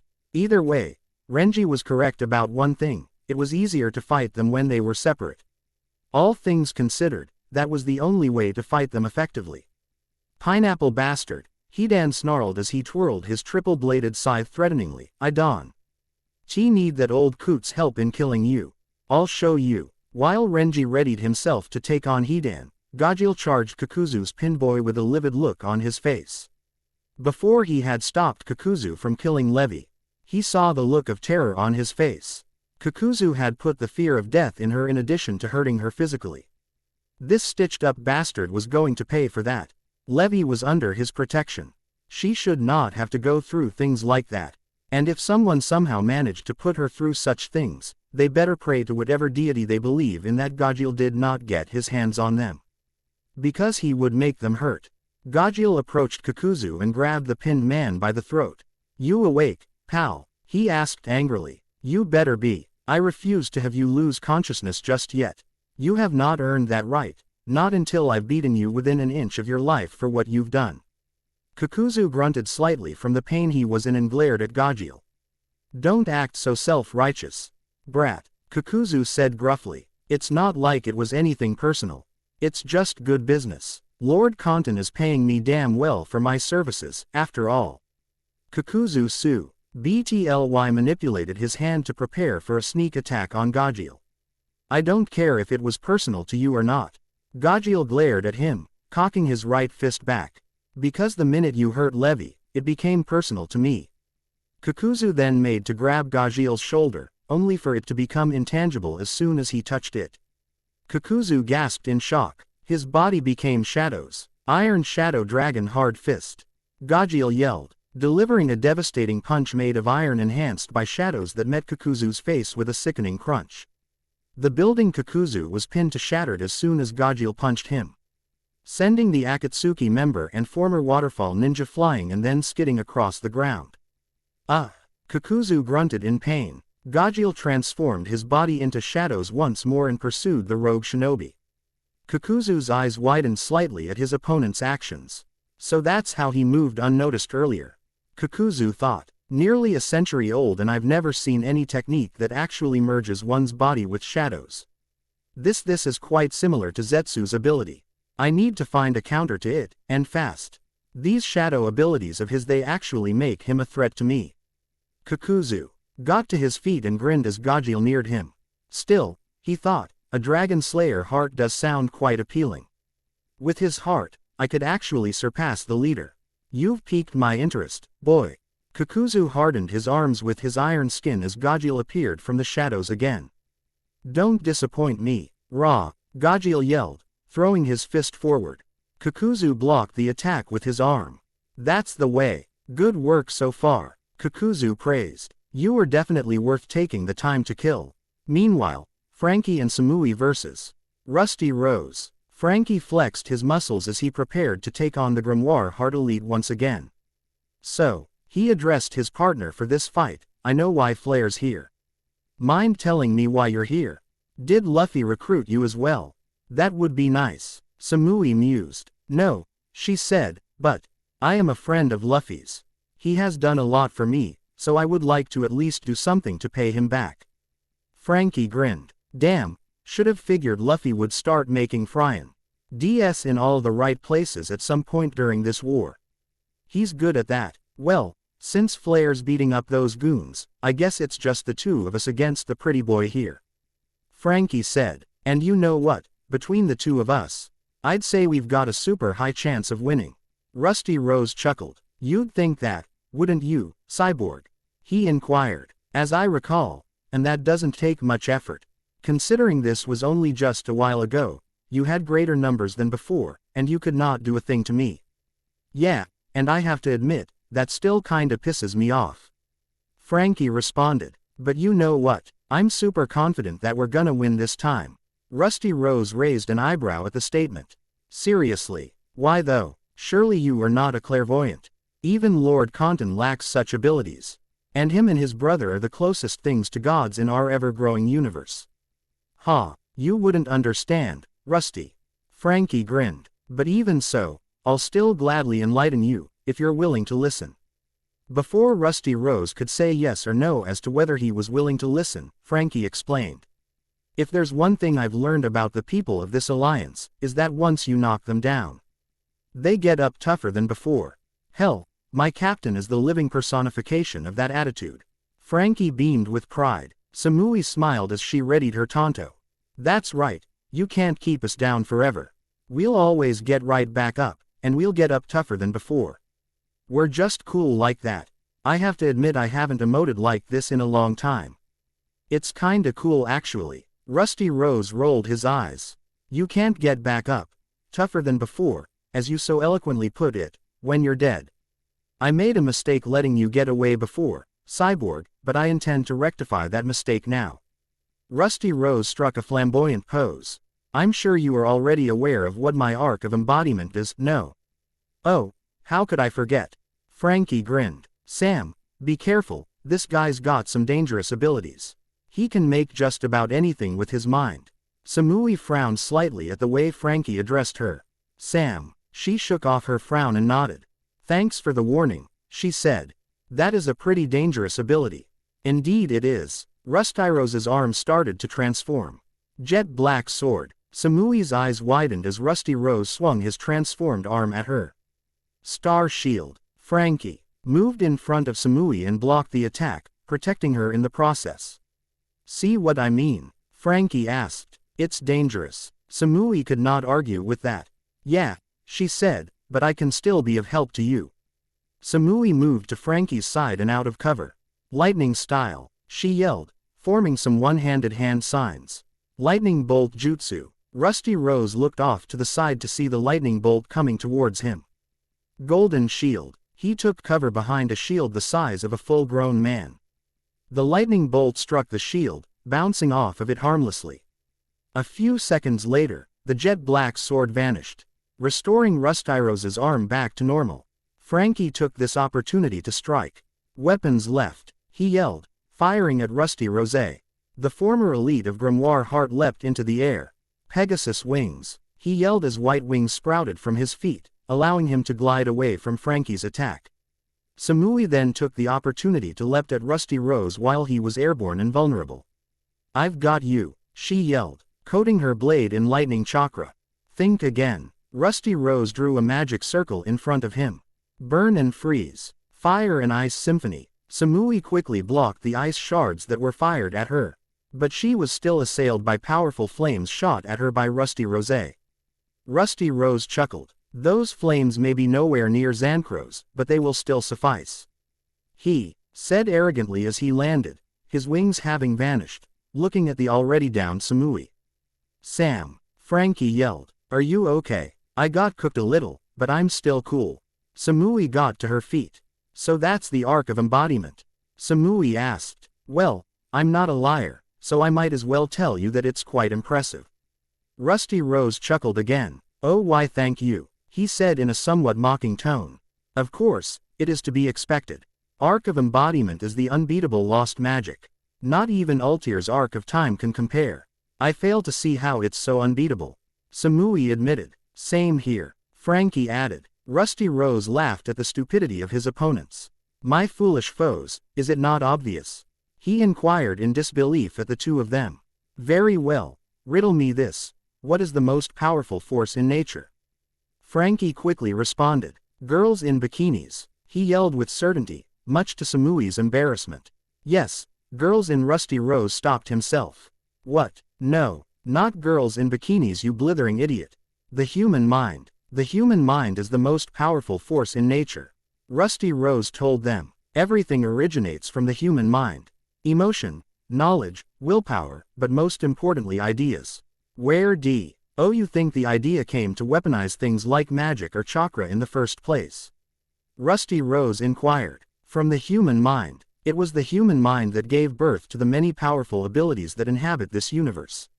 And so, imagine for a moment a kind of magic that weaponizes the power of the human mind in the first place. Rusty Rose continued. That is the true nature of the Arc of Embodiment. That is why it is the unbeatable magic. Because it takes the limitless potential the human mind brings forth and turns it into a weapon where whatever you think becomes your power. That does sound quite intimidating. Samui admitted. But there has to be limits, or at least a steep price to pay. And what if there are? Rusty Rose inquired. The price is well worth the power that comes as a result. Don't you understand, weaklings? Rusty Rose asked of them. You are not just up against one of the mightiest of the dark wizards, but you are up against a power that your feeble skills cannot comprehend. The power of the human mind. Frankie scowled and charged Rusty Rose. Yeah, so what? Frankie yelled, throwing punches at Rusty Rose, who casually dodged them with surprising speed and agility. Maybe we don't have the power of the human mind on our side like you do. But we've got heart, and a lot of it. Frankie yelled. And that's worth a lot more to me than some sort of imagination. It was the heart of others who gave me the motivation to believe in my own dream again. Frankie thought to himself, like I would ever put any stock in anything else. Rusty Rose smirked in amusement. Is that so? He leapt into the air. That's quite amusing coming from someone who's more machine than man nowadays. Black storm. Rusty Rose drew another magic circle and fired black lightning bolts that struck Frankie. Those metal body parts of yours make you far more vulnerable to electricity. Rusty Rose taunted the pained Frankie. How can you possibly say you have any real heart when you're a few steps away from becoming a mindless robot? This made Samui narrow her eyes. Lightning style, she said, going through more hand signs, lightning hammer. Using her Tonto as a medium for the tremendous amounts of lightning she was gathering. Now to bring the hammer down, she thought, swinging her Tonto forward, launching the lightning from the blade of the sword. Rusty Rose looked off to the side just as the attack struck him, sending him flying away from Frankie and Samui. Gah! He yelled in pain as the lightning coursed through his body. And who are you to decide who has heart and who doesn't, huh? Samui inquired. Not cool, four-eyed bastard.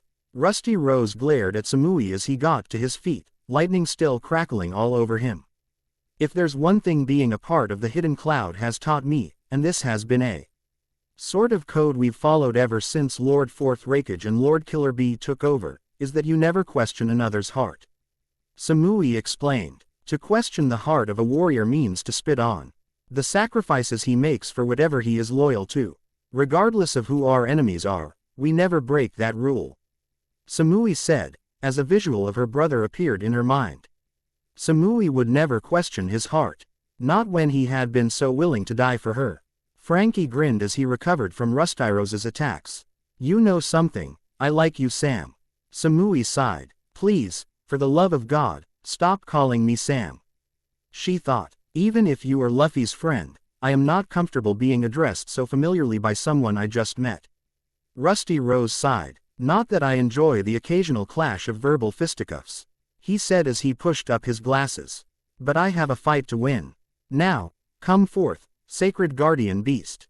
Rusty Rose chanted. Balthazar the Earthquake, a massive beast cloaked in dark, Kali-looking armor and incredibly muscular arms appeared in front of Rusty Rose. When he walks, the mere ground shakes, Rusty Rose said with another flamboyant pose. Hence, the name, right. Frankie raised an eyebrow at Rusty Rose's lack of creativity. Hey, Sam, I'll handle big and ugly, you go after Rusty. Rusty Rose chuckled. Yes, the classic assumption that a summoner's weakness is he himself. He said, but, I think we all know by now that just isn't true, Cyborg. Oh, I know it ain't true, Frankie grinned, I just know that Sam can handle it. Before Rusty Rose could respond, Frankie rushed Balthazar and started grappling with the great beast. Okay, big guy, Frankie grinned, let's see if you live up to that title, huh? Balthazar roared in response. Frankie winced slightly. 2 words, bro, he said. Breath, mint. Then again, my breath is no better. Frankie grinned. Frankie fireball. Balthazar roared in response as Frankie's flames burned his face, sending the beast stumbling backwards. Frankie iron boxing. Frankie rushed Balthazar and started punching the beast in the face repeatedly. Rusty Rose gazed at Balthazar in surprise. He's already overwhelming Balthazar. He was shocked. What the hell? He couldn't possibly be tougher after I knocked him down before. There's no way that's true. Never mind that him and his entire guild was taken out by a guild that excelled in getting back up tougher than before. He then heard the sound of lightning crackling, causing him to frown. Coming after me already, huh? He looked over his shoulder to see Samui prepping an attack. He then avoided Samui's first few swings. Devil Tornado. Rusty Rose drew a magic circle at Samui's feet, causing a tornado to rise up and sent Samui flying away. Rusty Rose was given a brief sense of victory that was almost immediately wiped away when he saw Balthazar go flying past him. When the beast hit the ground, it dissipated, much to Rusty Rose's surprise. Balthazar was beaten so easily. Damn straight, Frankie called out, catching Rusty Rose's attention. Like we said, Rusty. Frankie said, knock us down, and we get back up tougher. Rockets then appeared inside Frankie's shoulders. Frankie rocket launcher, he yelled, shooting rockets out of his shoulders. Rusty Rose gasped as he found himself leaping backwards frantically avoiding Frankie's rockets. I need a new plan. she thought to himself. Rusty Rose then heard the sound of lightning crackling once again.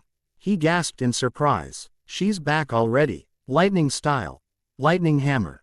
Samui suddenly yelled, sending a powerful bolt of lightning at Rusty Rose again. Golden shield. Rusty Rose quickly formed the same shield from before to defend himself. Once the lightning hammer collided with the shield, it shattered from the sheer force behind the attack. Samui then sped towards him. Too bad for you, she yelled. Rusty Rose narrowed his eyes. Dark deluge. He sent a powerful burst of water from a large magic circle that enveloped Samui and then Frankie, pushing them both back. When the water went away, Samui reached into her holster and took out a kunai. Frankie, give me some cover, she yelled. Weapons left, Frankie yelled, shooting at Rusty Rose again, stepping in front of Samui. Iron coat. Rusty Rose covered his body in a steel. The bullets bounced harmlessly off of him. The steel coating then faded as Rusty Rose glared at his two opponents. So, you get back up tougher than before, he said in annoyance. Even if that is true, there comes a point where nobody gets up. It's called a death blow, and you are about to suffer it. Rusty Rose yelled. It's time for the climax of the symphony. Ghosts of Bridia. Rusty Rose yelled as several netherworld-like creatures that rushed Frankie and Samui. Like we'd die at the hands of someone like you, Samui yelled as she stepped to the side and tossed the kunai at Rusty Rose, striking the man in the shoulder, just as the ghosts of Bridia enveloped her and Frankie. The two both gasped as they found themselves immobile from the contact with the ghosts. Rusty Rose gritted his teeth in pain as he gazed at his wounded shoulder. You bitch, he yelled, breaking out of his sophisticated act. You're going to regret that. The last few moments of your life are going to be filled with nothing but pain and torment. Now that's more like it. Frankie grinned defiantly. I could tell just from looking at you that poetic and smooth talk facade you put on was a load of crap. Shut up, Rusty Rose yelled. I hate it when I have to revert to this bestial side of me. It puts me on the same level as you cretins. Oh, we're the cretins? Samui asked. This coming from the guy who's hanging around with a bunch of wannabe universe conquerors. Not cool. Shut up and fear me. Rusty Rose screamed. Fear me, and my tower of Dingir. A tower of light rose up from the ground, enveloping Samui and Frankie. Enjoy your final moments. Or rather, don't and scream for me. Rusty Rose yelled. Because these will be the final moments of your life. Frankie grinned. I'm not afraid of you, Rusty. He said. You should be, fool. I'm not, because I've got Sam with me. Frankie gazed at Samui. Hey Sam, whatever you've got planned, do it now. Samui raised an eyebrow at Frankie's statement. I don't know how he knew I had a plan, but he's right, I do have something planned. I may be immobile, but I can still work my chakra. Which means I can do this. This is where it ends for you. This tower is coming down. Samui told Rusty Rose as she channeled lightning chakra into her right hand. Before Rusty Rose could figure out what was happening, lightning suddenly coursed across a straight line and struck Rusty Rose right in the shoulder. The shoulder that Samui's kunai had been stuck in. Gah! Rusty Rose yelled in pain. I am impossible. Rusty Rose managed. How could you mana GE to direct lightning like this while you're trapped inside the tower? Rusty Rose then noticed something. The lightning was making it visible. Ninja wire, he said in shock. You attached ninja wire to the kunai. The lightning caused Rusty Rose to lose focus on his magic, causing the Tower of Dingir to dissipate, much to his shock and horror. No, he thought, not again. Frankie then charged Rusty Rose, flexing a fist. We always win eventually, Rusty. Try to keep that in mind next time you decide to mess with us. Strong hammer. Frankie threw a devastating haymaker straight into Rusty Rose's face, pinged the man over backwards a full 360 degrees. Bleg! Rusty Rose yelled, his glasses shattering from the attack. The Grimoire Heart Elite landed on his stomach, knocked out by Frankie's attack. Frankie then struck his signature pose. Ah yeah, he yelled. Super. Samui sighed, smiling slightly but with a sense of triumph. I certainly don't share his enthusiasm, she admitted, but that win felt good. Hey, Frankie. Samui spoke up, wanting to say something that was now concerning her. How did you know that I had come up with a plan to win? Frankie grinned. Ain't it obvious? He asked with a thumbs up. You're a friend, aren't you? I'd be damn stupid not to trust that a friend had a plan to win. And what if I didn't? You did though, Frankie pointed out. And I knew it. This is an alliance, you know. An alliance of super friends. Frankie reminded her. So of course I trust you to have a plan. Hell, Luffy trusts you, and that's good enough for me, Sam. Samui smiled slightly. Frankie. Yeah, please stop calling me Sam at least for now. Miragen Strauss and Rogue Cheney vs. Kaku. Here we go. Kaku grinned as he prepared for battle against the demon and the dragon. At least one of you are swordsmen, I see, which I appreciate. However, it doesn't take a genius to know that swordsmanship isn't your primary form of combat. And how do you figure? Rogue inquired. Kaku smirked. Easy, he said as he readied his katanas. Your hand doesn't hover over the hilt in preparation for the fight. A real swordsman would have drawn it as soon as he saw his opponent, or would at least be inching ever so closely to it. What, are you disappointed? Rogue inquired. A little. I can't deny that I love matching steel fisticuffs with fellow swordsmen. Well, so sorry to disappoint you. Rogue said with a hint of sarcasm. I guess in the end I'm more of a dragon than a swordsman. I hope you don't mind me fighting by your side, Miragen. Rogue said. After all, we'd end this fight quicker if we worked together. I won't argue with your logic. Rogue. Miragen responded. This guy is a lot tougher than he looks. I've been fighting him for a while. Hey, and neither of us have made much progress unfortunately. Kaku admitted. The little missy is a tough girl to bring down. Kaku chuckled. Of course, dragging out a fight against an assassin is a dangerous thing to do. After all, the more you drag out a fight against someone like me. Once an assassin figures out your strengths and weaknesses, the fight is over.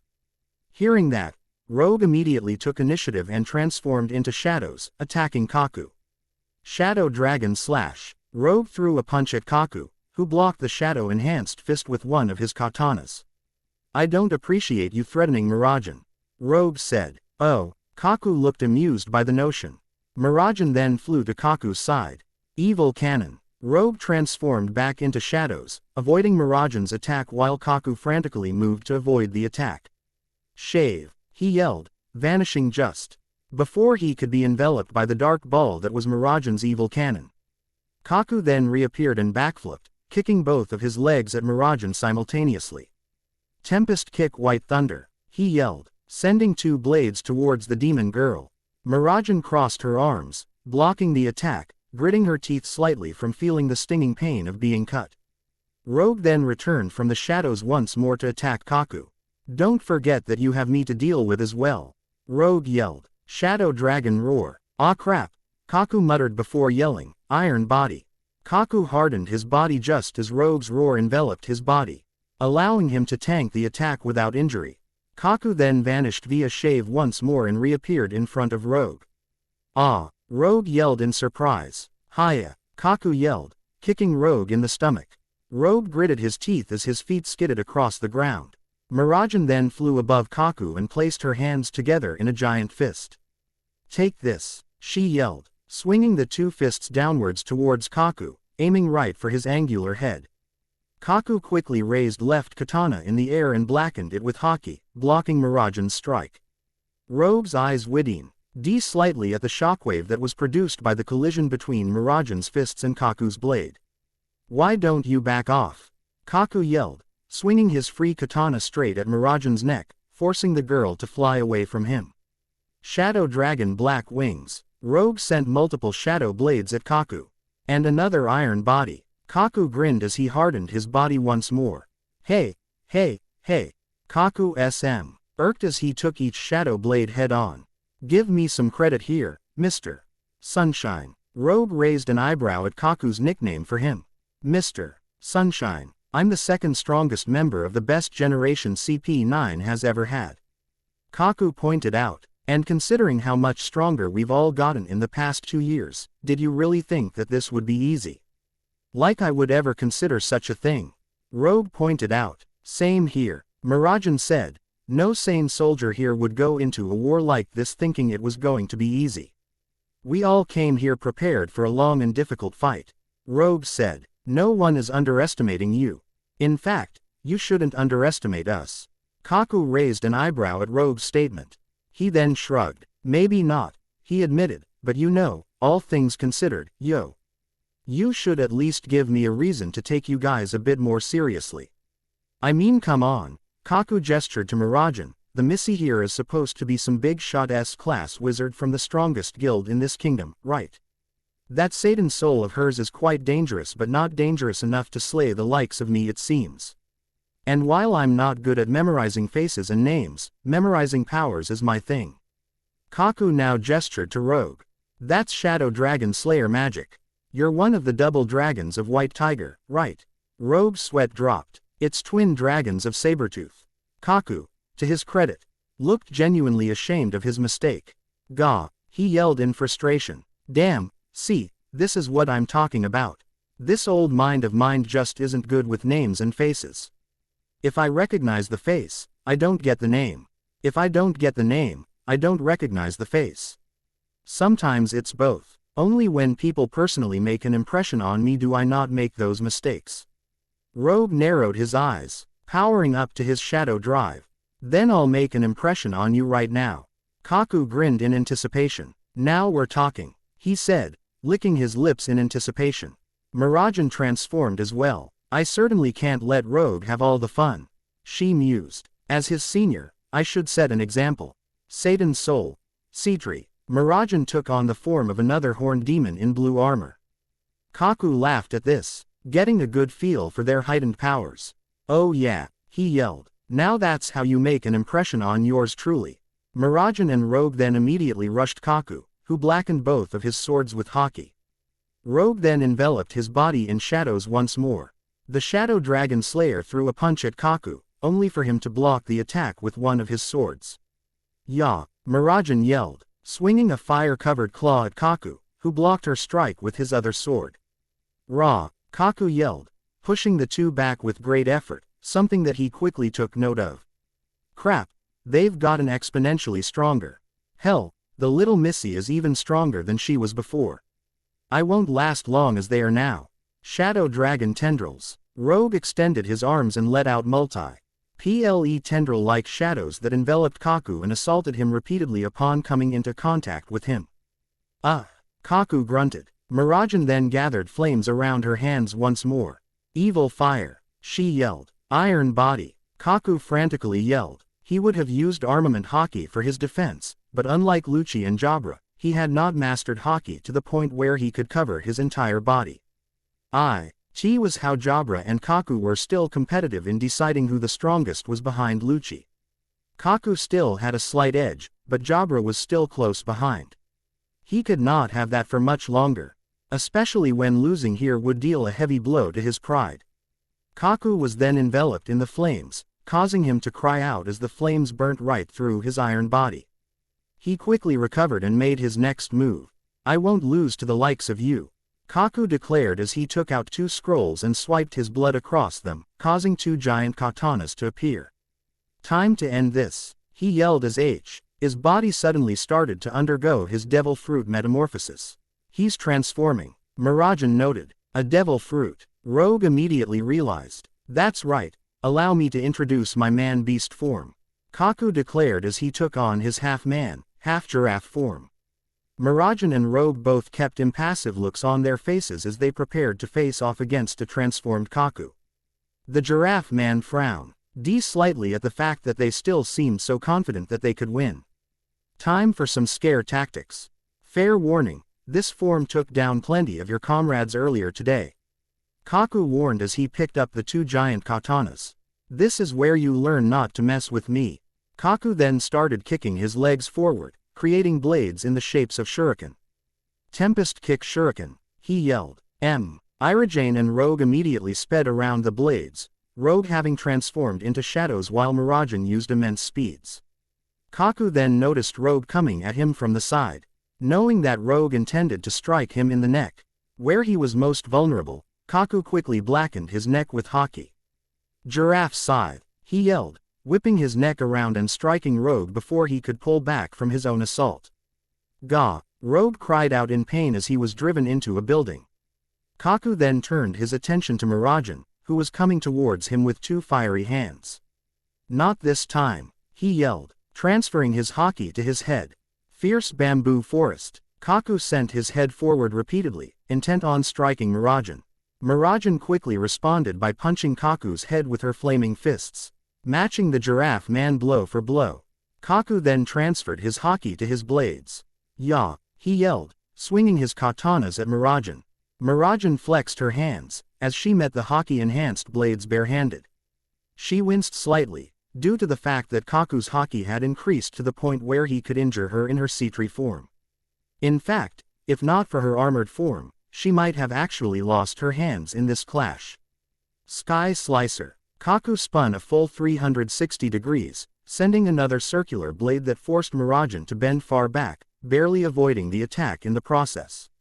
Whipping Bamboo Forest. Kaku yelled, transferring his haki back to his head, striking Mirajan repeatedly with said noggin, driving the girl into the ground. Then, while Kaku was striking Mirajan, Rogue Rek overed from the blow he had received earlier and sped towards Kaku in the shadows again. Shadow Dragon Waxwing Flash. Rogue enveloped the unaware Kaku in feather-like shadows that quickly assaulted the assassin.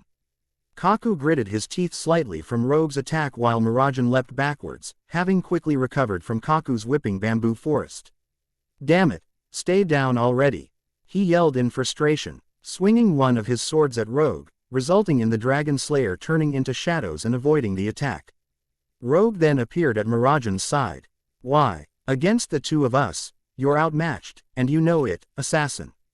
Rogue pointed out, "You've been a very tough opponent." Mirajan admitted, "Tougher than I'd like to admit. I may have gained many forms from the demons I took over in the year Fairy Tail was disbanded. But I lost all of the ones I gained from Tartaros thanks to those men who ambushed me and the rest of my siblings and extracted those souls. We barely got away from that. If I had those forms, this fight would be over in seconds. Between just us, this fight would have gone on for too long. But thanks to Rogue, you're outmatched." Kaku narrowed his eyes. "Damn it, if there's one thing I hate, it's being underestimated," he yelled. Rogue responded, "You don't get it, do you? You've done well in pushing us back in spite of the disadvantages you were facing, and that's admirable." Rogue pointed out, "But your own pride has blinded you to the fact that you're dealing with enemies that become exponentially stronger the more you push against them. This actually goes for the entirety of the coalition." Rogue pointed out, "You guys have made a horrible mistake in attacking this place. You never should have come here. In doing so, you made an enemy out of the worst kind of people." Rogue fondly gestured to Mirajan. "The kind of people who aren't gonna stop fighting until you're out of their way." With that, Rogue powered up to Dragon Force. "And that goes for me as well," he admitted, "because frankly, I like the idea of having the resolve to fight for something bigger than me. We aren't underestimating you, we're just not backing down.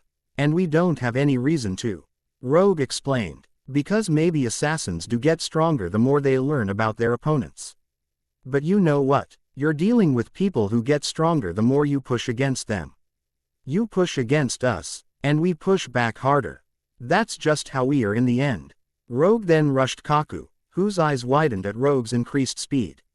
"Shadow Dragon Slash," Rogue yelled, delivering a much stronger shadow-enhanced right hook than before. Kaku quickly held both of his giant katanas out in front of him, barely blocking Rogue's attack. Dragon Force, Kaku thought to himself, gaining more of a respect for Rogue's power. "I can beat him though," Kaku thought furiously. "I have trained for fights like these. I'll crush this damned dragon, and then the demon girl."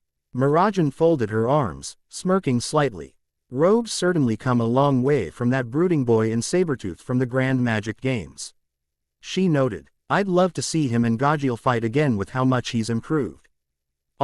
Rogue transformed into shadows again and moved above Kaku. This gave Mirajan the opportunity to propel herself forward with fire around her feet.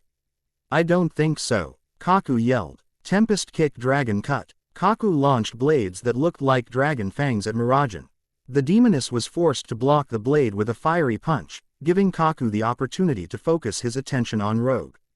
"Iron Body Edgewise," Kaku yelled as he moved his body into a cube-like form. Mirajan raised an eyebrow at this while Rogue moved in to strike Kaku.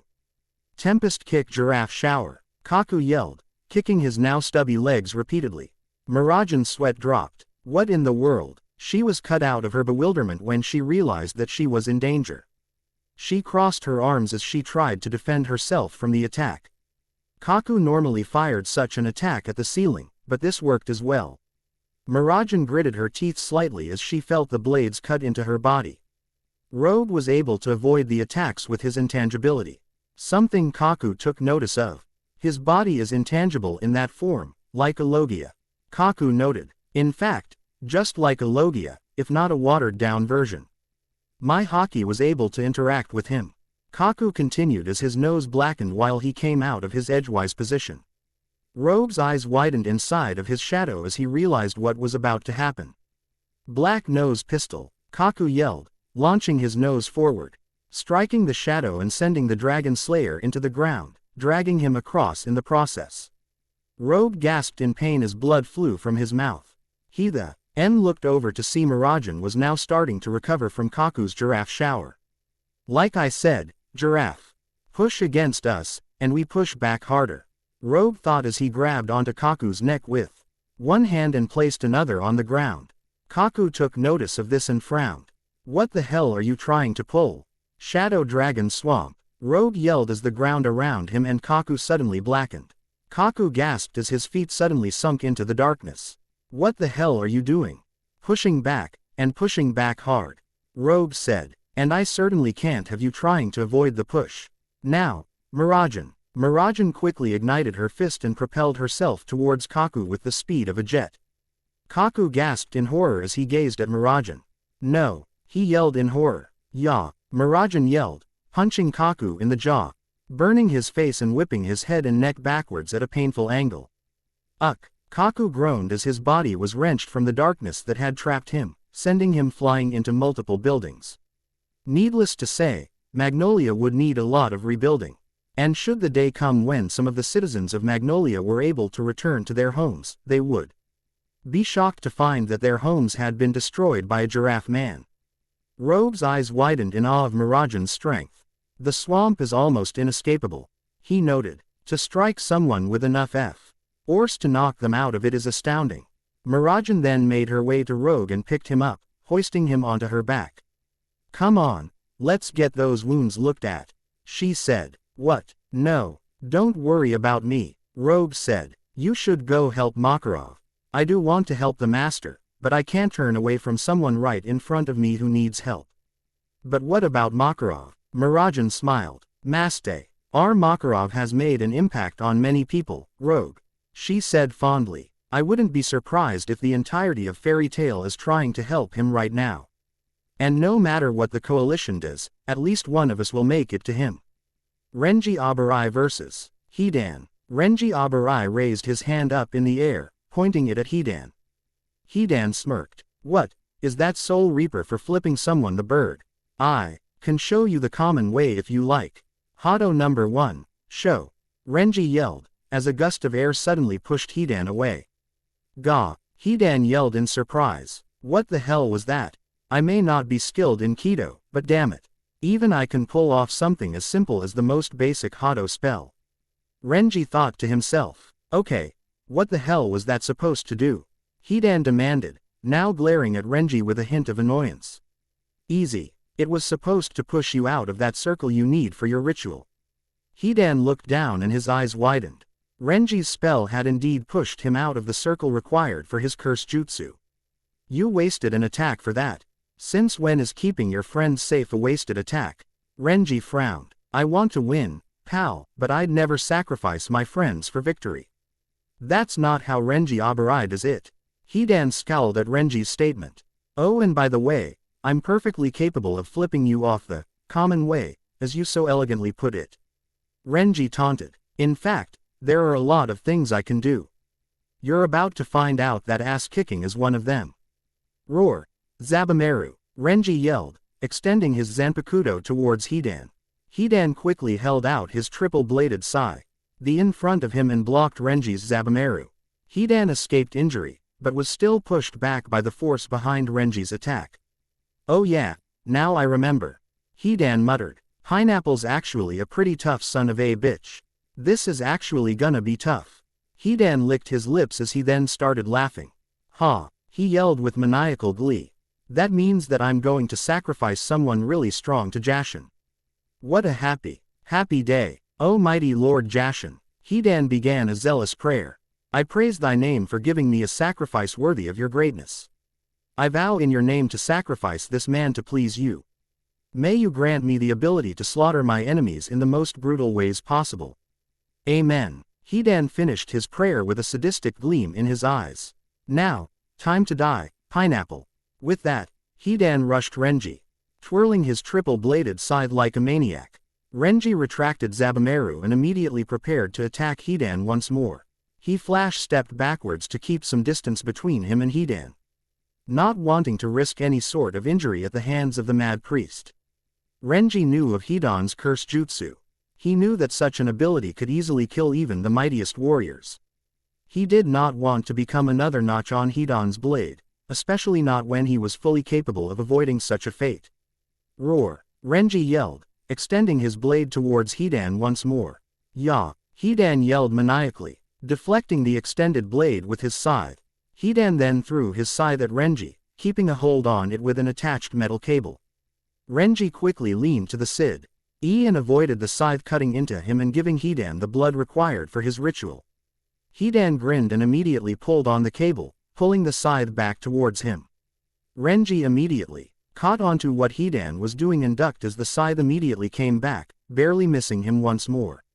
Hidan continued charging Renji as his scythe returned to him.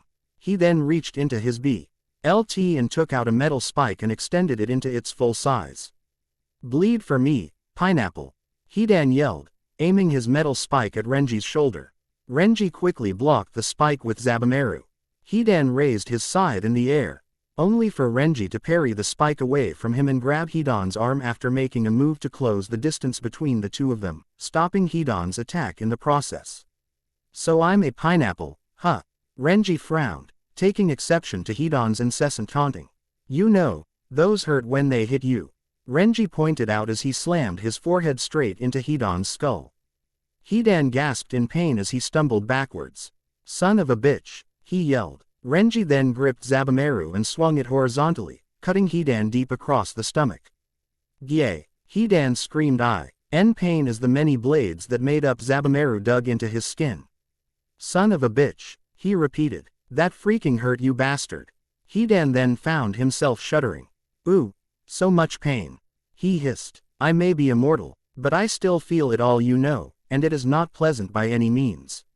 Renji scowled. That may not have done much against you, but damn did hurting you feel good, Hidan. Oh, is that a hint of sadism I detect? Hidan grinned tauntingly. Guess beneath that self-righteous crap you allied losers hide behind, there are some of you that would actually fit right in with Jashinism. Not interested, Renji said. When it's all said and done, I'm just interested in paying you back for all the pain you've caused my friends. Renji then flash-stepped towards Hidan. Roar! He yelled, extending Zabumaru for a third time. Hidan ignored his bleeding stomach and held the spike and his scythe out in front of him like a very shoddy X, blocking Renji's attack. Renji continued moving towards Hidan while his blade slowly retracted. Hidan's eyes widened when he realized that he was wide open to an attack. Hiya! Renji yelled, delivering a devastating punch to Hidan's open wound in the stomach. Hidan's eyes nearly bulged out of his sockets as he let out a yell of pain from being struck in an open wound. He vomited out some blood, stumbling backwards once again. You son of a bitch, that was a dirty trick. Don't give me that crap. Renji frowned. You would do the same thing if you had the chance. And besides, you've gotta use whatever advantage you can get in a fight, especially in a war for survival. Hidan clutched his stomach. You little bastard, he snarled. I'm going to make you suffer real bad for this. Grr! Hidan hissed in pain, and freaking Kakuzu is too damn busy to stitch up my wounds. This wound is gonna be a real bitch to fight with. But, I suppose I can manage. Hidan tossed the spike at Renji, who quickly raised Zabumaru in the air to deflect the spike. I've got you, Hidan yelled, leaping at Renji. Preparing to strike at Renji again with his scythe. Hidan swung his scythe at Renji, only for him to be surprised to see Renji recklessly catch one of the blades on his scythe. "You crazy son of a bitch," Hidan said in surprise. "You know about my curse jutsu and yet you caught my blade just like that. To be fair, I didn't have time to flash step away from you," Renji said as blood dripped down from his hand. "Besides, it's not like I intend to let you catch me in that curse of yours. I intend to end you here. You dumb son of a bitch." Hidan frowned at this. "You intend to end me? You can't even kill me. No one can kill me. There are worse fates than death, you know," Renji pointed out. Hidan narrowed his eyes, remembering what Shikamaru had done to him so long ago. "Oh, don't I know it?" Hidan yelled, spitting in Renji's eye and then delivering a devastating kick to the stomach that sent Renji onto his back. "I know there are worse fates than death, you bastard."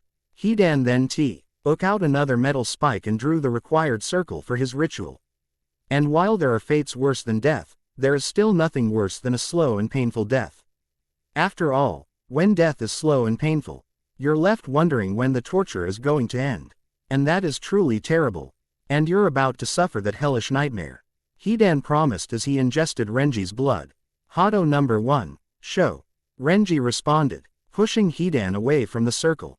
Hidan scowled. "You're not going to keep me away from the circle forever," he yelled. "I'll get inside of it, and then I'll make you ble ed so badly you won't be able to do anything against me." Renji sighed. "Then I guess it's time to stop messing around," he decided. "You know, as dangerous as your curse jutsu is, there is still a major flaw to it." "What the hell are you talking about?" Hidan demanded. "Simple," Renji said. "Now, there will only be one position you'll be making your way to. You've put all your eggs into a single basket, and that basket is right out in the open for me to keep you away from it." "And how the hell do you plan to do that?" Hidan demanded. Don't tell me that he had planned for this kind of situation. "Now then, time to crack those eggs," Renji said. "Bankai!" Renji yelled as his spiritual pressure skyrocketed exponentially, much to Hidan's surprise. Renji's Bankai then appeared draped across his body. "Su Zabumaru," Renji introduced. Hidan narrowed his eyes. "So you changed your weapon, do you expect me to be intimidated by you?" "I expect you to die," Renji responded. "For crying out loud," Hidan snarled. "How many times do I have to say it? You can't kill me, no matter how hard you try. I am immortal, undying. I can't be killed. You may be unable to die, but I can still kill you, considering how much stronger I am than you," Renji told him confidently. "That doesn't even make sense." "It will, and if you really are immortal, then you are not going to like what I'm about to do to you," Renji told him. Hidan growled in anger. "I've just had about enough of you," he yelled as he ran towards the circle to resume his ritual. However, Renji quickly flash-stepped into the circle before Hidan could make it. Hidan's eyes widened. "Hahio!" Renji extended the giant bony arm attached to his own arm. Hidan gasped as the arm grabbed his scythe arm was suddenly grabbed by the bone arm. Then, before he could react, his arm was crushed. "Arg!" Hidan shrieked in pain as he dropped his scythe. Renji then casually tossed Hidan into the building behind him. Hidan almost immediately got to his feet, screaming with rage. "You dare do this to me? Me, an acolyte of the mighty Jashin!" Hidan screamed. Someone like you who dares to make a mockery of my faith in Jashin and his rituals does not deserve such honor." With that, Hidan did something that surprised Renji. He took out one final metal spike and drove it into his heart. He then took the spike out and aimed the bloody end at his mouth. "It's time I show you one final ritual. One reserved only for those who wish to truly become with Jashin," Hidan yelled. "Secret technique. Vessel of Jashin." Hidan yelled as he ingested his own blood. Hidan's body started to bulge as he began to transform. "You will now see the full extent of my power," he declared as his body continued to blacken even further, taking on a more monstrous appearance. "I am a mighty follower of Jashin," Hidan declared as his chakra became visible around him, like that of a tailed beast or Jinchuriki. "And you will die a most painful death." Renji then appeared in front of Hidan. Orikyo. A blade appeared from the snake mouth on Renji's other hand and impaled Hidan through the stomach. "Ack!" Hidan gasped in pain. "Sorry about that," Renji said. "It's just, You left yourself wide open. I felt like attacking. And honestly, I was getting sick of your speeches. Your rituals may be threatening Hidan, but they take too damn long to win a fight. That may fly with guys like Captain Zaraki and Akaku. But they certainly don't fly with me. I want to win, and if I have to take it slow then so be it. But if there's a way to end it quickly, then that's all there is to it. I end the fight quickly. Renji said. You can't kill me. Hidan wheezed. I told you, there are worse fates than death. Renji reminded him. Suzabameru, Renji chanted. Hidan's eyes widened at the sudden amount of power that was being amassed around him. At that moment, Hidan found himself experiencing something he had not experienced since he had become immortal. And that was a fear of death. Zaga Teppo, Renji, yelled as a construct of snake fangs appeared around Hidan. And no, Hidan said in horror, Jashin. With that, the snake fangs bit down on Hidan, creating a tremendous explosion that enveloped Hidan, Insi. Narrating the mad priest of the Akatsuki in the process. When the attack finally let up, Renji was treated to the sight of the incinerated body of Hidan, having become nothing but ashes that almost immediately blew away in the wind. Like I said, there are worse fates than death. Renji said, considering what I just did to you, you might as well be dead. Although, you may be scattered to the wind like this, you are definitely alive in a sense. Renji pointed out, but, with the way you are now, I doubt you want to live such a hell. Such is the price for immortality. Renji said solemnly, farewell, Hidan. Gajeel Red Fox vs. Kakuzu. While Renji Abarai finished off Hidan in his own way, Gajeel Red Fox and Kakuzu remained locked in an evenly matched struggle for dominance.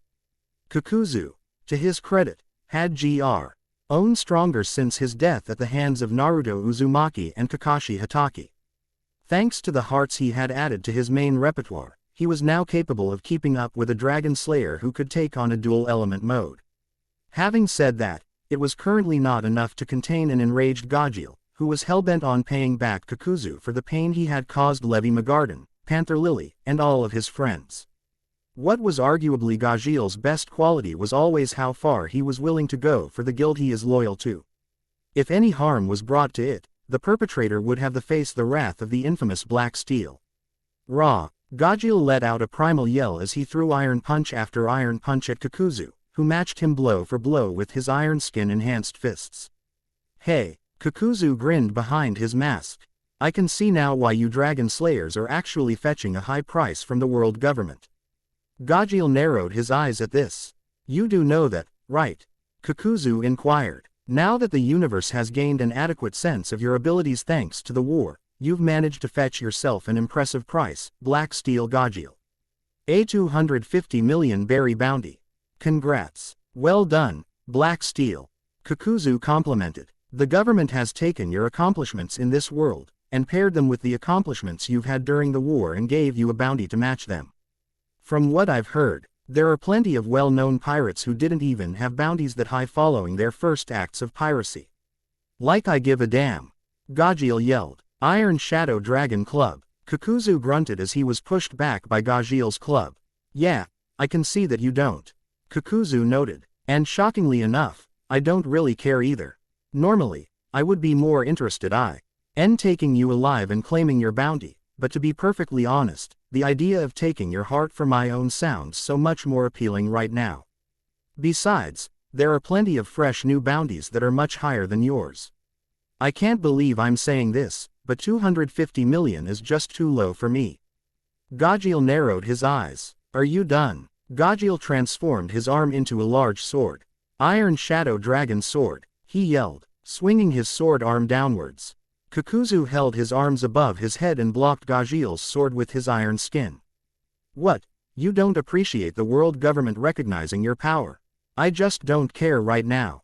Gajeel advanced on Kakuzu. I'm so pissed off right now, I can barely see straight. Gajeel transformed into shadows again and advanced through around Kakuzu, forcing the old member of the Akatsuki to look back and forth trying to follow Gajeel's incredibly fast movements. Kakuzu quickly went through some hand signs. Water clone jutsu, he muttered, creating a water clone and then substituting with it. This happened just as Gajil emerged from the shadows and delivered a kick to the water clone's face, causing it to disperse immediately. Gajil T. Hen took a moment to sniff the air around him. Growling angrily, Gajil caught onto Kakuzu's scent and whipped his head to the right, locking eyes with a shocked Kakuzu, who had been preparing to ambush the Dragon Slayer. What? Kakuzu yelled in shock. Iron Shadow Dragon Roar, Gajil yelled, firing his mixed roar from his maw that enveloped Kakuzu. Kakuzu groaned as he took the full force of Gajil's attack. Gajil refused to let up, wanting Kakuzu to feel the full force of his rage for what the Akatsuki member had done to his friends. Iron Shadow Dragon Spear, Gajil transformed his leg into a spear and extended it towards Kakuzu. Kakuzu caught onto the attack but could not completely avoid it, so he settled for leaning to the side and allowing the spear to dig straight into his right pectoral. Goo! Kakuzu grunted as the spear slowly dug into his uniquely structured body and then coming right out the back. He felt his water mask shatter from the attack. Well, he destroyed one of my masks already. This is no longer amusing, he thought to himself. Gajil then retracted his spear leg. I know for a fact that didn't do much to you. Gajil showed he knew that much as he glared at Kakuzu. Don't you dare collapse just yet. I refuse to let you lose to me so quickly. You deserve so much more for what you've done. Kakuzu sighed. You idiot, you're so blinded by rage you don't even realize that it's you who has pissed off the wrong person. With that, Kakuzu's cloak opened up. Kakuzu yelled as 3 monstrous creatures came out of his back. A 4th monster came out of the broken mask for a brief moment before shrieking and dying. The 3 living monsters came from the yellow, green, and red masks. The only 2 masks that had not generated monsters were the 2 new black and white masks. Hey, let's see how confident you are now, Black Steel. Kakuzu was now starting to go into one of his own uncontrollable rages. This is the full extent of the forbidden jutsu of the hidden waterfall village. Not only that, Kakuzu said, but thanks to this multi-universe war, I've managed to make some improvements I never thought possible. For example, I managed to get this little beauty from a wizard whose heart I snatched up. Kakuzu held out his hand. Take this, my new telekinesis magic. Kakuzu yelled as the rubble all around the battlefield rose up and advanced on Gajil. This new revelation that Kakuzu could use magic now startled Gajil. What? Gajil yelled in surprise as he was assaulted from every side by rubble from Kakuzu's attack. Kakuzu laughed cruelly at this. Not so confident now, are you? Kakuzu inquired arrogantly. Thanks to my Earth Grudge, I can take the hearts of anyone I deem worthy and use their abilities as my own. Check this out, I even stole this little beauty back in Clover Town. Kakuzu declared before chanting, sprinkled on the bones of the beast. Sharp tower, red crystal, steel ring. Move and become wind, stop and become the calm. The sound of warring spears filling the empty castle. Hado number 63, Reikoho. Kakuzu yelled, firing a powerful bolt of lightning that struck Gajil square in the chest. Gajil gasped in pain as he was pushed backwards by Kakuzu's surprising new technique. The beast with the lightning mask then moved in front of Kakuzu. Lightning style. False darkness. Kakuzu yelled as the beast fired another powerful bolt of lightning. That continued the onslaught on Gajil. Gajil tried to recover from the double lightning assault from Kakuzu and the lightning beast only for Kakuzu to use his magic mask to make the rubble rise up and strike Gajil repeatedly once more. Catching the Dragon Slayer off guard. Ye Lord, Kakuzu chanted again, mask of blood and flesh, all creation, flutter of wings, ye who bears the name of man. On the wall of blue flame, inscribe a twin lotus, in the abyss of conflagration, wait at the far heavens. Hado number 73, Soren Sokatsui.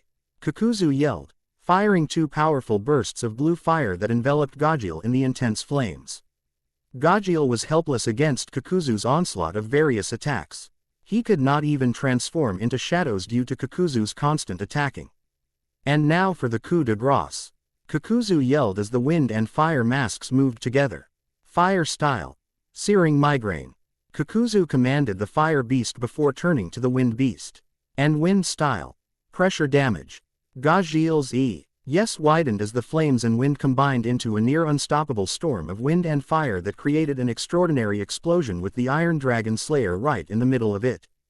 Gia. Gajiel yelled in pain as he was sent airborne by Kakuzu's devastating assault.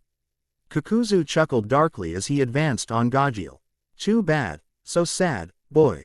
He said. Dragon slayers are quite terrifying, but they are nothing compared to a literal monster like myself. Gajiel growled, reverting back to his base form. You're a damn monster all right. He noted. 7 hearts. Who the hell has 7 hearts? Kakuzu chuckled. Someone who went the extra mile for revenge, I suppose. He said. Gajiel took Kakuzu's sudden reminiscing as an opportunity to attack. Iron Dragon Lance, he yelled, transforming his arm into a pole, and swinging it straight at Kakuzu's head. Kakuzu hardened his arm with iron skin and blocked the attack with his arm. Nice try. Kakuzu taunted as he extended his hand with the tendrils in his arm and grabbed Gajiel by the throat. He then pushed Gajiel across the ground with sheer physical strength before driving him into a wall. The beasts that made up his hearts stood waiting for his next command. Kakuzu's mental link with them told them that Kakuzu wanted to take his heart for himself. Listen to your elders, boy.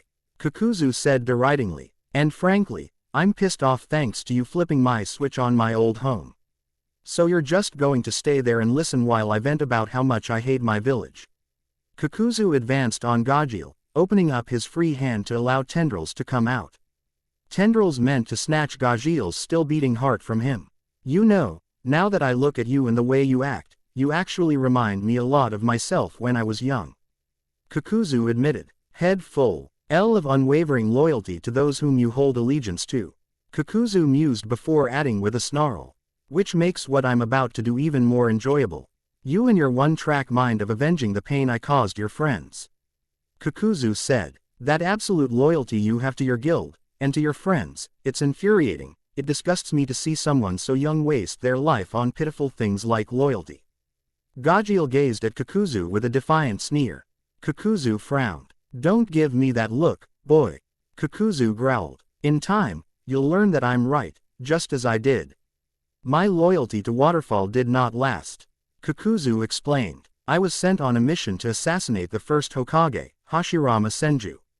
The mission was impossible. Even with his advanced age at the time, Hashirama Senju was still very bit the supreme shinobi that he was famed to be. But in spite of how impossible it was, I went on the mission regardless. I was that loyal to the hidden waterfall. Kakuzu snarled at the mere memory. If I had any sense at the time, I would have taken the Earth Grudge Jutsu and made my escape then. He reminisced bitterly. I was a damn fool. I failed my mission miserably. Hashirama he knew I was coming. He was older at the time and yet he somehow had the sensory abilities of a young man. We fought briefly, as I was desperate to complete the mission, and it wasn't a contest. Hashirama defeated me with wood-style jutsus that were supposed to be defensive techniques. Defensive. And then he let me go.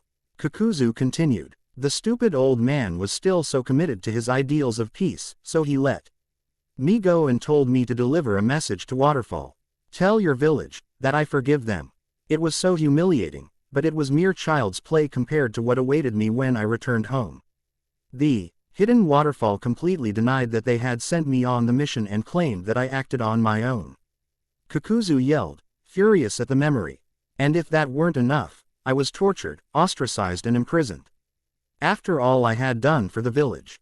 After all the loyalty I had shown them. They repaid with all I had described before after a single failed mission. Kakuzu furiously remembered. And so, after a long imprisonment, I understandably snapped. Kakuzu grinned at the memory. I broke free from my prison, stole the forbidden jutsu that you see now, slaughtered the elders of the Waterfall village, took their hearts, and fled the village. I've been a rogue ninja ever since, making a living off of the bounties of others and stealing the hearts of famous shinobi to prolong my lifespan. And you dare stand in front of me with your head in the clouds, acting like your loyalty to your comrades and your guild means something? Kakuzu inquired. It's no wonder just looking at you pisses me off. Kakuzu tightened his grip on Gajiel's throat, causing the man to wheeze out in a desperate attempt to get some air. But don't worry, I have no intention of torturing you. That's beneath me, Kakuzu told him. I certainly can't have you dying. Your heart is very valuable to me, Black Steel. But know this, your value and my lack of desire to torture my enemies is all that is stopping me from killing you in the most violent way possible, and believe me, I'm tempted to do so. Kakuzu admitted. You're a damn fool for wasting your life on loyalty. Kakuzu was now right in front of him. With a bounty like yours, you could have accomplished so much. But you wasted your life. Gajeel glared defiantly at Kakuzu. I wasted my life. Yeah, maybe before Fairy Tail. But how the hell could all the time I spent with Fairy Tail be wasted time? I found real friends. I turned my life around and made my life worth something thanks to them. And most of all, I found Levi. Gajeel then turned his attention to Kakuzu's hand, taking notice of his iron skin. The only thing I could possibly consider a waste was that I never even came close to catching up to Salamander, and even Wendy's closer to catching up to him than me. And it's showing in the fact that I'm struggling with this creepy old geezer. But damn it, don't you ever tell me that I've wasted my life living for the people of Fairy Tail. Gajeel thought angrily, because the time I've spent with them has meant more to me than anything else. And right now, the future I have with them is in danger. I can't let that happen. If I don't stop this guy, he's going to keep hurting people I care about. To hell with trying to catch up to Salamander and Wendy. Right now, Fairy Tail needs me. Lily needs me. Levi needs me. And if I can protect the guild, if I can protect Lily, and if I can especially protect Levi, then that's fine. It's never a waste to protect your friends, and it's certainly not a waste to protect someone you love. At that moment, Gajeel caught onto something very interesting about the construct of the tendrils and threads of Kakuzu's earth grudge and iron skin. You know what, I'm actually kind of hungry right now. Gajeel thought to himself. At that moment, Gajeel grabbed Kakuzu's tendril hand, much to Kakuzu's surprise. He then grabbed the hand that had him by the throat and bit down on it, tearing some flesh off of it. Kakuzu's eyes widened and yelled in pain. Letting go of him, Gajeel then yanked Kakuzu's tendril hand towards him and started devouring it. Gah! Kakuzu yelled in pain. What the hell are you doing, brat? He demanded. Gajeel responded by tearing more of Kakuzu's tendrils and tentacles away from his body. Kakuzu yelled louder at this as he stumbled backwards, gazing at his now deformed hands due to Gajeel's sudden act of cannibalism. He gazed at Gajeel in shock as the man simply chewed on his tendrils and iron skin. Are you seriously that desperate to live that you'd resort to cannibalism, you psychotic brat? Kakuzu yelled. Enraged by Gajeel's actions, Gajeel ignored him and swallowed Kakuzu's flesh and tendril hand. Freaking hell! Gajeel spat in disgust. Last time I'm ever going to do that. Damn right, Kakuzu yelled, now completely losing his temper. Forget receiving a painless death, and forget me taking your heart. I'm going to murder you. And I'm going to murder you as painfully as possible. I'll just find some other dragon slayer's heart to take, you son of a bitch. Gajeel then started choking and gasping for air, much to Kakuzu's confusion. Wait, what? Kakuzu looked on in confusion. Hurts, Gajeel hissed. Freaking hurts. But you know what, Kakuzu? Gajeel glared at him. It's gonna be so worth it to see you writhing in pain. At that moment, Gajeel's magic power spiked, much to Kakuzu's shock as the Iron Dragon Slayer let out a mighty roar, the ground cracking all around him. Iron then covered his skin once more and then took on a darker color similar to that of Kakuzu's earth grudge. What the hell? Kakuzu inquired in disbelief. What is this? No, Kakuzu realized, it can't be. Not that. My earth grudge actually allowed him to do such a thing. My earth grudge has properties of iron inside of it, just like my iron skin. It's in the name, for crying out loud. He consumed it, and thanks to the powerful properties of iron it's made up of, as a forbidden jutsu. Black steel has achieved dragon force. Gajeel continued to roar as his power continued to increase and his body continued to transform. Kakuzu knew that he could not allow this to continue and gave an order to his lightning beast. Destroy him. The lightning beast moved in front of Kakuzu and prepared to charge up another false darkness attack to strike down Gajeel. However, Gajeel finished his transformation and almost immediately vanished from sight, leaving a large imprint on the ground with his feet, showing the sheer force he had behind leaping from the ground. Gajeel then reappeared by the beast's side. Die. Gajeel said simply as he delivered a devastating karate chop to the head of the monster, taking its head off in the process. Kakuzu's eyes widened in shock as Gajeel destroyed the lightning beast and by extension one of his hearts in one attack. Gajeel then turned his attention to Kakuzu, with the man receiving the full force of the Dragon Slayer's glare. "You stay away from me," Kakuzu demanded, as he used his telekinesis magic to pick up a building nearby and toss it at Gajeel. Gajeel simply responded by punching the building and shattering it with a single punch, much to Kakuzu's shock. It looked so effortless as well, horrifying the normally confident Akatsuki member. Gajeel then sped towards Kakuzu again, causing the man to prepare a Kido spell to counter it, but Gajeel struck first. "Raw!" Gajeel yelled, throwing a devastating punch straight into Kakuzu's chest, making the old ninja cough up a ton of blood. Then, Kakuzu's heart stopped from the sheer force behind Gajeel's punch. Red Fox just stopped Kakuzu's heart with a single punch. Not done with the corpse of the Akatsuki member, Gajeel took him by the throat and tossed him into a building. "You better not be dead," Gajeel snarled as he advanced on Kakuzu, with the fire and wind beasts desperately flying towards their user and master. "I'm not done with you yet." At that moment, the beast from Kakuzu's Soul Reaper mask me out and forced itself into Kakuzu's chest, replacing the heart that Gajeel had stopped. Kakuzu groaned as he got to his feet. "That freaking hurt," he muttered. "You're not dead," Gajeel said. "Good. Kakuzu glared at the impudent Dragon Slayer. "I'm going to wipe that smug look off your face, brat." "To me," Kakuzu commanded the beasts of the fire and wind masks. The two beasts merged with Kakuzu's body, giving him an even more monstrous look than before.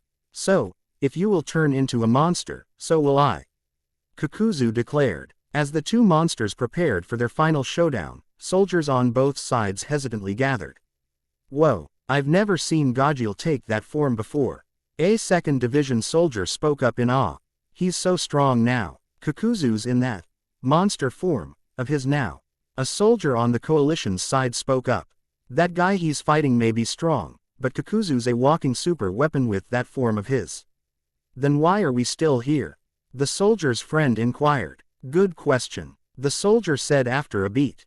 While a crowd started to form around Gajeel and Kakuzu, a still injured Panther Lily, who somehow found the strength to return to his battle mode, shuffled towards the fight with an injured Levi on his back. "Thank you for this, Lily," Levi said softly. "Think nothing of it. No, you didn't have to do this. I was being selfish when I made the request," Levi said softly. "But I couldn't help it. Gajeel is always putting himself at risk for me. So if I can do anything to help him, I'll do it, regardless of the danger it puts me in." Panther Lily smiled. "And that's why I'll always be here to help you, Levi. Gajeel may be my best friend, but it is you who means the most to him." Panther Lily told her. "It's you who drives him to be the man who he is now. And that's why, no matter the situation, I'll always be by your side to help you," Panther Lily said with a smile. "Because you are the one who was most precious to my best friend." Levi and Panther Lily then noticed the form Gajeel had taken and were shocked. "Is that?" Levi said breathlessly. "It is," Panther Lily responded. "Gajeel, he's finally done it." Gajeel cracked his neck. "I'm going to smash all those hearts of yours to pieces," he promised as he rushed Kakuzu. This made Kakuzu laugh. "Fool, now that I've seen the extent of your power, you can't touch me," he said as the street in front of Gajeel suddenly rose up from Kakuzu's telekinesis magic. Gajeel looked down in slight surprise as the street he was on was hoisted into the air, far above the buildings. Kakuzu laughed. "That's the true strength of the Earth Grudge," he said proudly. "No matter how many times you're successful in killing me, I'll just get right back up and adapt my strategy until I am victorious." "Yeah, well, you're not going to be victorious this time," Gajeel yelled from the floating street in a very matter-of-fact tone. "Because I'm going to win." Kakuzu frowned at his opponent's lack of fear before charging an attack with his wind and fire masks. "Die, Black Steel," he yelled, firing the same combined jutsu from the two masked beasts that had attached themselves to his shoulder.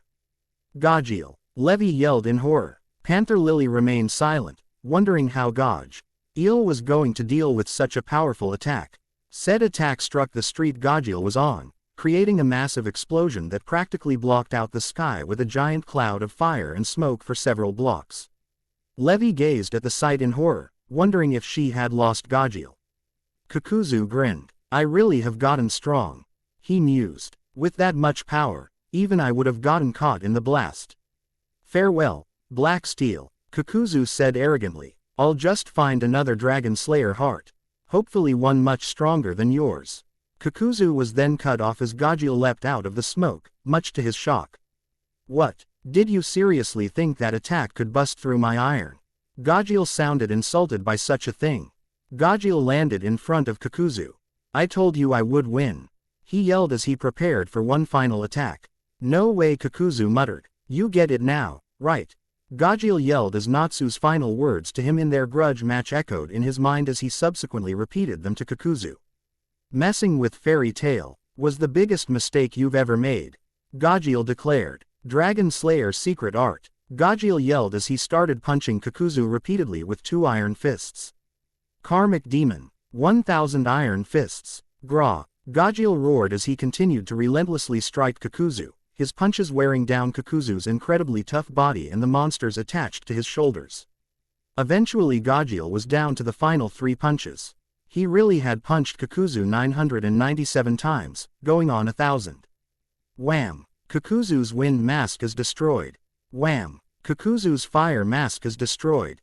Wham! One final punch to the face sent the eldest of the Akatsuki airborne. His body flopping about like a rag doll.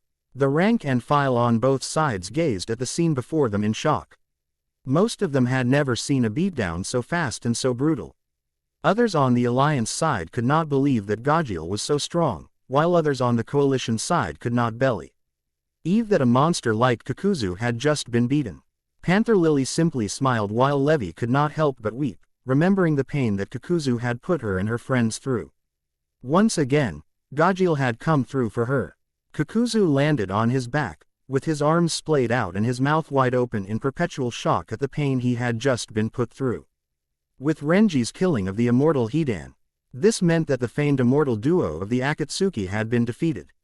One somehow dead, and the other alive but broken. Meanwhile, with Yhwach raised an eyebrow slightly, pows. Ing from his ruthless onslaught on Makarov Dreyar and Marco the Phoenix's combined defenses. Rusty Rose, Kaku, Hidan and Kakuzu all lost. Very impressive, just like the 13 court guard squads, the Alliance is quite resilient to a very irritating degree.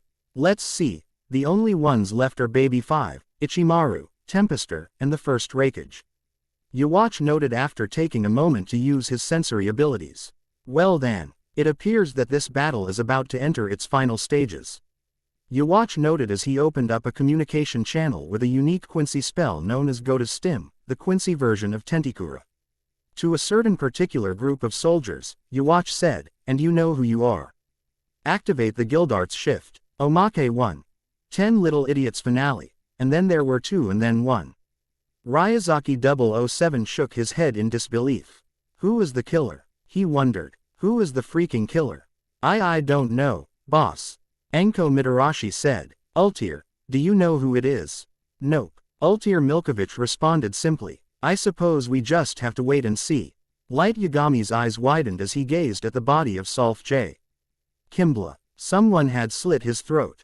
It wasn't Kimbla, he realized. No duh, Sherlock. It's either Lelouch or Hange. Light realized. Do I gamble it at this point? If I do, I need to get back to the lobby and get to my bag. Light started running to said lobby, only to come across someone who surprised him. Lelouch. Lelouch v Britannia struggled to get the bear trap off of his leg. Don't you come any closer, Light. He yelled. I refuse to have you finish me off. Finish you off. Lelouch. I'm not the killer. Light told him. Why should I believe you? Why should I believe anyone? Lelouch demanded as he forced himself to his feet. I can clearly only trust myself at this point. Light sighed in annoyance. Lelouch, if I was the killer we wouldn't even be having this conversation. I won't believe your lies, Light. Lelouch yelled as he forced himself to move down the hallways of ND's mansion. I'm going to survive this, without you and Hange. Lelouch yelled. I'm going to survive this, and I'm going to go home. And when I get home, I'm going to tell my little sister that I love her. And then tell my best friend that he is my best friend. Lelouch had become punch drunk from the bear trap digging into his flesh. And then I'm going to take Colin and CC, and I'm going to give them both my. Please don't finish that sentence, Lelouch, I get the point. Light deadpanned. Don't you judge me, Lelouch yelled. Ménage à trois is a thing. They invented a phrase for it, for crying out loud. That phrase. And then I'm going to live happily ever after, Lelouch declared as he neared the door to the lobby. Then, the doors swung open, revealing Zero with 2 blades. Lelouch sighed in defeat at this. Oh, go to hell, he whimpered as he was stabbed straight through the heart by Zero. 3 little idiots, thinking they were through. They were wrong, and then there were 2. Oh my God, Light said in annoyance as Lelouch collapsed onto his back, dead. Light then watched as Zero unmasked himself, revealing that he was actually a she. Sup, Light, Hange, Zoe said with a smile on her face. Hange. Light was shocked. You're the killer. PFT, obviously. Hange said like it was no big deal. Hold up, how are you the killer? You may be a trained soldier, but you're not a murderer. Light pointed out. Shows what you know. But why? Do you remember how I said I accidentally killed a prisoner while doing experiments meant to understand Titans? Hange smiled. I lied, it was no accident, but it was certainly made to look like an accident. Sure, I was reluctant at first. Hange shrugged. But once I made the first cut, something awoke in me, something that relished the idea of playing God with other people's lives. Not only that, but I really enjoyed it. Especially when I realized that killing the Titans just could not give me the same thrill.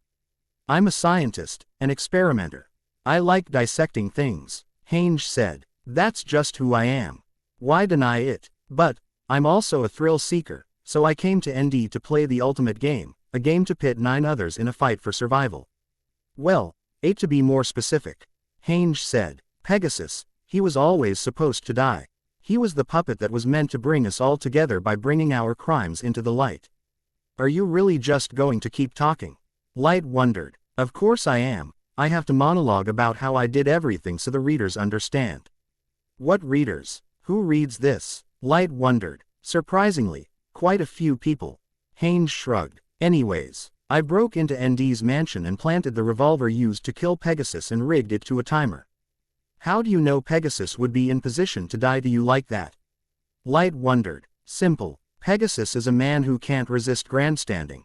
I knew he would stand in a position that would leave him the center of attention. And Sasha, I poisoned the bread and potatoes here while I rigged the revolver to a timer. I knew that Sasha could not resist stress eating, so I lured her to my trap. And I take it that when you broke in, you set the traps that got Lelouch and Cinder. Hange nodded. And nobody suspected a thing.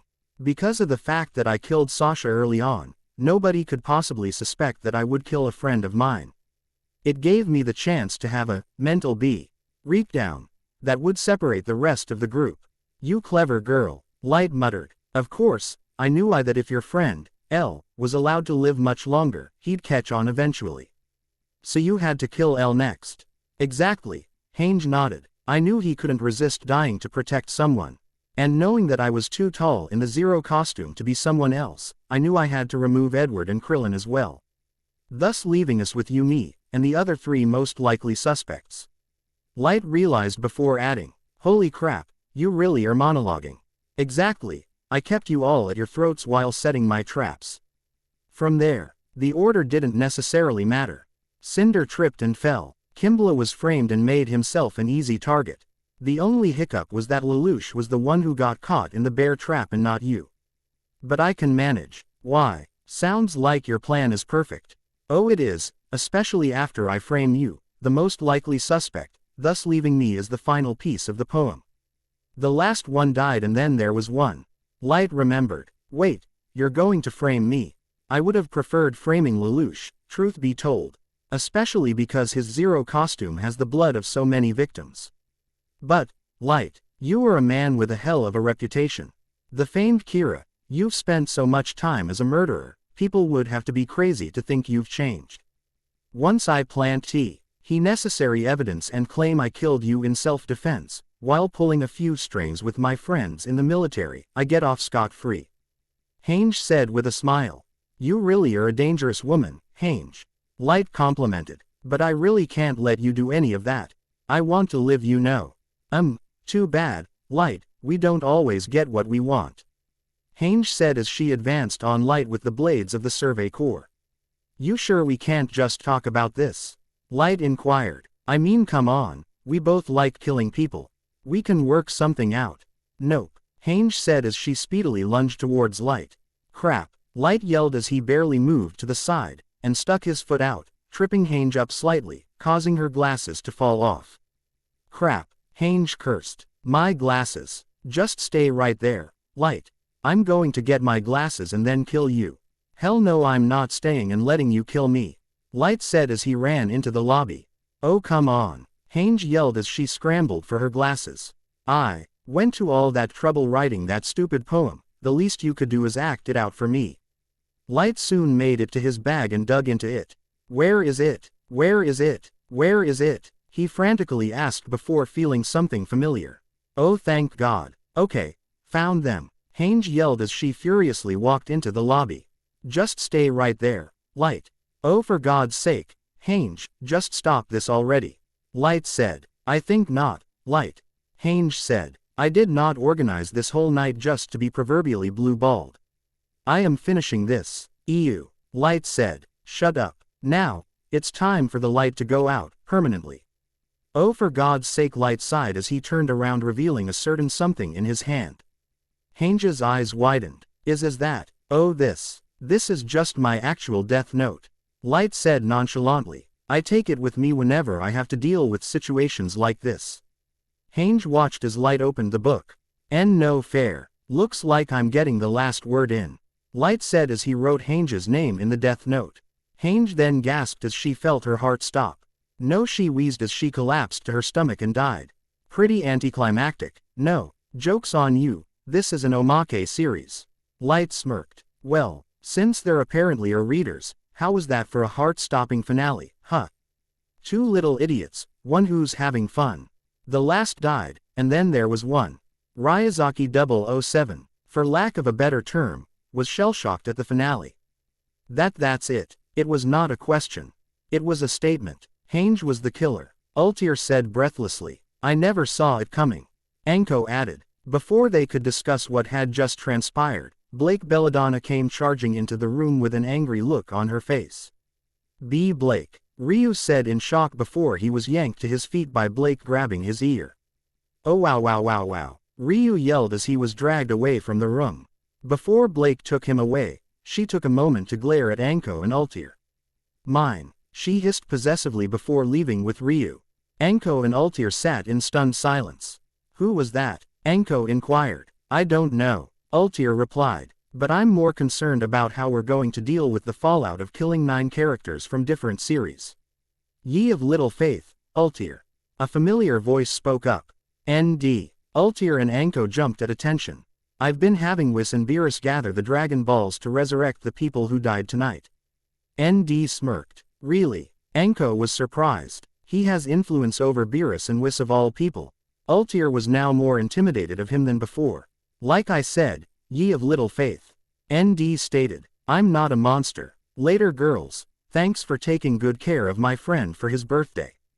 The ground rumbled at their feet, causing them to stop in the middle of their fight.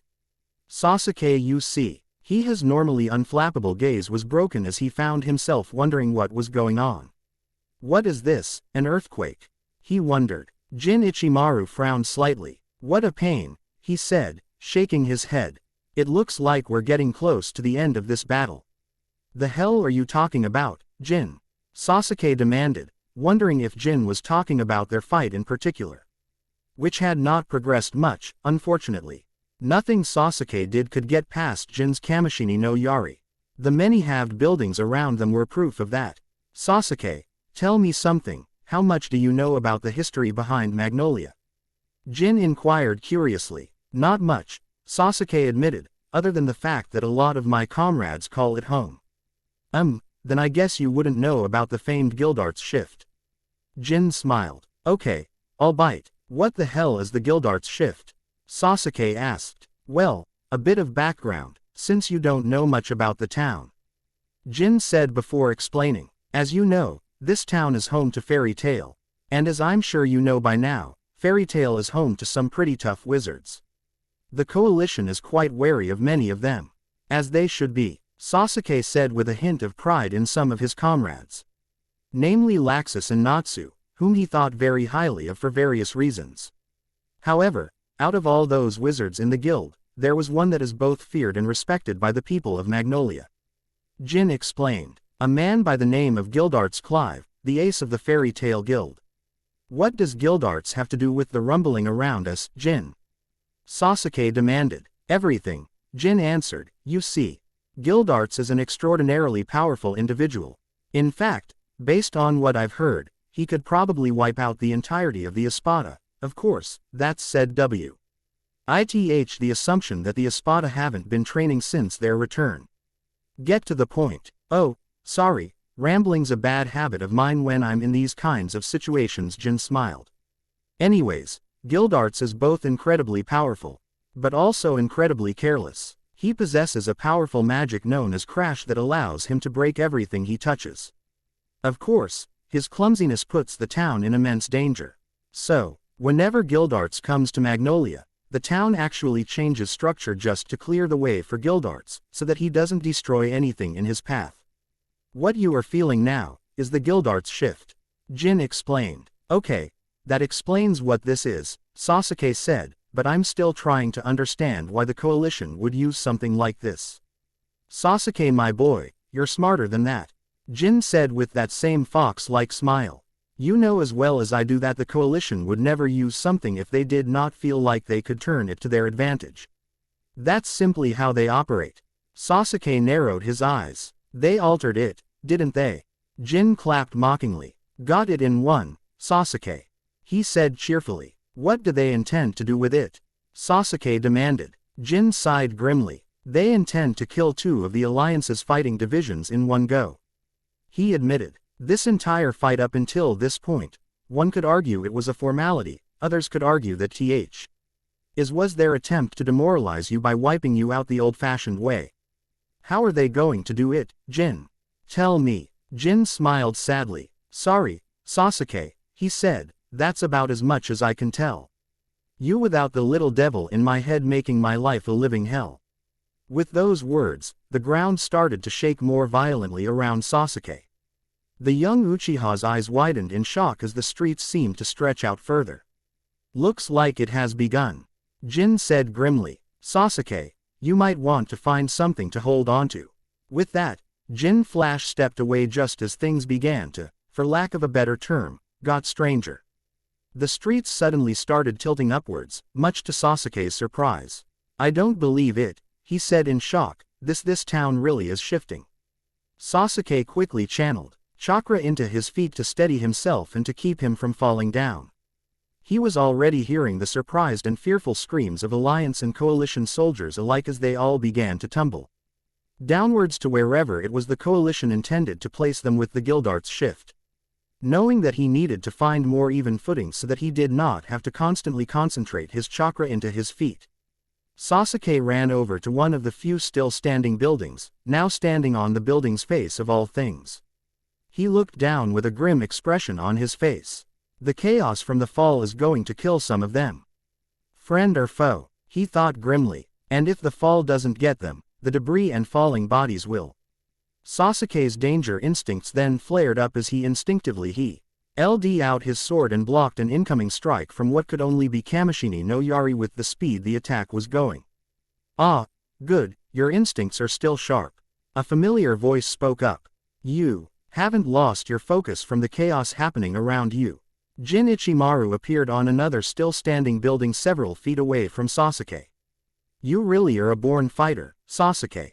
Jin complimented. Sasuke gazed at Jin. All things considered, this is actually one of the odder things I've seen in my life.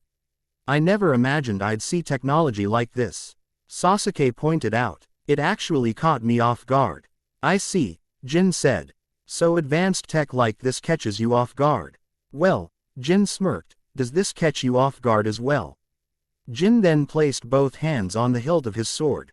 Buto! He yelled as the blade suddenly extended outwards at incredible speeds. Sasuke quickly held out his sword horizontally, barely blocking Jin's strike, but was still pushed to the edge of the building from the force behind the attack. Jin smiled widely. Ooh, real good instincts. He complimented. You've managed to last quite long, Sasuke, that makes me happy. Kamishini no Yari is one of the most terrifying Bankai in existence. I mean, for crying out loud, it's in the name, you know. Jin pointed out. God-killing spear, that's just horrifying. Try to last a bit longer, Sasuke. Jin smirked. Becca, use whether it's the alliance that wins this little fight of ours, or the coalition, this fight's gonna come to an end very soon, and I'd hate for you to die by my hands when you've been doing so well up until this point.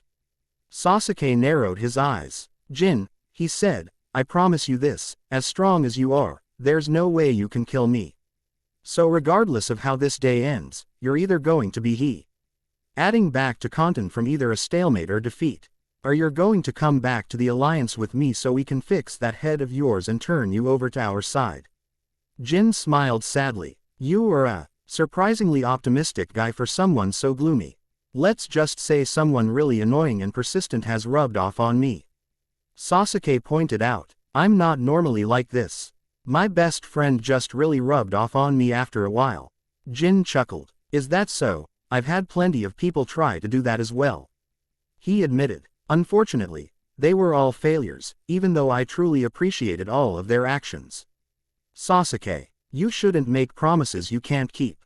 Jin said. More often than not, people who make those kinds of promises end up complete failures, or are discouraged from their friends who know better. I've heard it all before, Sasuke said, but Naruto wouldn't give up on me. I won't give up on someone who needs my help either. I see, you are certainly quite different from what I've heard of you. Jin admitted. You probably don't want to admit to it, but you've become an idealist, just like that Naruto Uzumaki boy that the higher-ups are so wary of, along with Ichigo and the rest of the acts.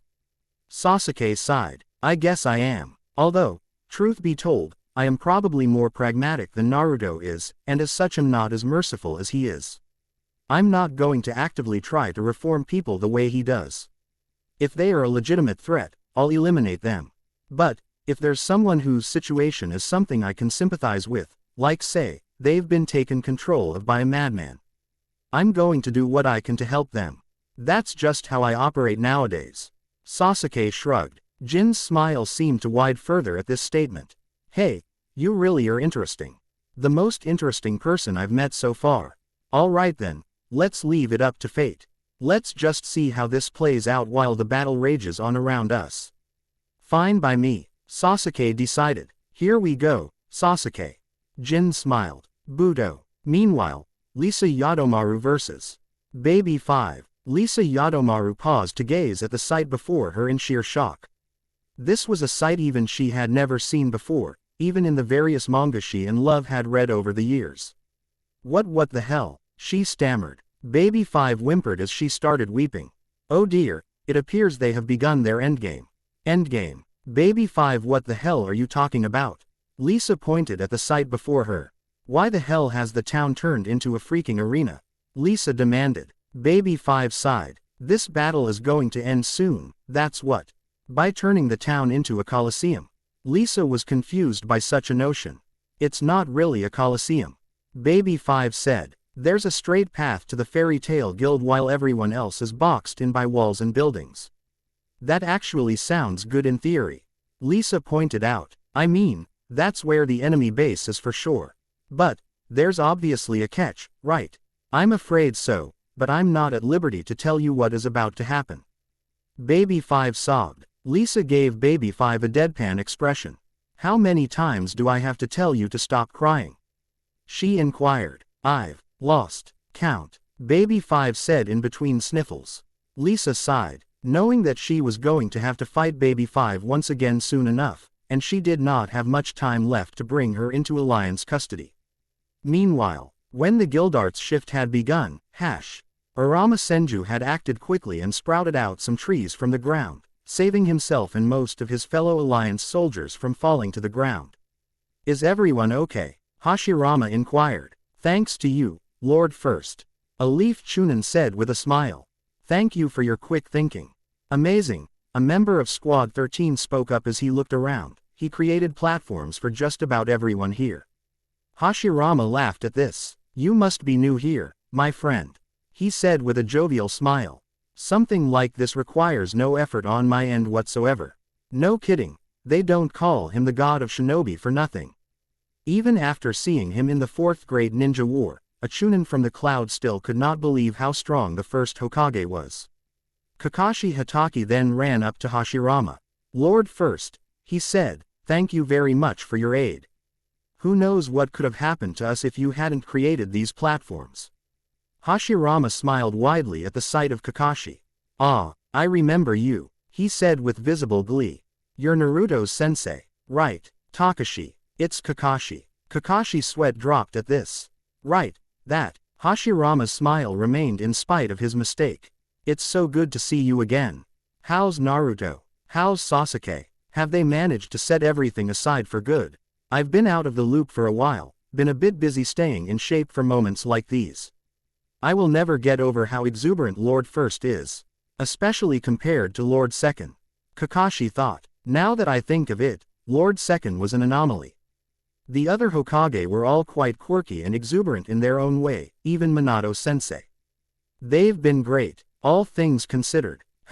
That's true, I wouldn't expect them to be doing too well with this horrific war we've been caught up in. Hashirama admitted. There was a collective sweat drop from the nearby soldiers. Then why did you even ask how they were doing? I must admit, I wasn't exactly keen on being brought back to fight in another war, especially after I left for Land of the Dead once more after the 4th grade ninja war. Hashirama started rambling. But, when Lord Chitsujo told me of the stakes, I had to get involved when he told me to. Kakashi could not help but take note of how respectful Hashirama was of Chitsujo, even though he also found his rambling to be incredibly annoying. I guess that's just more proof that in terms of ranking and strength, Lord Hitsujo is practically a whole universe ahead of us if he can even get Lord First to speak of him with such reverence without any effort on his part. We really are just insignificant specks in a much larger universe, huh?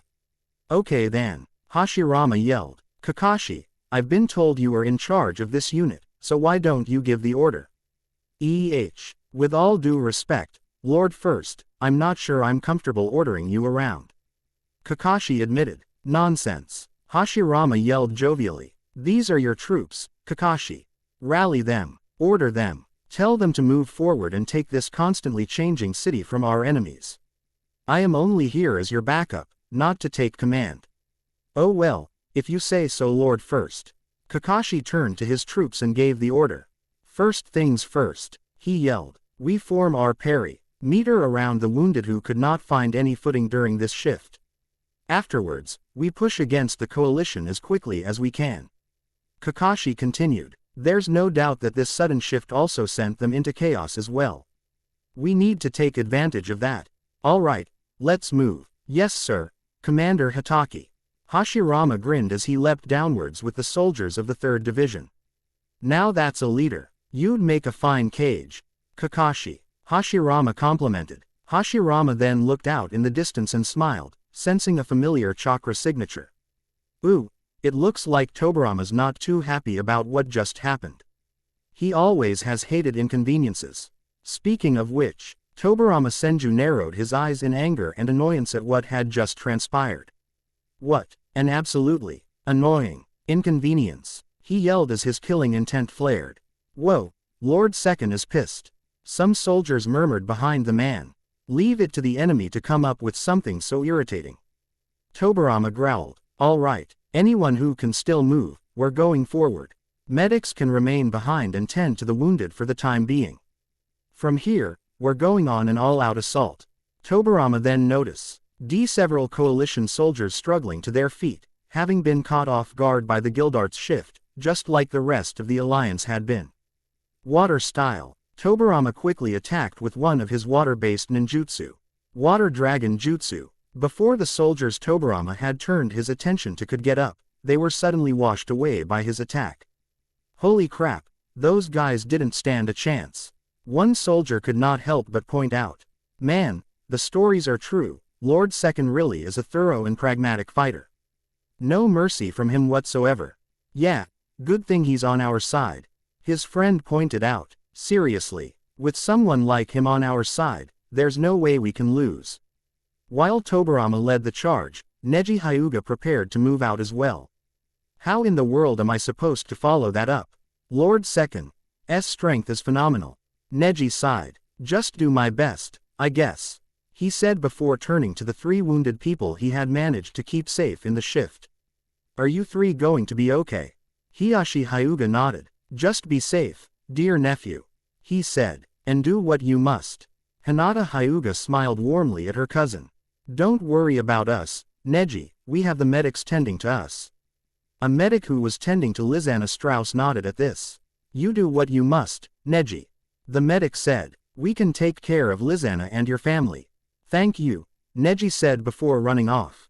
I came back here to make a difference. Neji thought. I've done well so far, but as the Hyuga prodigy, I can do so much more. Meanwhile, Portgas D. Ace vs. Baz B. Baz B groaned as he pulled himself onto the side of a building. Son of a bitch, he snarled. Freaking hell, you watch, give a guy a bit more warning next time you do that. You okay, Baz? Portgas D. Ace managed to get on the side of a building as well. Yeah, I'm fine. Freaking you watch just caught me off guard with that damn shift he redesigned for this crap. Baz B growled. Didn't you watch give us all fair warning on that? Ace deadpanned. Yeah, but nothing can prepare you for this. Baz B gestured to the altered Magnolia. I mean seriously. Baz B managed to calm down and then heaved a sigh. Well, with the shift happening, that can only mean that this fight's going to end soon. He pointed out. Is that so? Ace inquired. Mind telling me what they're going to do? Baz B gave Ace a sad smile. It's gonna be bad, buddy, he said. In fact, it may actually end up killing off all of you. And maybe even a few of the poor saps on our side who was unlucky enough to get caught in the attack. It's gonna be that bad. Ace's eyes widened at this. Afraid so, Baz B said. In fact, you should probably get going. Huh, Ace was not sure he heard that right. You heard me, Ace, go help your friends.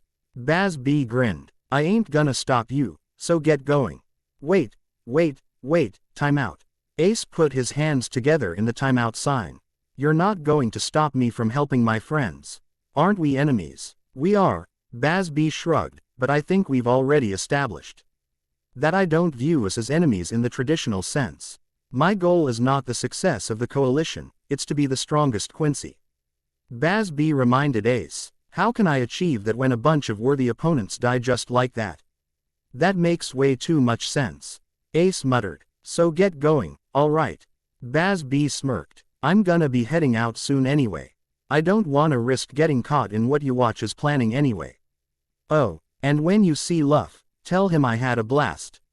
Baz B added. I can't wait to fight him again in the future. You're just gonna leave this town as well. Ace was confused by the notion. Won't you get in trouble with your superiors? Baz B laughed at the notion.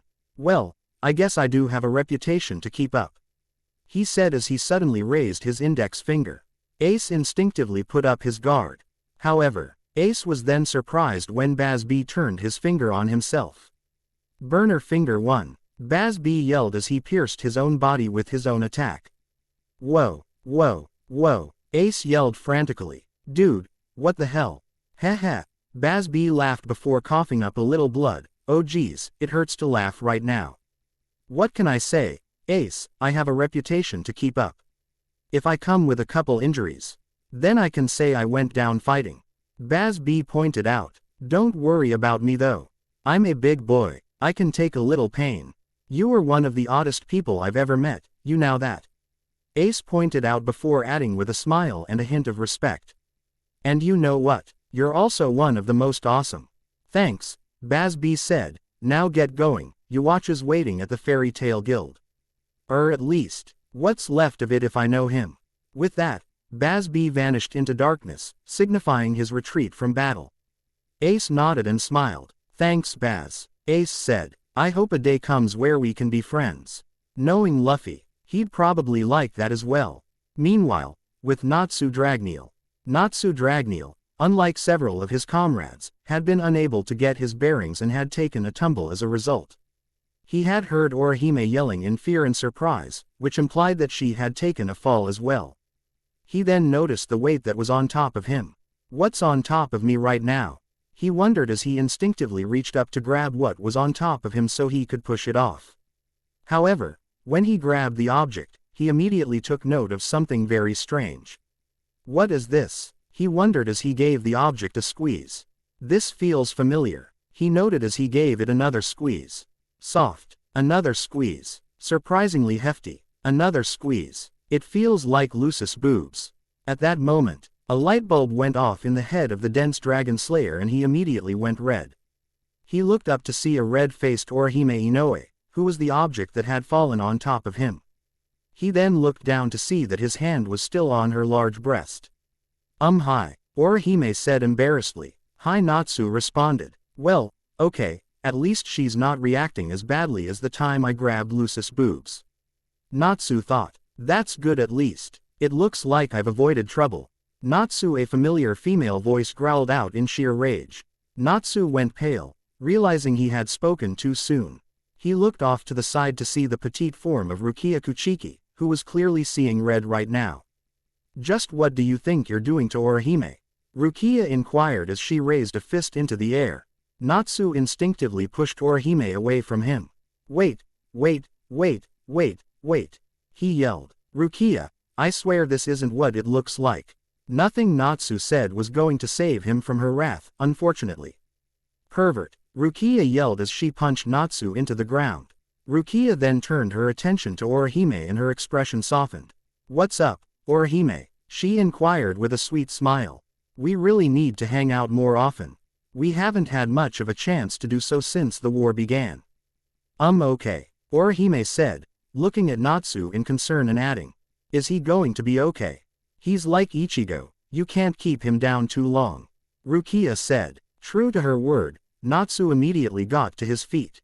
That hurt, Rukia, he complained. Don't grope Orihime next time, you idiot. Rukia yelled. I didn't mean to. Natsu whined like a young child. Natsu then looked around. Whoa, he muttered, they changed up the Gildart's shift. Natsu then turned his head and looked forward. Well, they didn't change it up too much. He noted. It's a straight shot to the guild from here. Rukia looked around. Natsu's probably right, she noted, but it's strange, are we trapped in here? What does the coalition plan to do to us? Natsu seemed to forget the fact that Rukia had just smacked him into the ground and started stretching his legs. All right then, he said with a grin, they were nice enough to leave me a straight shot to the guild. Hold up, Natsu, are you really going to just charge in without a plan? Rukia inquired. I do have a plan, Natsu smirked. Run in, beat the crap out of everyone along the way, and then beat the crap out of whoever it is that's hurting Gramps. That's not a plan, Rukia yelled. Natsu ignored Rukia as he grinned, proud of his plan. It's the best plan, he declared. Then, before Natsu could begin his straight march to the guild, he heard another familiar voice enter the fray. I'm coming for you, you coalition bastards. Natsu turned his head to the side to see Monkey D. Luffy running along the path created by the Gildart's shift. Luffy then noticed Natsu out of the corner of his eyes and froze in place. Natsu froze as well at the sight of his fellow brother, Rukia and Orihime immediately noticed this and looked at each other in confusion. Are they okay? Orihime wondered. Well, I don't know, Rukia admitted. Did something happen between those two when they first met? Ichigo said they all buried the hatchet. Natsu and Luffy stared at each other in silence for a moment. The tension was so thick you could cut it with a knife. Then one of them spoke, revealing that the tension was quite false. Natsu, Luffy yelled with tremendous glee. Luffy, Natsu responded with an equal amount of glee. Smiling happily, the two ran at each other with arms wide open. A visual of a field of flowers suddenly appeared in the minds of Rukia and Orihime as the two appeared to be running in slow motion, laughing with glee. The two leapt into each other's arms, embracing and laughing. G happily while bouncing and spinning around in the embrace. Rukia's sweat dropped at the display while Orihime smiled happily at the display. Oh, would you look at that, Rukia, they look like such good friends. Yeah, Rukia was admittedly uncomfortable with the sight. It's so good to see you. Luffy cheered. It's so good to see you. Natsu repeated. Brothers, reunited. Luffy and Natsu started chanting, much to the childlike amusement of Orihime, and the disbelief of Rukia. Brothers, reunited. On the other side of the field, a few coalition soldiers watched the display in sheer confusion. Should we put a stop to this? One inquired of his friend. The soldier then noticed his friend muttering under his breath. Brothers reunited, Dude, what? The second soldier realized he had been caught. You gotta admit, it's catchy. Natsu and Luffy soon broke their embrace and smiled at each other. Dude, it is so good to see you again. Natsu yelled with glee. Hell yeah, it's great to see you too. Luffy responded. How much stronger have you gotten since our fight in Chitsujo's palace?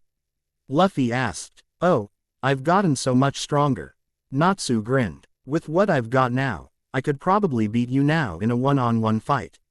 What? Exclamation mark. Luffy looked at Natsu in disbelief.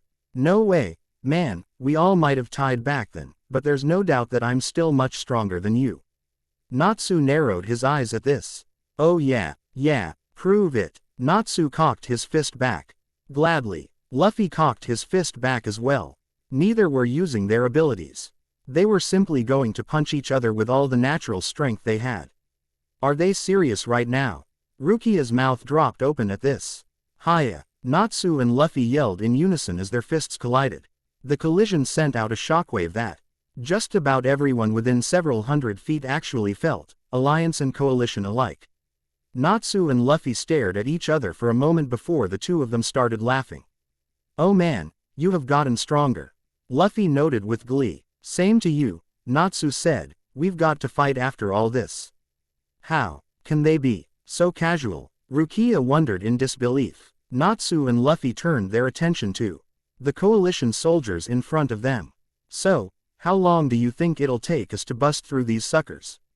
Natsu wondered. Luffy grinned. I give it 5, maybe 10 minutes. He replied. Shouldn't take too long though. Flames appeared on Natsu's hands. Sounds good to me, let's go crazy. The coalition soldiers all paled at this. One could not help but speak up. Hey, is it too late to wave the white flag? He wondered. We don't have a white flag. The nearest soldier responded. Oh, here we go. Natsu and Luffy charged the coalition soldiers in front of them. Well, Rukia said, something tells me we can just sit back and wait for those two forces of nature to bust through those mooks. Luffy leapt into the air, inflated his fists and coated them in haki. Gum gum elephant Gatling, he yelled, swinging his giant fists forward. Oh no, the enemy soldiers yelled in unison as they realized they were staring doom in the face. Ha, Natsu yelled, I can top that, Luffy.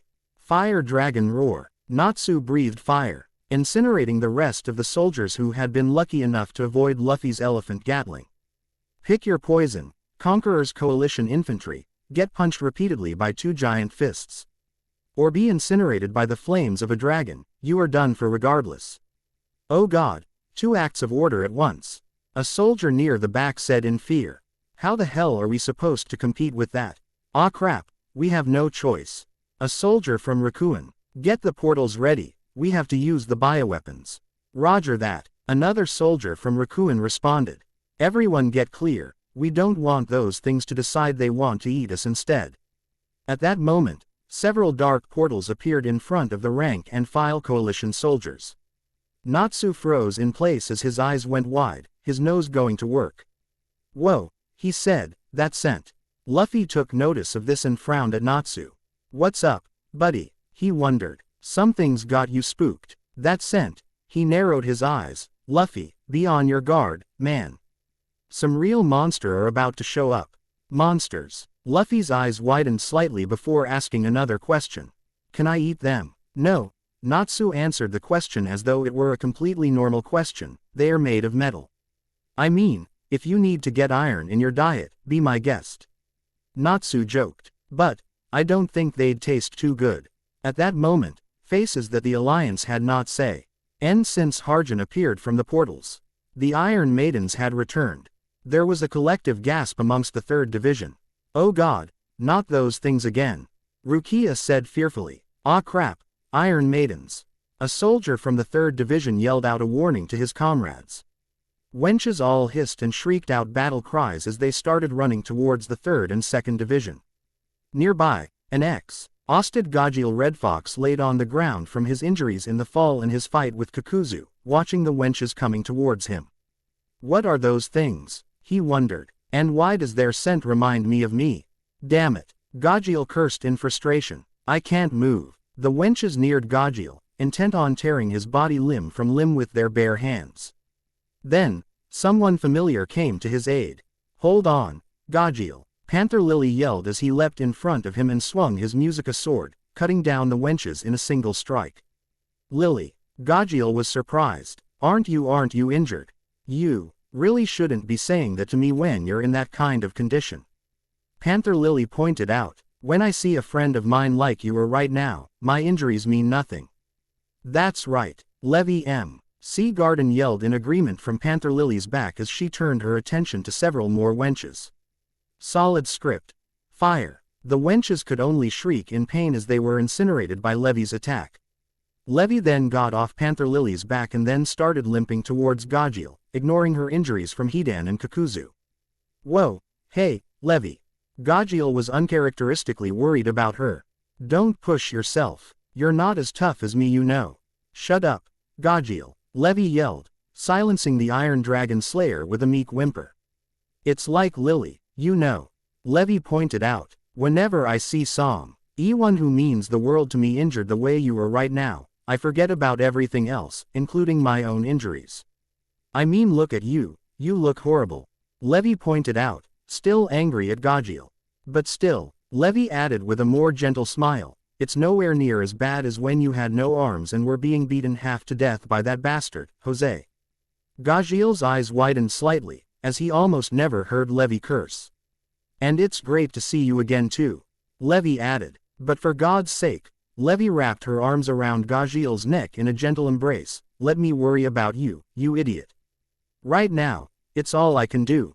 Since you seem so hellbent on fighting for me all the time." Gajiel heaved a sigh, angry at himself for making Levy this upset, and gave the petite girl a smile. "Someone's gotta look after you, don't they? You troublesome midget." Meanwhile, Izuru Kira lead the way as the 2nd Division moved to push back against the Iron Maidens. "Not like you to take initiative like this, Izuru," Shuhei Hisagi pointed out. "Hey," Izuru smiled, "what can I say? We've finally found some coalition enemies that I can prove myself against." "Cover me," Izuru yelled. "I'll handle these things myself." "Roger that," a soldier directly behind Izuru responded. "Here we go." Izuru raised his Zanpakuto horizontally. "Raise your head, Wabisuke." Izuru's sword then transformed into its oddly shaped Shikai. "Now, fall," Izuru yelled. Izuru then started swinging his Wabisuke around him. The oddly shaped blade banged against the iron bodies of the wenches. The wenches seemed to pause and look at each other in confusion at Izuru's strange actions.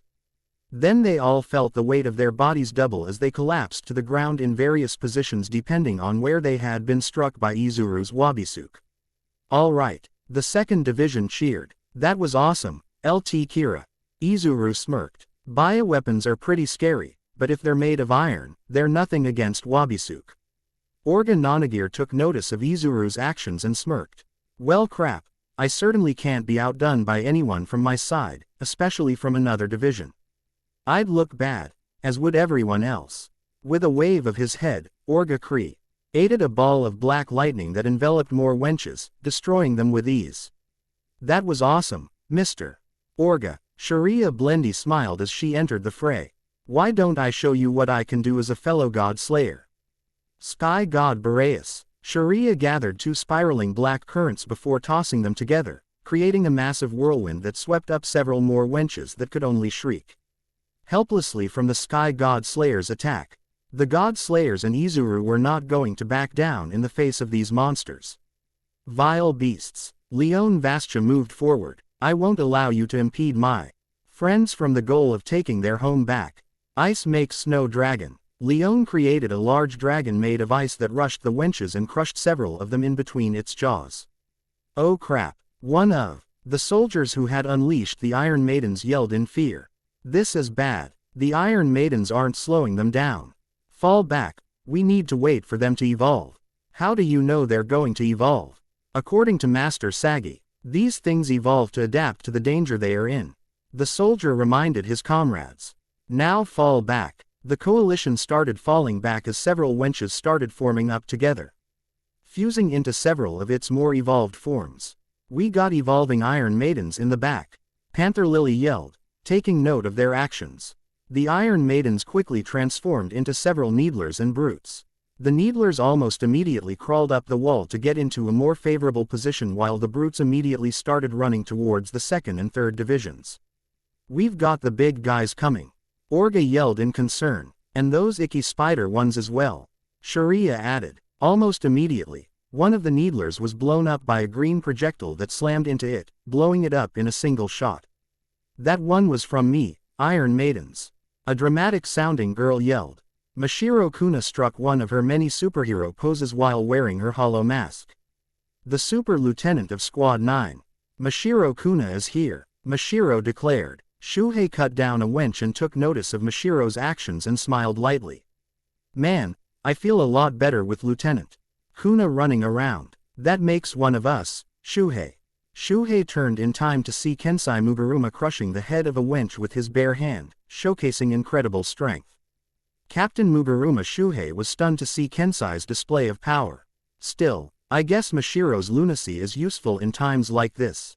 Kensai admitted. Shuhei, don't let your guard down. These things are dangerous the more they evolve. So the bees. Key thing to do. Kensai turned his attention to another wench that was leaping at him, is to crush them in these base forms. Hiya. Kensai delivered a devastating punch to the face of the attacking wench, destroying its head in one punch. Kensai and Shuhei then noticed the Brutes. I take it that means those things are tougher, Captain Mugaruma? Shuhei inquired. Yep, it took Natsu to totally destroy them last time. Kensai said. Then again, I never did get a crack at them before, so who knows, they might not be as scary as they should be. And I think you're going to have to deal with not getting to fight them for a while. Captain Mugaruma, Toshiro Hitsugaya and Rangaku Matsumoto stepped forward. Hitsugaya, Kensai frowned slightly at Toshiro coming in to steal his thunder. Rangaku, Shuhei blushed slightly, having not seen Rangaku since the war had begun. Hey, it's time for Squad 10 to show its worth, Captain. Rangaku smiled at her captain. And damn are we gonna look good doing it. Only you care about that. Toshiro deadpanned. Rangaku giggled. Growl. Hineka, she transformed her blade into ash. Time to build a nice little house. Rangaku said as the ash created a wall in front of her and her comrades. The temperature dropped around Toshiro as he prepared his own attack. Here we go, Toshiro said, Shinku Tasso Hioheki. A multi-layered wall of ice appeared in front of the group, stopping Brutes in their tracks as they gazed at the sight before them in confusion. I've got you, Toshiro yelled. Shinku no Kori no Arashi. Several layers of the wall of ice were then expelled forward into several large shards of ice that impaled the Brutes in multiple places, causing several of them to collapse. We can't afford to waste too much time here, Toshiro pointed out, especially with Dragneel and Straw Hat so eager to break through and confront Yhwach. Kensai frowned at the mention of the Quincy King, whom everyone was now aware of as the leader of the Magnolia unit. We all need to be there to stop him this time, Toshiro pointed out. It took everything Ichigo, Lieutenant Abarai, Ishida, and that bastard, Aizen had just to defeat him last time. And only some interference from Captain Shiba and Ishida's father managed to tip the scales in our favor. I refuse to be on the sidelines this time, Toshiro said with narrowed eyes. I'm going to help put a stop to Yhwach this time. Weren't you all impeded by that giant who looked like a freaking Viking? Kensai asked. No excuses, Toshiro responded with a far more serious expression than before. Fair enough, Kensai shrugged. Meanwhile, Don Chinjiao spun about as he tore across the wall, destroying several Needlers in the process. Drill Dragon Nail, Chinjiao yelled. Not to be outdone, Gray Fullbuster attacked the Needlers on the other side. Freeze, you freaks, he yelled as he waved his arms and immediately froze over the Needlers on the wall. Kakashi Hatake, meanwhile, pulled his lightning blade out of a wench. These things are distinctively less threatening than they were before. They'll only slow us down at this rate. We'll be where you watch us soon enough. Which means we'll need all the help we can get. Kakashi noted. Which makes me wonder where's Sabo. Don't tell me he's fallen to an enemy. Well, I'll worry about him later, I have troops to lead. While the Iron Maidens were slowly overwhelmed by the onslaught of the Alliance, a Hood D figure began marching past the retreating coalition soldiers. One took notice of the figures advancing and recognized him. Oh good, you've finally made it, he said. We could really use your help. He figure placed his hand on the man's face and spoke one word. Impact. The soldier screamed in pain as his head was suddenly rocked like an earthquake, killing him in seconds. The hood fell down, revealing Tempester of the 9 Demon Gates.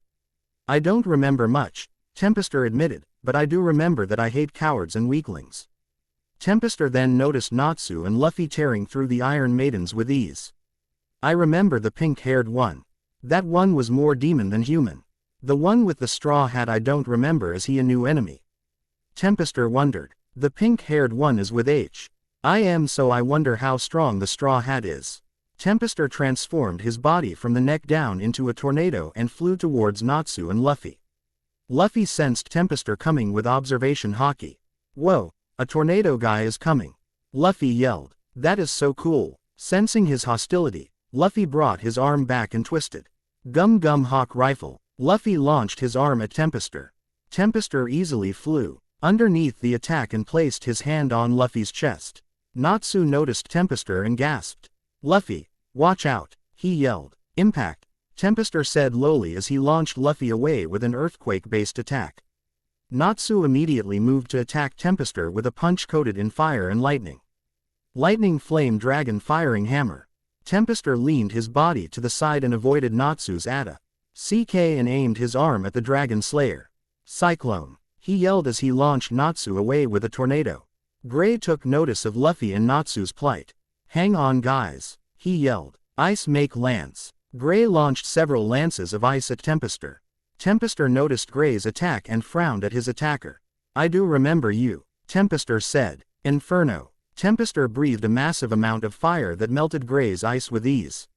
Much to Gray's horror, I also remember you being much stronger, Tempester noted. Gray's eyes widened. If I had my Devil Slayer magic, I'd crush this guy easily, he told himself. Luffy and Natsu then returned to the fight.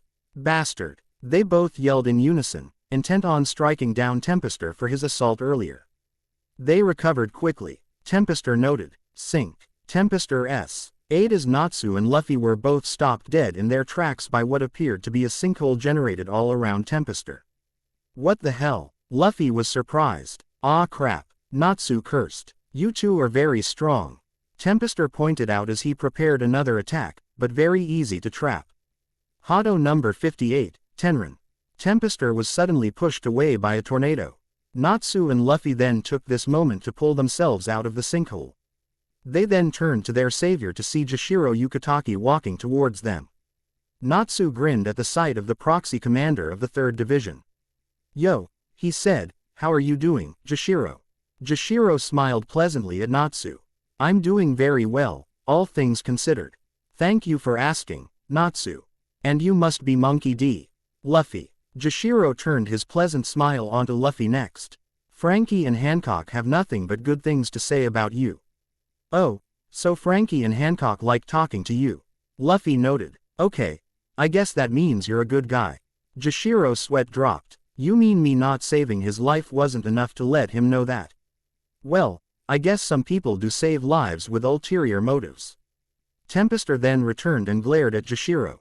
Who are you? I don't remember knowing you in a previous life.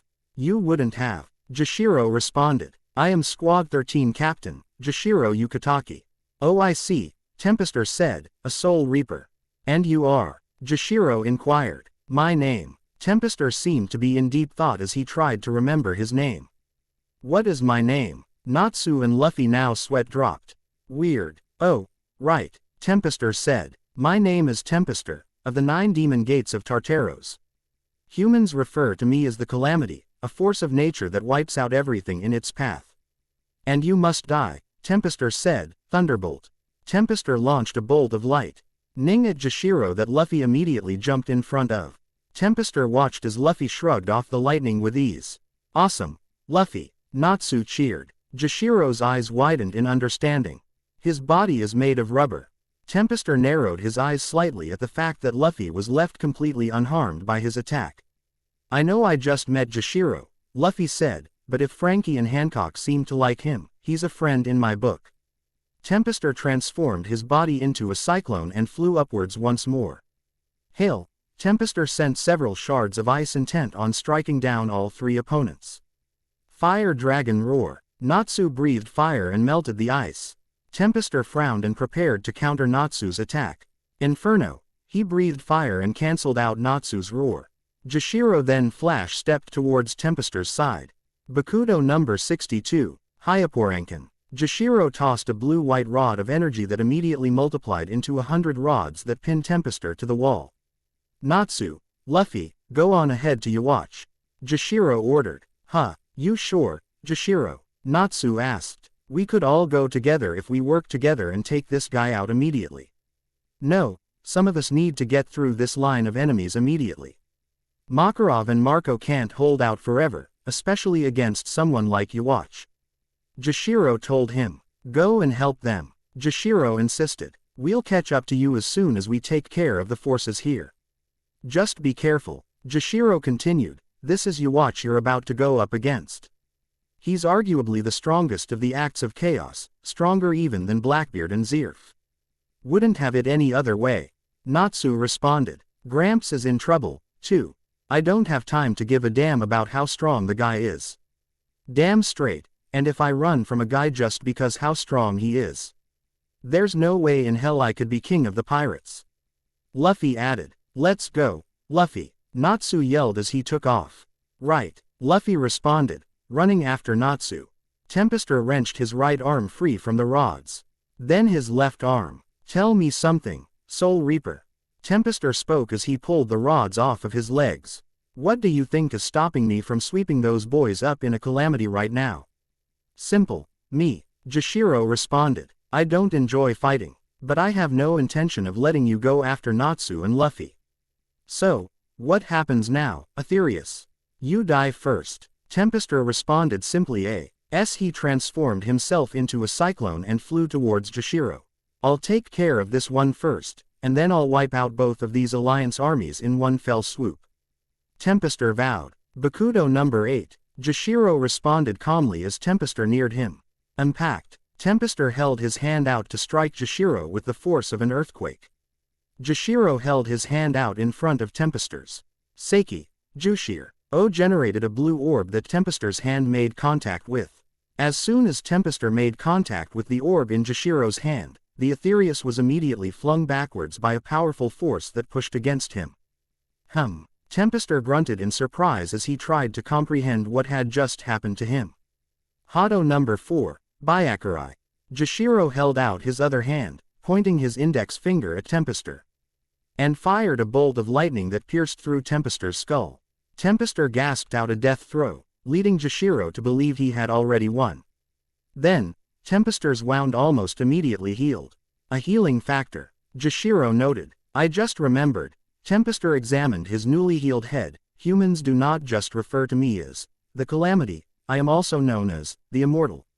I don't think you can kill someone known as the latter very easily, Tempestor said. Well, Jashiro said, I guess that only means this will take a bit longer.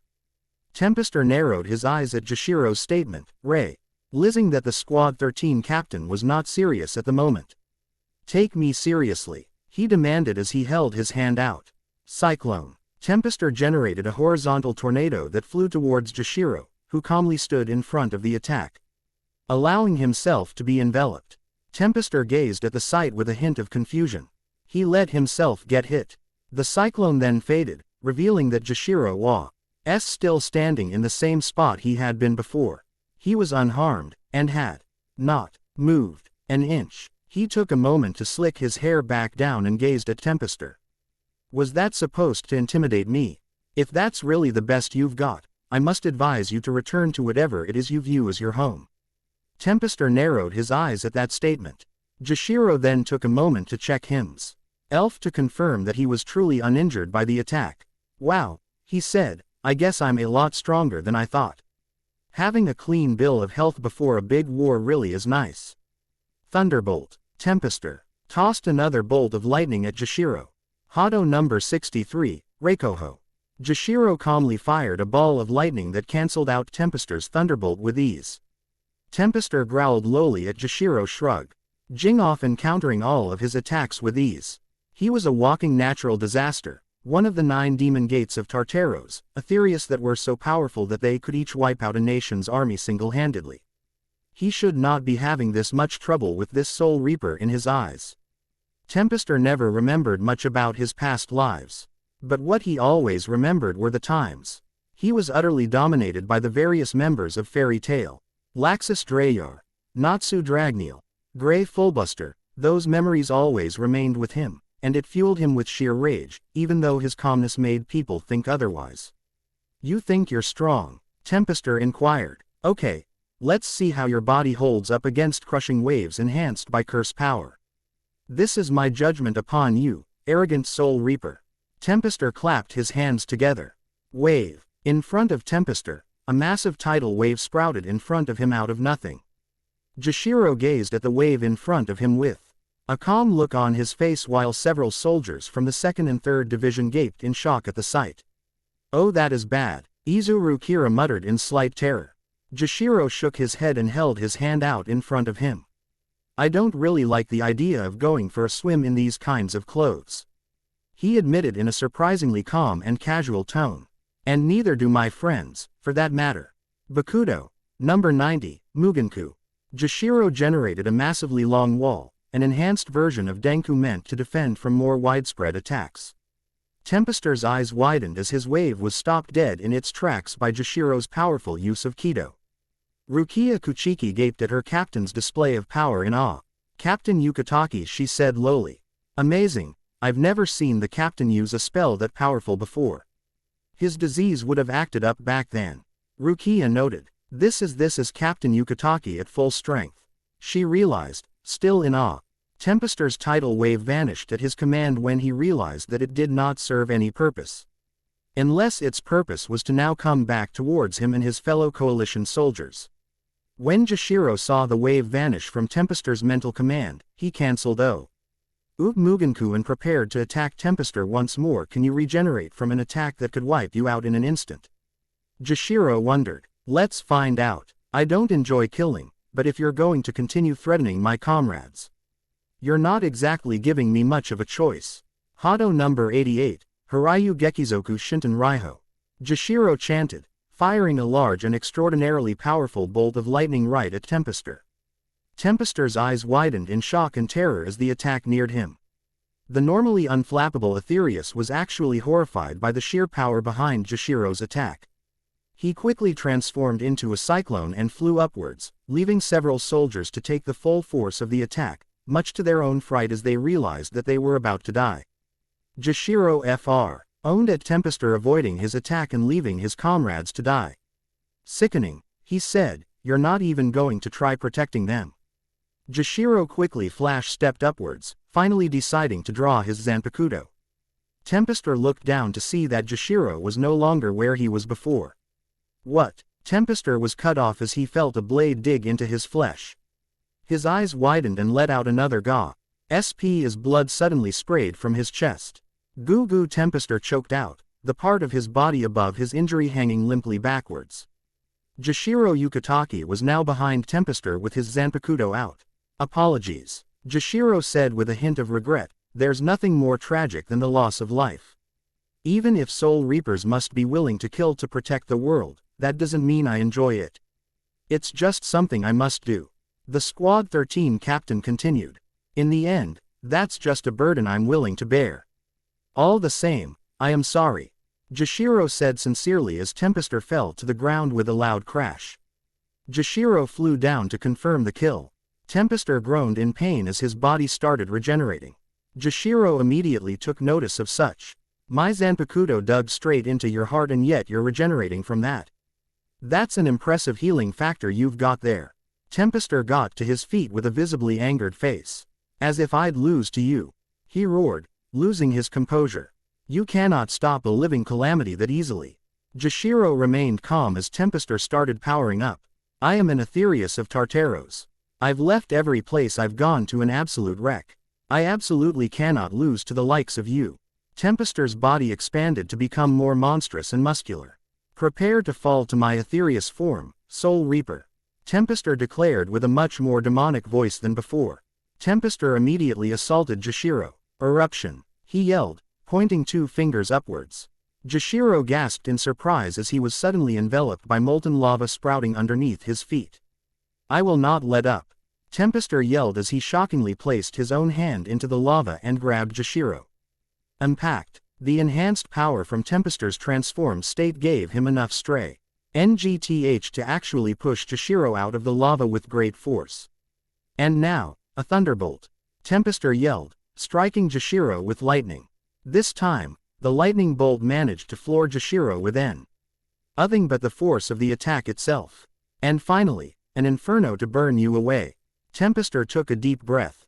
Die, Soul Reaper. Jashiro got to his feet, charred but otherwise unharmed by Tempester's attacks.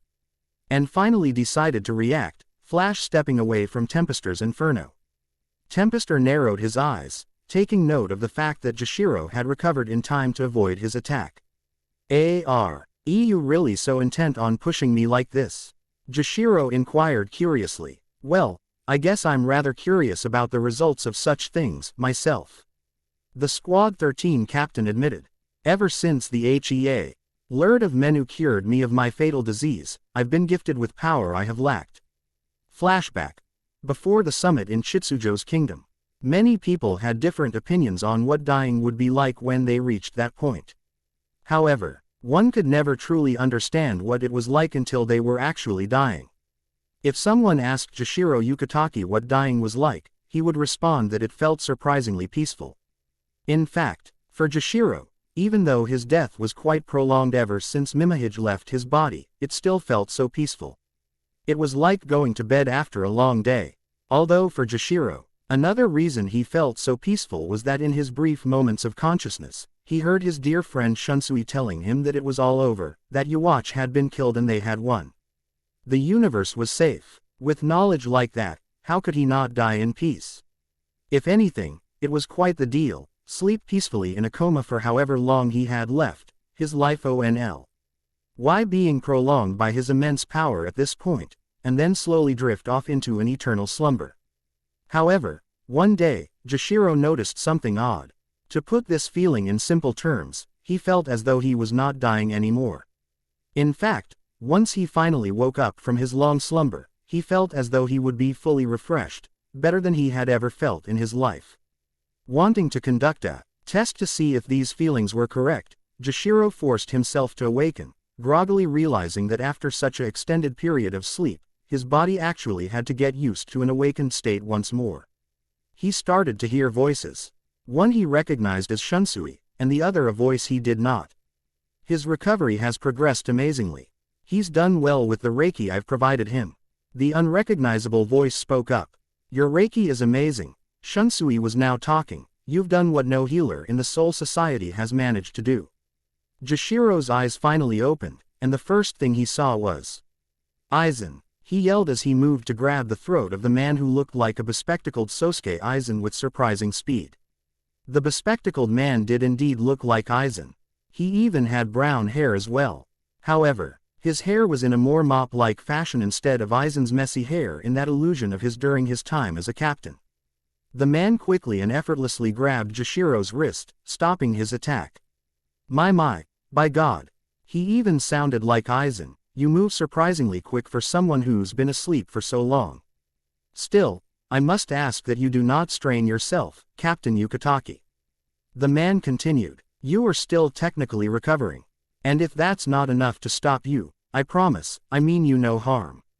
Consider this simply a charitable act from myself and my leader. Shunsui Fai. Nally spoke up with a hearty laugh at his friend's display. I've never seen you move so fast in my life, Jashiro. He said with a smile. You really have been cured.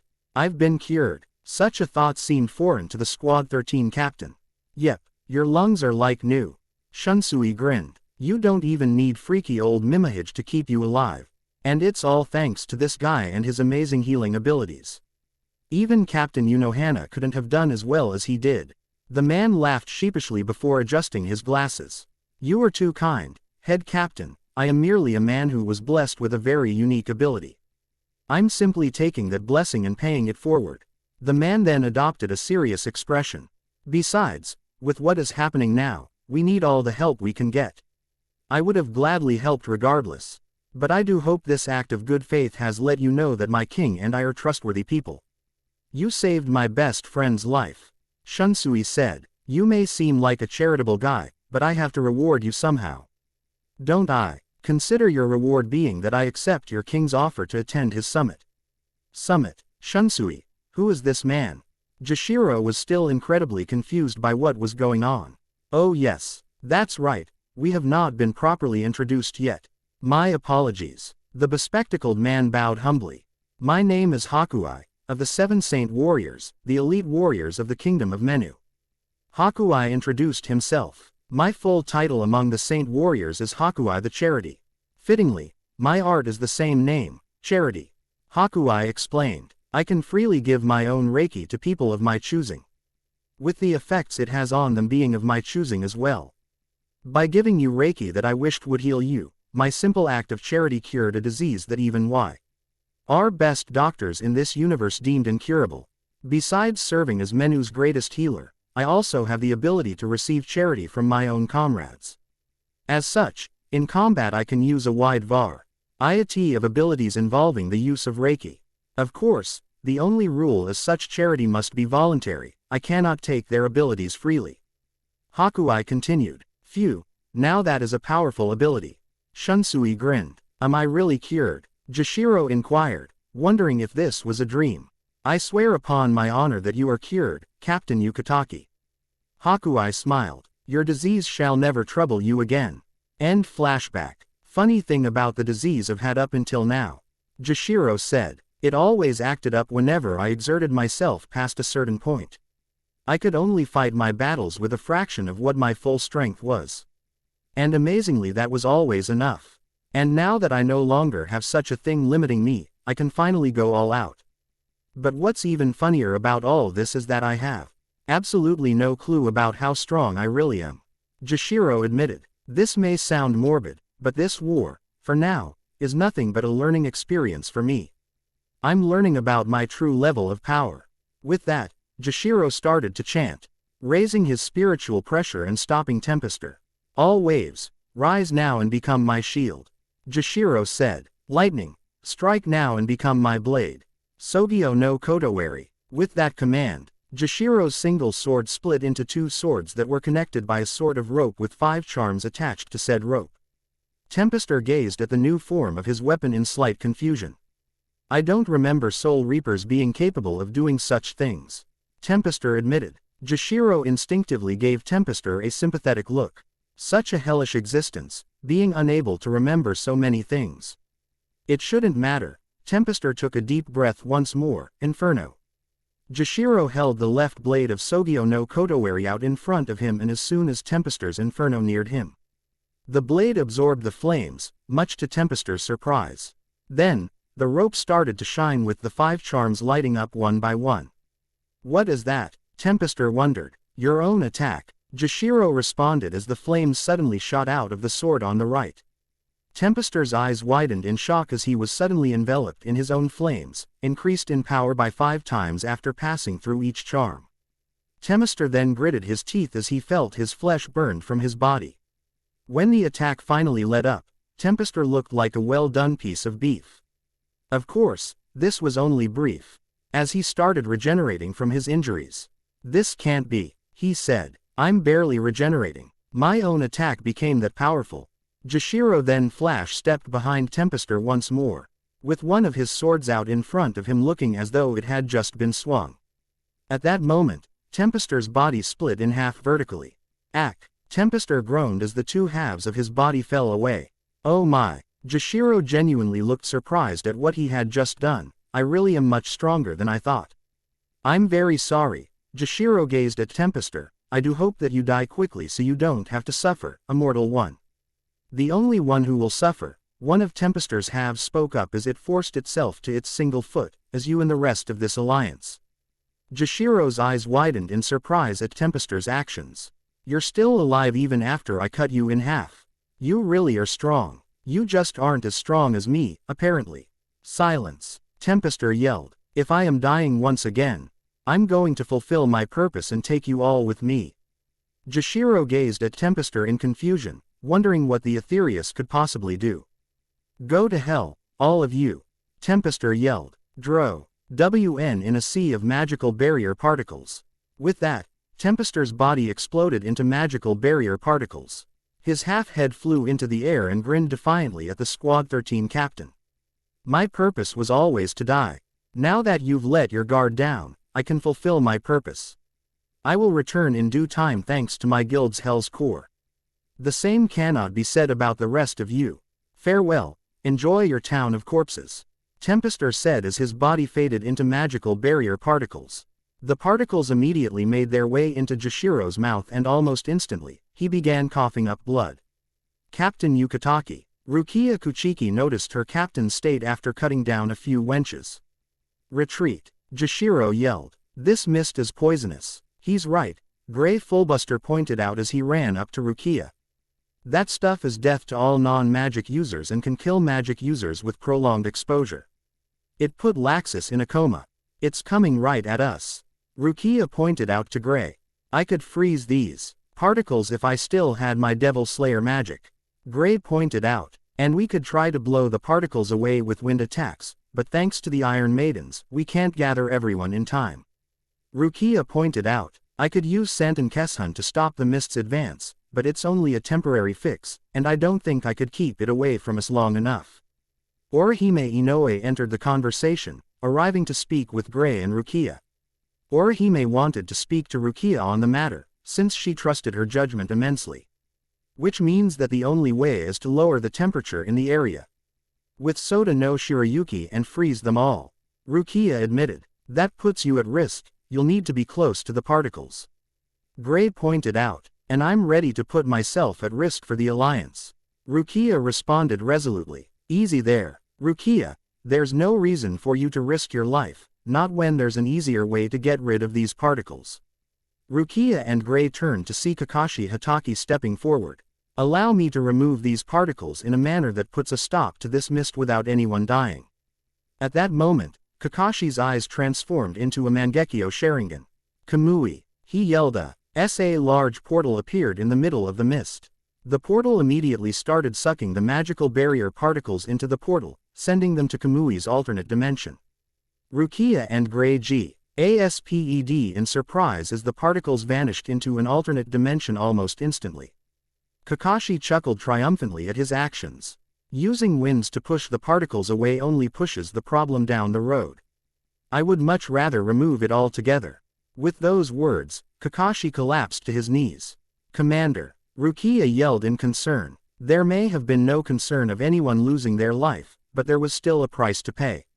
Kakashi said, using Kamui to that scale still takes a lot out of me.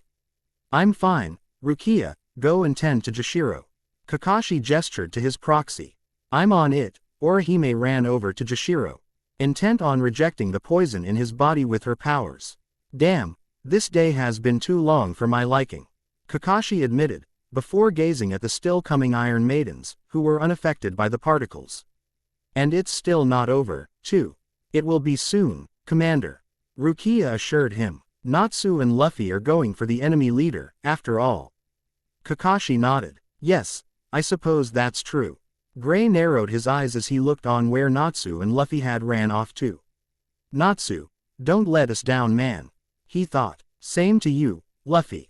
Meanwhile, with Natsu and Luffy, the two Acts O.F. order had been charging towards Yawacha's location, unopposed, for the past several minutes. However, that was quickly about to change. A lightning bolt struck the ground in front of them, causing Natsu and Luffy to freeze in their tracks. Whoa, that was close.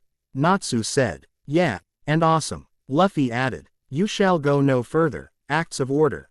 A grand voice spoke up as a figure descended onto the battlefield. The main man, the champ, the king of the ring, and most importantly, your gravedigger, the first Raikage is here, yo. The founder of the Hidden Cloud introduced himself by flexing and showing off his muscles. Natsu and Luffy stared at him silently. What's wrong, are you intimidated? The first inquired. You don't have time to be, because the three of us are going to fight, yo. There's no avoiding it. The first continued, you're here. I'm here. Let's do this. Let's get it started, yo. The first Raikage yelled as he leapt at Luffy and Natsu, intent on making the first move against his new opponents. Natsu and Luffy stood calmly, ready to intercept the first Raikage and respond with attacks of their own. However, a new challenger entered the fray, stopping what would have been a 2-on-1 fight between the two Acts of Order and the founder of the Hidden Cloud Village. The first gasped in pain and surprise as he was suddenly kicked square in the face, driving him into a wall. His assailant gracefully landed on the ground and twirled the pipe he was wielding as a weapon. I'm sorry, but those two have a prior commitment with someone else. I'm afraid you're going to have to make do with me. Luffy immediately smiled widely at the man's entrance. Sabo, he yelled gleefully at his adopted older brother. The 2nd Division commander smirked and tipped his hat to his ado. Pted younger brother and said younger brother's spiritual brother. Yo, he said. Towards the back of the bulk of two armies clashing, two coalition soldiers were unrolling sealing scrolls.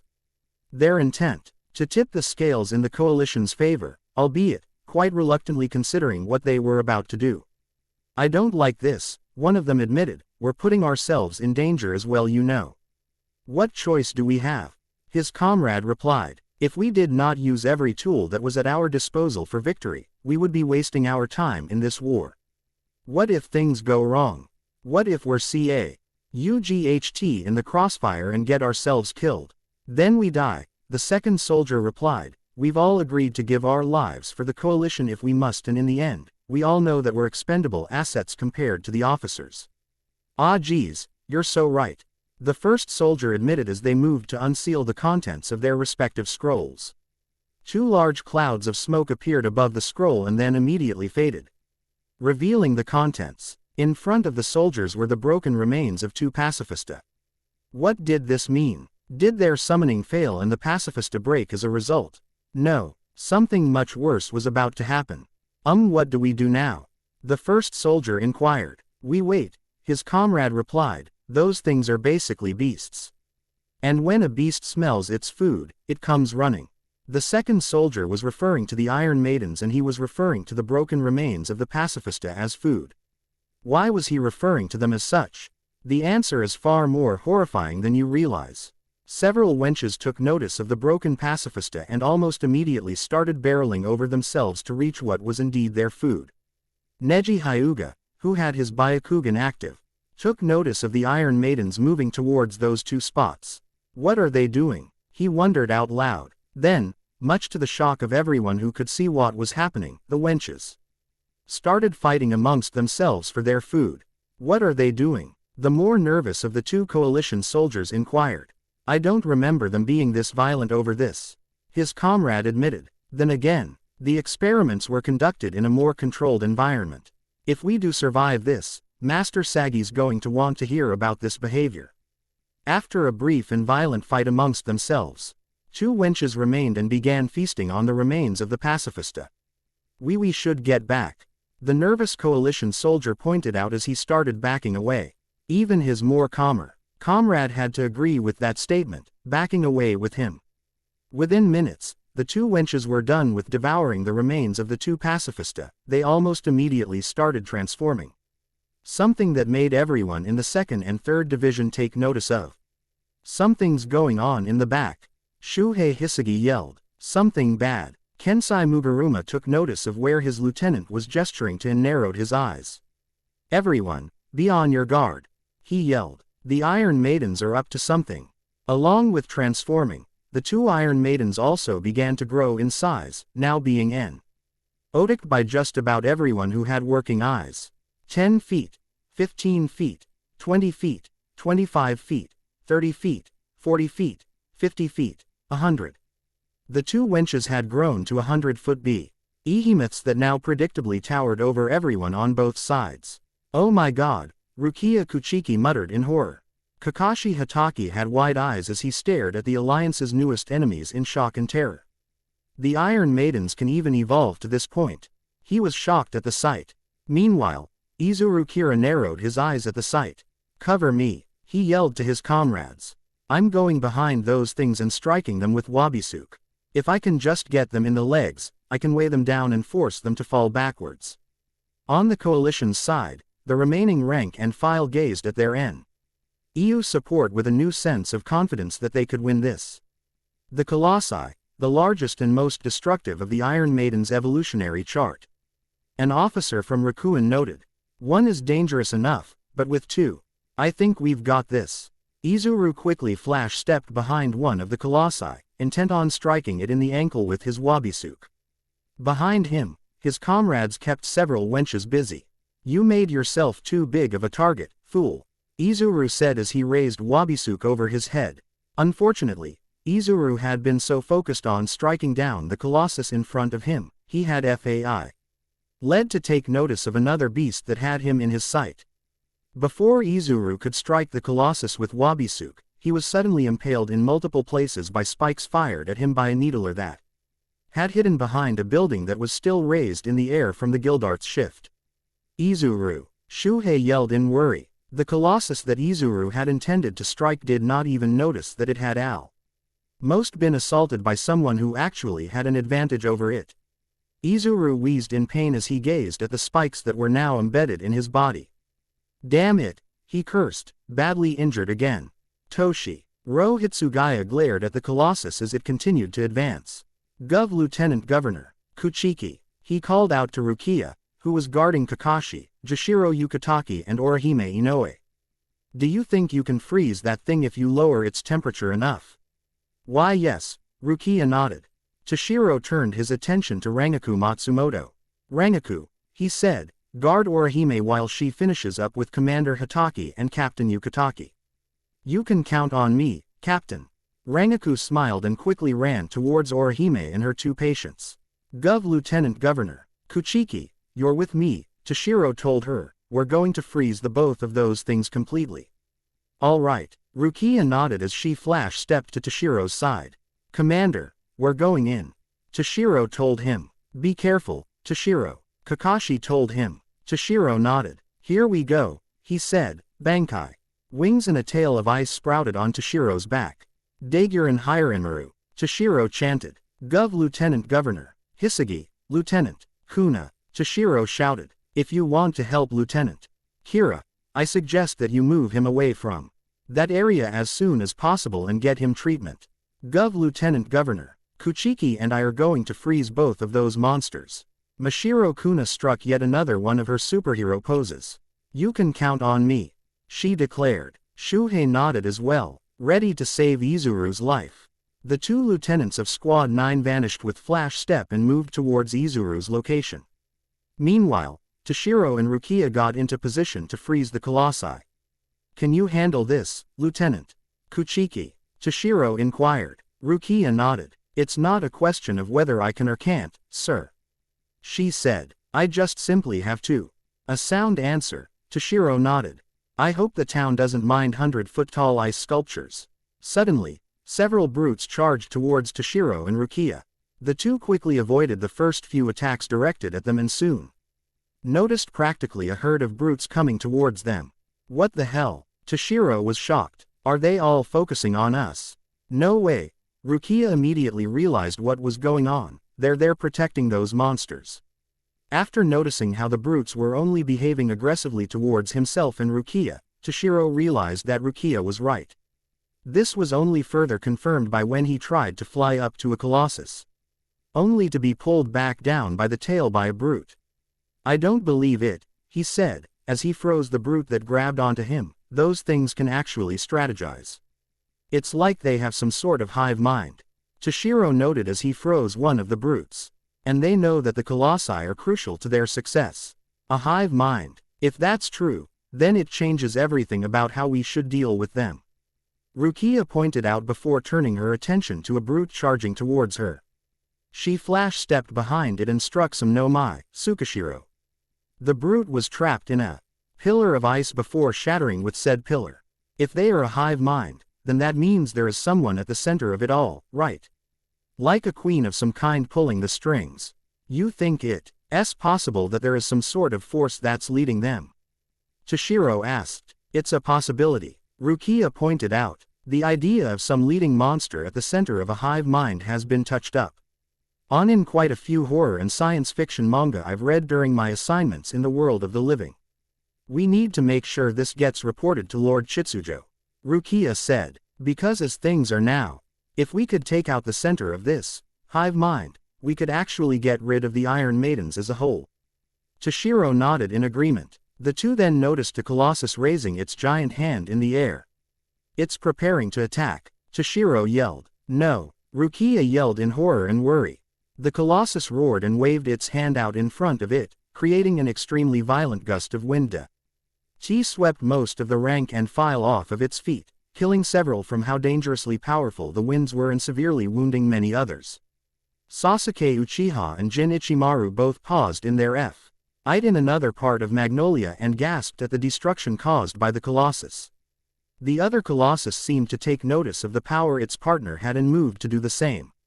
Kakashi Hatake, Rangaku Matsumoto, and Jashiro Yukitake, who had been protected by Orihime's Shun Shun Rika, gasped at the colossus preparing another attack. We won't survive another one of those things, they're too strong and we're all too weak from battle. Rangaku pointed out. The second colossus swung its hand forward to create another violent gust of wind. However, this time, someone was ready to be a hero for the second and third division. Sage art. Wood style. Great wall. A giant wall made of trees sprouted up between the colossi's attack and the second and third division. Hashirama Senju was the savior of the two divisions. I will not allow you beasts to strike down my comrades, he declared. As someone who was brought back to life for the sole purpose of aiding the alliance, protecting all of them is my duty. As dramatic as always, brother. Tobirama Senju appeared at his brother's side. Having said that, I couldn't agree more. Lord First and Second. Kakashi heaved a sigh of relief. Oh man, that was close. Rangaku said. Still, I wish we had caught on to the danger sooner. Rangaku looked over her shoulder at the many dead and dying. We could have saved a lot of people. Orihime gazed in horror at the sight before her. Her eyes then narrowed as she found herself with incredible resolve. Not if I have anything to say about it, she said with surprising firmness as she made her way to them. Orihime, Rangaku said with a sad look on her face. I know you're a great healer, but even you can't save that many. Orihime ignored Rangaku and clapped her hands together. I've had enough, she thought. I've had enough with losing people to this war. All this death. All these people who could have been saved, and now this newest close call of ours. She thought, remembering some words with Tsunade. You're a hell of a healer, Orihime. Tsunade had said. In fact, one of these days, you could be better than me. You just need some more confidence in yourself, especially since your powers respond to your determination, according to Lord Chitsujo. You need to stop doubting yourself and decide that you're never going to fail. Do that, and you'll become the best healer in the alliance. But, what if I do fail? I've failed more times than I can count, Orihime, and some of them have shaken me to my bones. But let me tell you from personal experience, it's better to get back up and keep going after failing, than to fold and give up. You have so much potential, and you need to realize it.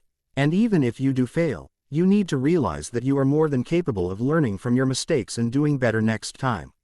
Tsunade had explained. That is what it means to be a healer, but most of all, that is what it means to be confident. With newfound determination, courtesy of Tsunade, Orihime found herself gathering more power than she ever had before. Goten Fushun, Orihime yelled as 5 pieces of her Shun Shun Rika flew off of her hairpins. With those 2 words, a giant protective dome formed around the wounded all over Magnolia. I reject, Orihime commanded. At the moment, The injuries of all the wounded vanished, as though they had never suffered those injuries in the first place. Rangaku and Rukia watched, Ed in amazement at how large in scale Orihime's technique was. Neither of them had ever known that the mild-mannered girl was capable of such a thing. Meanwhile, Tsunade paused as the injuries of her latest patient healed without any actions on her part. She looked at the dome and immediately realized what was happening. Orihime, she thought with a smile.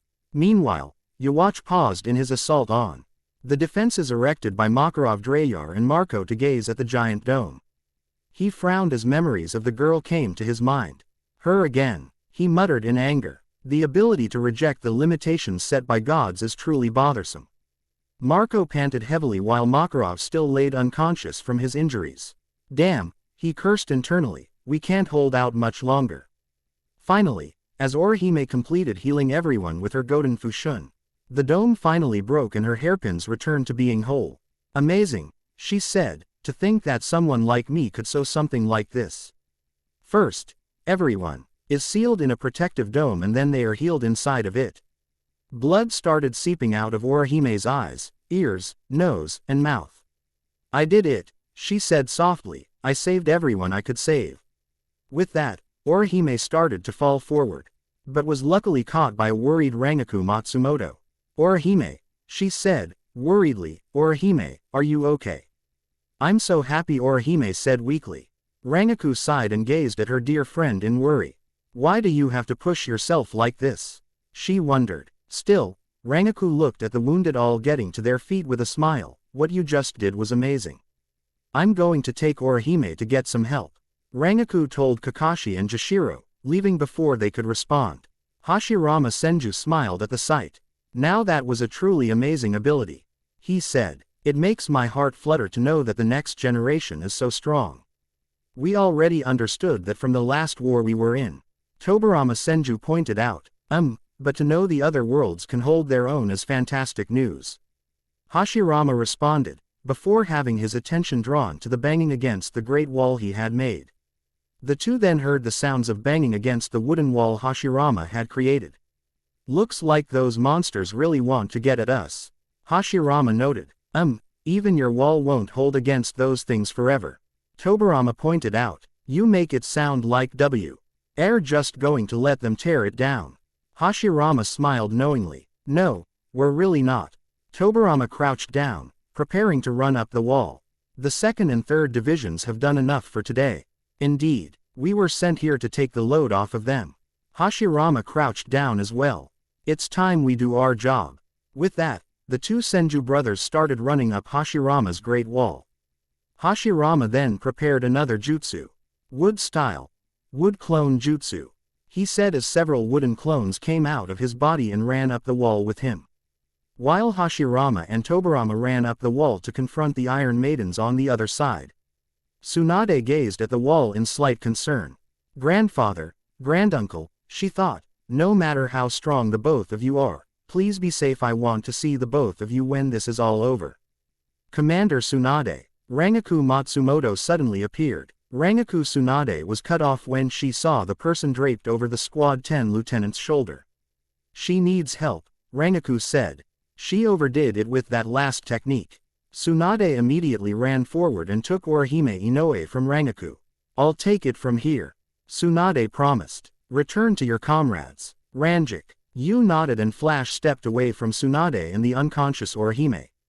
The fifth Hokage almost immediately went to work on the young girl. Did you really have to push yourself this far?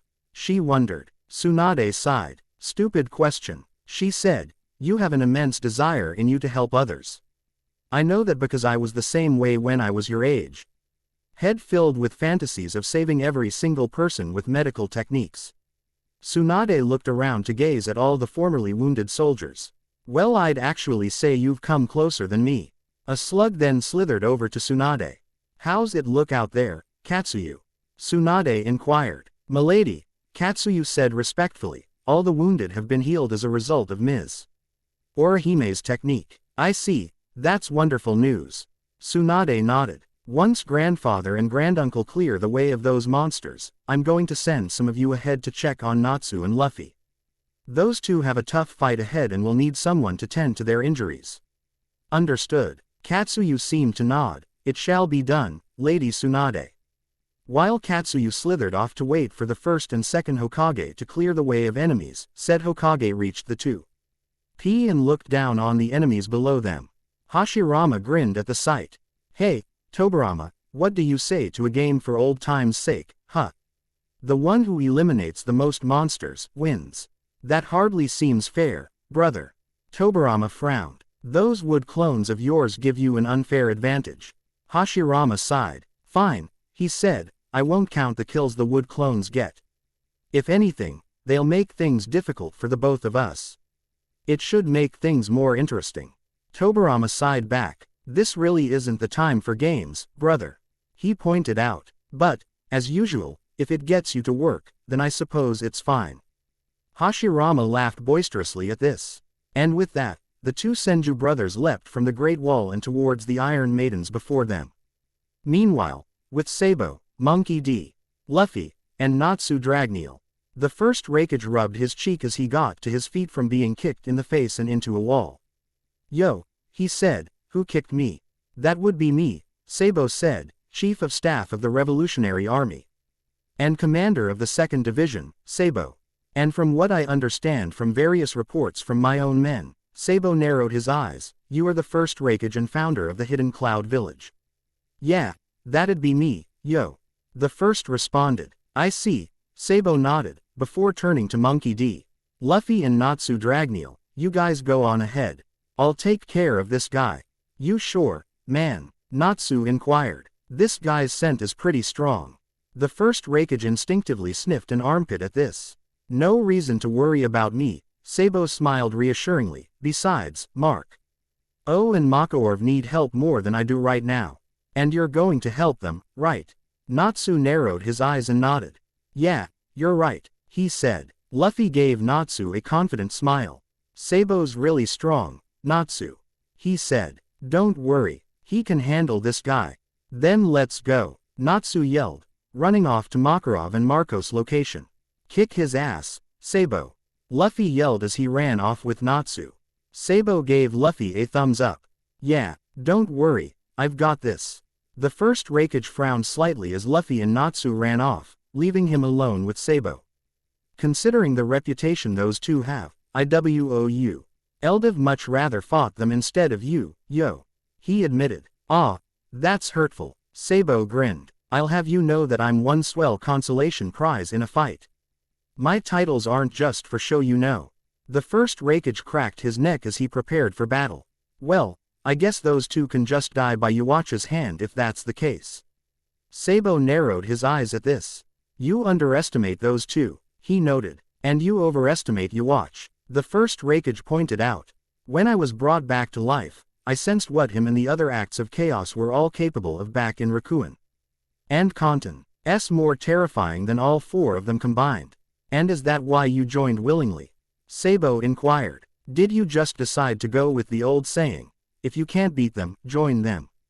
Well, Opposen, them would certainly bring their wrath down on me, and the Hidden Cloud, that is quite true. But the fact is, I'm doing all of this to protect Hidden Cloud. You think you can protect my village, the other villages, and the rest of the universe.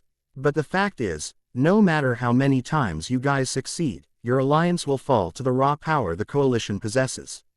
Hell, not even the coalition, but Kanton's kingdom itself. That's just how it is in the end. Alliances mean nothing compared to raw power, so I'll do whatever it takes to protect the village I founded, even if it means destroying you all. And by joining someone whom I know is a monster. Sabo narrowed his eyes. Then you're a fool who's simply given up on making a difference in the universe. I've never cared about making a difference. The first Raikage admitted. The only thing I care about is protecting my village in the ways that I know how. Alliances make people weak, because today's ally can become tomorrow's enemy. The first explained. And opposing an invincible force only invites destruction. So, I have to respond accordingly in order to protect the cloud. By destroying the current cloud and rebuilding it in your image. Sabo inquired. Better to sacrifice fools who'd bring its destruction and save the rest in the process, than to join them on their suicidal mission. Sabo sighed at his inability to get through to the first Raikage. It's a shame, he said, you're not a bad guy. You're just incredibly jaded, and also frightened of the capabilities of the coalition. And you know what, that second part is okay. I'm scared too, Sabo admitted. However, I like to think that recognizing that you're scared and refusing to let that fear control you is a part of being courageous. Courage isn't necessarily charging in without fear of what'll happen. It's recognizing that you're scared and refusing to back down regardless. All of that, I learned during my time in the Revolutionary Army. Sabo twirled his pipe as he prepared for battle. And I will gladly teach it to you right here and now. The first Raikage cracked his knuckles. You wanna teach me a lesson?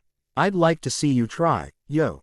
He responded. The first Raikage leapt at Sabo and delivered a kick similar to a Muay Thai warrior that Sabo easily blocked with his pipe. The two grinned at each other. What, you don't think you don't need to learn anything? Sabo asked. That's a bit arrogant, don't you think? Well, I've always enjoyed taking arrogant people down a peg. A circle of fire appeared around Sabo. Flame commandment, Sabo yelled. Explosive dragons roar. The flames expanded and then exploded in a large sphere around Sabo, enveloping the first Raikage and sending the founder of the Cloud Village flying backwards. The first was charred, but otherwise unharmed. Sabo smirked lightly as he noticed the first prepare for another attack. Way to shrug that off, he complimented. The first brought his fist back and leapt at Sabo. Heart punch, he yelled. Dragon claw. Sabo held his fingers in his dragon claw fist stance and matched the first Raikage's heart punch with ease. Well now, it looks like we're evenly matched after all, yo. The first Raikage noted. Evenly matched? You haven't seen nothing yet, first. Sabo grinned. Now look who's being arrogant. The first Raikage couldn't help but grin at Sabo's statement before the two put some distance between themselves. Well, I am just getting warmed up, Sabo admitted as he ignited his pipe before pointing it right at the first Raikage. Fireworks. The first Raikage watched as fire shot out of he end of the pipe like actual fireworks. He quickly responded with hand signs. Water style, he yelled. Water wall. Taking a deep breath, the first Raikage spat out a torrent of water that acted as a wall to protect him from Sabo's fireworks. Sabo quickly leapt into the air and onto a building that was still suspended sideways from the Gildart's shift to put some distance between himself and the water. Water with chakra laced in it is bad enough for devil fruit users, he noted, but against me I might as well be standing in poison. The first Raikage noticed Sabo standing on a building above him.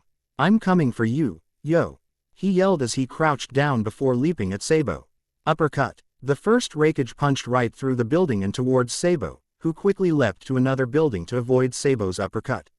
When the first Raikage saw this, he channeled chakra into his feet and then planted them onto the side of the wall. He then turned his attention to where Sabo was. The second DV, Scion Commander pulled his arm back and lit it on fire. Fire fist. Sabo launched a giant fireball at the first. The first Raikage responded by going through some more hand signs. Lightning style. Thunderclap jutsu. He yelled, slamming his hands together with lightning exploding outwards to act as a shield from the fire. When the fireball hit the first Raikage's thunderclap, the two attacks offset each other and exploded, creating a massive wall of smoke that divided both Sabo and the first Raikage. Will he try to make some distance to avoid any attacks I might send his way, or will he risk trying to leap at me with an attack of his own? Lariat. The first Raikage suddenly leapt from the smoke, much to Sabo's surprise. This guy is very headstrong, like Luffy, Sabo noted as he held both of his claws out in front of him to stop the first Raikage's lariat. The first Raikage grinned at this. You know, I have heard about you, kid, he said, and don't you possess a Logia? So why would you need to block my attacks when you can just take them? Sabo narrowed his eyes. Little rule about Logia users, Raikage, Sabo said. Logia users who think they're invincible tend to have short lifespans. That's a sound statement, kid. The first Raikage complimented. You're right, and that goes for arrogant people in general. Shinobi may have pride, but they are never meant to be arrogant. Arrogant fools who think they're invincible either die young, or die quickly. Isn't that the same thing? Not necessarily. The first Raikage coated his free hand in lightning. Palm strike, he yelled, striking Sabo in the face, causing his head to explode in fire. The head immediately reformed, much to the amusement of the first Raikage. "Yo, that is totally whack," the first noted. "Most people would call that gross as hell. It's better than having my head obliterated for real," Sabo pointed out. "Well, I can't argue with that," the first Raikage responded. The two immediately separated from each other. Sabo leapt from building to try and put some distance between himself and the water left over from the first Raikage's water wall earlier. The first Raikage followed without hesitation. Sabo soon found a dry spot and leapt from the building and prepared to attack the first Raikage once again.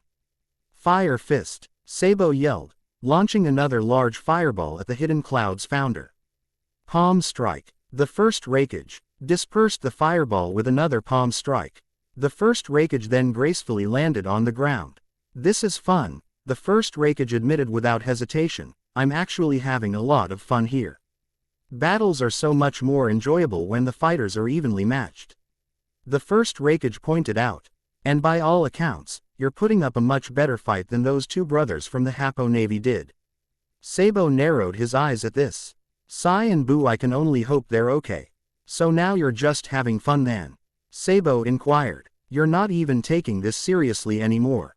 I came from a time where death was everywhere, kid. Even more than the times after my era," the first Raikage pointed out. "You had to find joy in something in order to keep yourself from going insane. Until I founded the Hidden Cloud, my joy came from treating everything like a competition. And of course, after I founded the Hidden Cloud, my joy came from protecting it, so that competitions did not become so fierce that we regressed to the point we were at before. So then why work with the coalition when that's exactly what they are doing?" Sabo yelled. "I already told you, kid," the first Raikage reminded him. "I'm not foolish enough to risk my village's safety by fighting a losing battle, and I'm certainly not foolish enough to risk its autonomy and strength by allying it with other villages and worlds. In order to protect something effectively, you need to be logical, and not necessarily moral," the first Raikage explained. "Sometimes, acting immorally is the most moral thing you can do. It means guaranteeing the preservation of your homeland and its values. And what if you're wrong, and allying them only guarantees the destruction of the Hidden Cloud that you know and love so much?" Sabo inquired. "The Hidden Cloud I love is already dying," the first Raikage said sadly. "I respected Hashirama Senju immensely, but I always thought of him as a fool for always lowering his head, asking people to work together. He was always the visual of what shinobi would be like if they all lowered their heads and tried to work together with each other. Shinobi should not lower their heads. You put yourself on the level of others, there is no respect for authority, and that leads to anarchy. Shinobi, no, people in general, must only respect power. That is the reality of the universe. If the cloud continues on the path it is on now," the first Raikage said grimly, "there will come a point where someone will take advantage of its lack of autonomy, and they'll be too weak to resist. And then, just like that, everything I had done for the cloud would be for nothing. But if I can work willingly with the guaranteed winner of this war," the first Raikage continued, "I can maybe gain enough favor to keep the Hidden Cloud out of Madara Uchiha's hands. Don't you get it, kid?" the first Raikage said. "It's not what I have to gain, it's what I can't afford to lose. If you're really afraid of losing everything, then come with us." Sabo yelled. "Come help us against the coalition. We could use someone like you, and the information you can provide us on the coalition would be a great asset." "Please, first Raikage, we don't have to do this." "You don't have to do this," Sabo said. "Nothing is guaranteed. We can stop the coalition at the rate we are going, and we'd have a greater chance if you renounced your ties to them and joined us instead." The first Raikage did not respond for a moment before sighing heavily. "I no longer believe that, kid," he said. "You can't stop them. You have not seen the people I've seen. Do you think it's just the people you have fought today, or the last few battles you've been in? It's not them you have to worry about," the first said mysteriously. "And it shouldn't be them you worry about. The acts of chaos aren't invincible," Sabo reminded him. "It's not just the acts of chaos," the first Raikage yelled. "I've seen the warriors of Rakuen, and many of them are capable of feats that you couldn't even begin to comprehend. Sabo narrowed his eyes at this. So some of Rakuin's warriors have even got a cage scared out of his mind. Well, that's a frightening thought. The first Raikage then took a deep breath, calming himself down. Don't you get it now, kid? He inquired. This is the only way. If you really feel that way, then I'm truly sorry, first. Sabo said grimly. I suppose that means it's time we continue this fight. Indeed, and I think it's time I got serious, yo. The first Raikage responded. Sabo could not help but take notice of the first Raikage's return to using that particular quirk. Looks like when he's calmer, he returns to that verbal tick of his. Sabo noted. And there's only one thing to do when you get serious. You go all out, yo. A light blue chakra then covered the first Raikage's body. Kid no, Sabo, 2nd Division Commander and Chief of Staff of the Pirate World's Revolutionary Army, the first Raikage said as he powered up. Know this, Ion. Lee gets serious against enemies I respect. By using this form of mine, I have recognized you as a worthy opponent. I see, Sabo nodded. This is known as the Cloak of the Storm, a technique that no one has ever been able to replicate. From here on out, the real fight begins. The first Raikage explained. This is where you get KO'd by the main man, yo. With that, the first Raikage lowered his shoulder, as though he was prepared to charge Sabo, much to his confusion. What is he trying to accomplish? Sabo wondered. He knows that my flame fruit allows me to regenerate, right? The first Raikage suddenly sped forward with incredible speed, thanks to the use of his Cloak of the Storm. Spear. The first Raikage slammed his shoulder into Sabo's chest. Sabo's eyes widened as he felt the full force of the first Raikage's attack.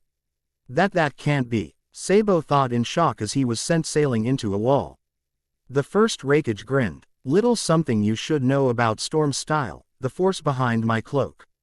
He explained. It's a Kekkei Genkai that combines the power of both lightning and water chakras. And as I'm sure you know, water chakra has proven to be an Achilles heel for Logia users. Something that Yellow Monkey fellow can attest to. Sabo's eyes widened further at this. Oh no, he's right. Now I'm the one at a disadvantage. He realized as he pulled himself from the wall he had been knocked into. I'm not letting up. The first Raikage as he charged Sabo again. Lateral bolt of pain. The first Raikage delivered a backwards chop to Sabo's throat. Ack! Sabo gasped as he felt the attack nearly crush his windpipe. The 2nd Division Commander dropped to his hands and knees, gasping for air. Raikage mania's really running wild now, yo. The first Raikage yelled, raising his hand in the air. Later bolt of pain. Chop. Sabo was struck again by another chop that sent him onto his stomach. The first Raikage then leapt into the air, ready to end this fight. Guillotine drop. The first Raikage raised his leg out in front of him, aiming it straight at Sabo's head. He intended on crushing the young man's head with the force of his heel. Sabo managed to propel himself away from the prover. Beal danger zone just in time to avoid what could have very well been a fatal attack. This gave him the chance to recover from the last few attacks that landed, allowing him to get to his feet. I need to put some distance between the two of us, Sabo noted, holding the palm of his hand out. Heat haze. Fire came out of Sabo's palm, creating a wall of flames between himself and the first Raikage to help keep the powerful shinobi away from him. Or so he thought. You won't get away, Sabo. The first Raikage yelled as he suddenly leapt into the air to a great height. Then, much to Sabo's surprise, first Raikage's body started speeding about in midair as though he were flying. That cloak helps him fly.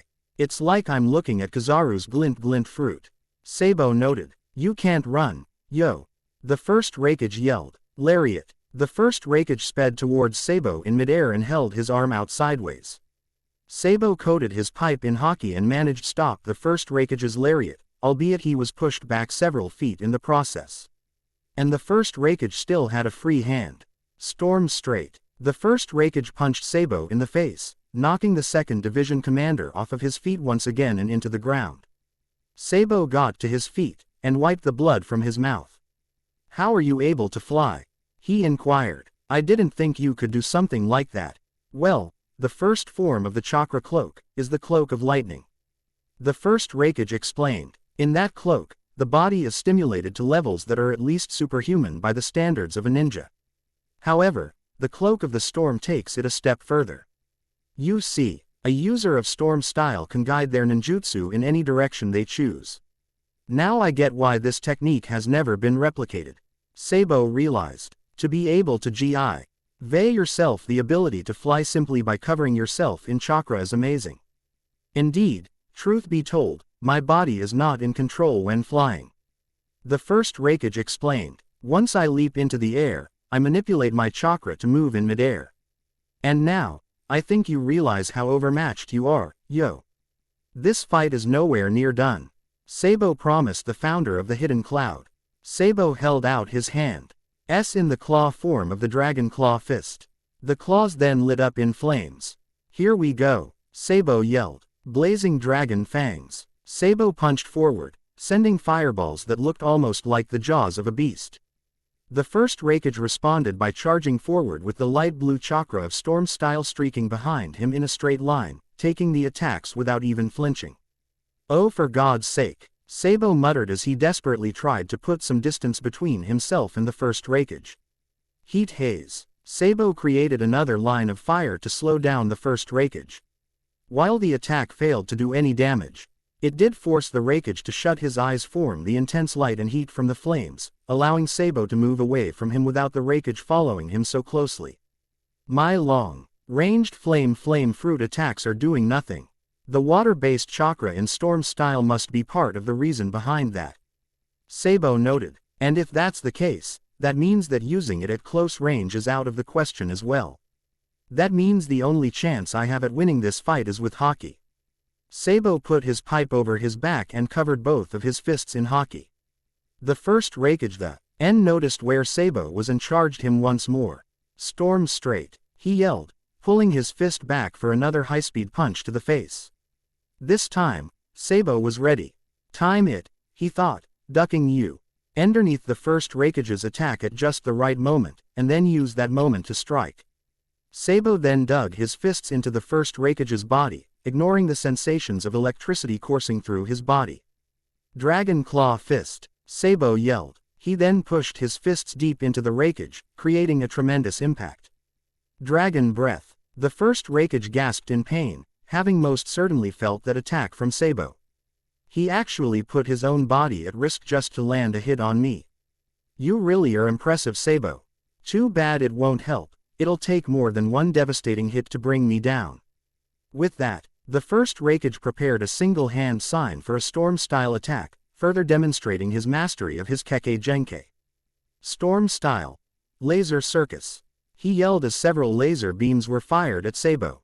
No, Sabo yelled in fear as he was struck multiple times by the laser beams. The attack floored Sabo, leaving him on the ground and writhing in pain. He groaned out loud.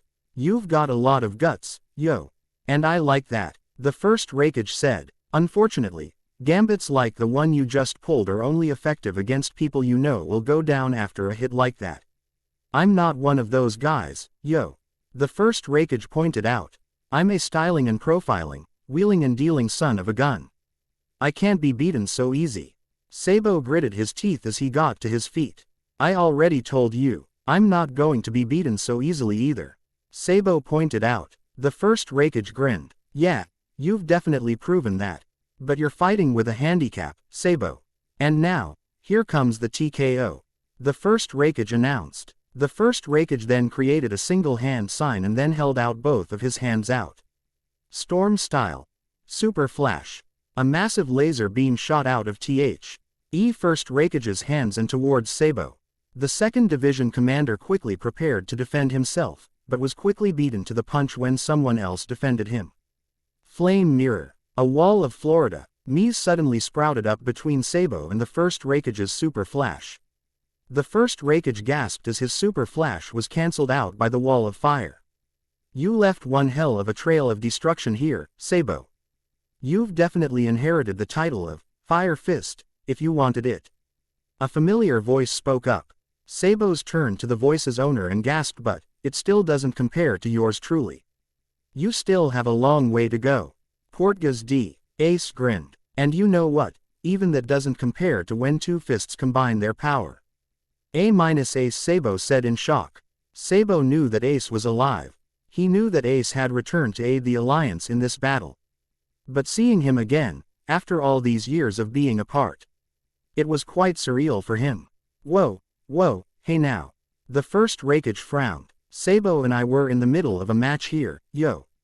How about you take yourself out of the ring before you get hurt? Not gonna happen, pal. Ace frowned at the Hidden Clouds founder. Sabo's my brother, and I ain't just gonna let you take him out. I'm not losing him again. The first Raikage gazed at Ace for a moment before finding his expression softening slightly, his mind flashing back to his little brother. The original B of the AB combo and later the man who became the second Raikage. Fine, the first Raikage said, you want to join your brother in death, then be my guest. I'm not so cruel as to prevent someone from fighting with their brother. Ace grinned and leapt to Sabo's side. You're pretty banged up from fighting this guy, Sabo. I'll do you a solid and take the lead on this one. Ace's interference gave Sabo the time he needed to recover. He stood up straight and addressed his brother. Ace. He trailed off. Ace smiled. Focus, idiot, he said. We've been apart for 12 years, you know. We can wait to catch up for a few more minutes. Sabo smiled at this. Right to the chase, huh? He never changes. Sabo then walked up to Ace's side. All right then, let's take this guy out, and then we can catch up. Sabo said, but just so we're clear, I'm not so injured that I need you to lead the way in this fight. Sabo told him, we'll fight side by side, just like we always do. Ace laughed at this. Hey, look at you. You've gotten pretty prideful over the years, Sabo. That was supposed to be my job, considering that Luffy always viewed you as the nice older brother back when we were kids. Well, times change. Sabo grinned. As the second in command of the Revolutionary Army, I have to take pride in my abilities. The first Raikage cracked his knuckles and then his neck. All right, boys, he said. I was nice enough to give you a handicap for this fight, so don't let me down. Ace almost immediately rushed the first Raikage. Let's go, Sabo, he yelled. Sabo smirked, still so eager to rush in. He mused. The first Raikage prepared to rush them as well, however Ace suddenly looked him dead in the eyes, causing him to freeze slightly as an overwhelming force started pressing down on him. Bo almost immediately recognized what was happening, having seen others use such an ability. That's Conqueror's Haki. Ace, to think that you had this ability. Sabo, Ace yelled, calling out to him. Right. Sabo moved in front of Ace with his hand held out. Heat Haze. The first Raikage was suddenly enveloped in the flames of Sabo's Heat Haze attack. The water portion of the first Raikage's storm style managed to defend him.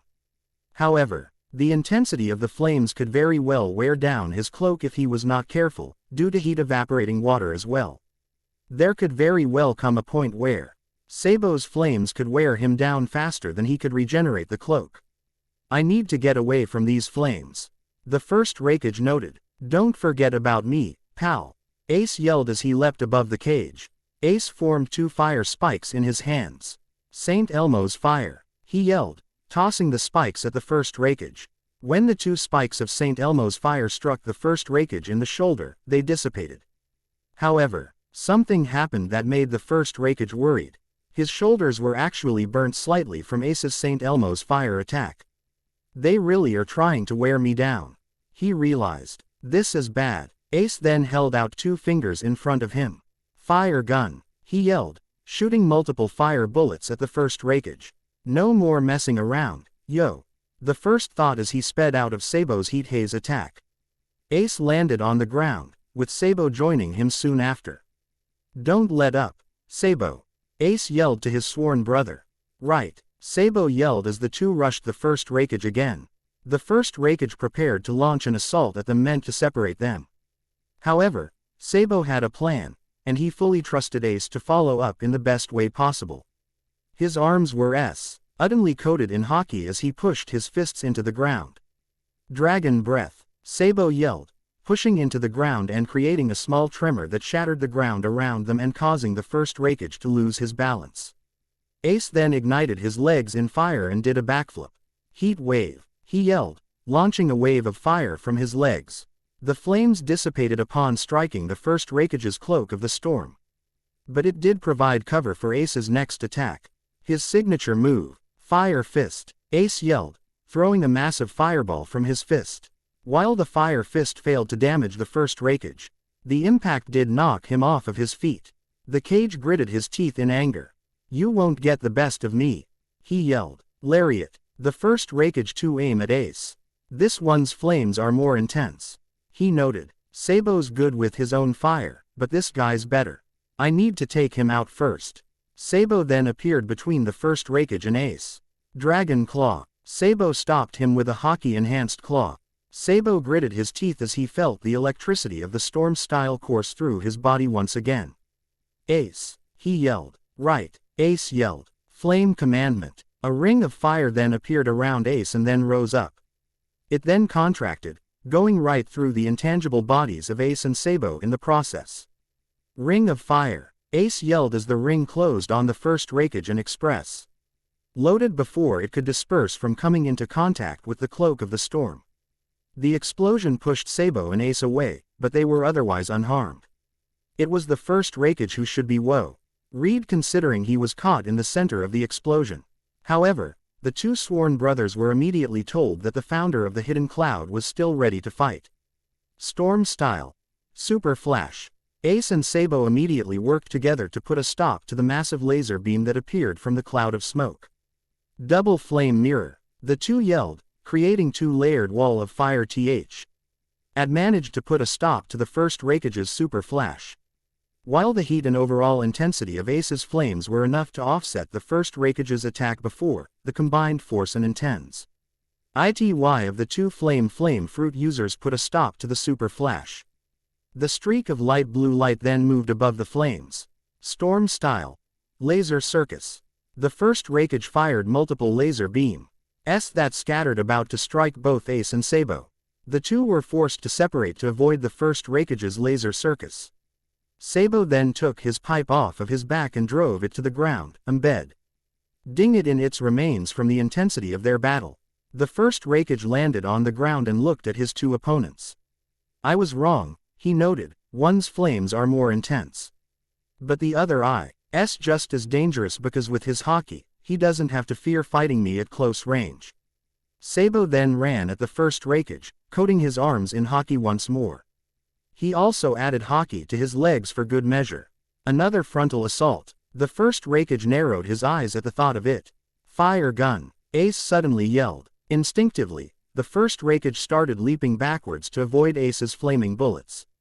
Ace then grinned. "Fire fence," he yelled, creating several large pillars of fire that were then tossed around the first Raikage, trapping him in place. Before the first Raikage could destroy one of the pillars of fire that had trapped him, Sabo took advantage of his pause to leap through the fire. "Dragon Claw Fist," Sabo yelled. "Dragon Bite." Sabo then delivered two kicks to both sides of the first Raikage's neck with his hockey-enhanced feet, trapping the man in place. "Gah!" The first yelled in surprise as Sabo prepared for another attack. "Dragon Claw Fist." Sabo brought his hockey-enhanced claws back. Dragon Gatling." The first Raikage gasped in surprise and pain as he was suddenly assailed repeatedly by multiple strikes from Sabo's claws. Ace grinned at the sight. "So, Sabo decided to borrow one of Luffy's moves, huh?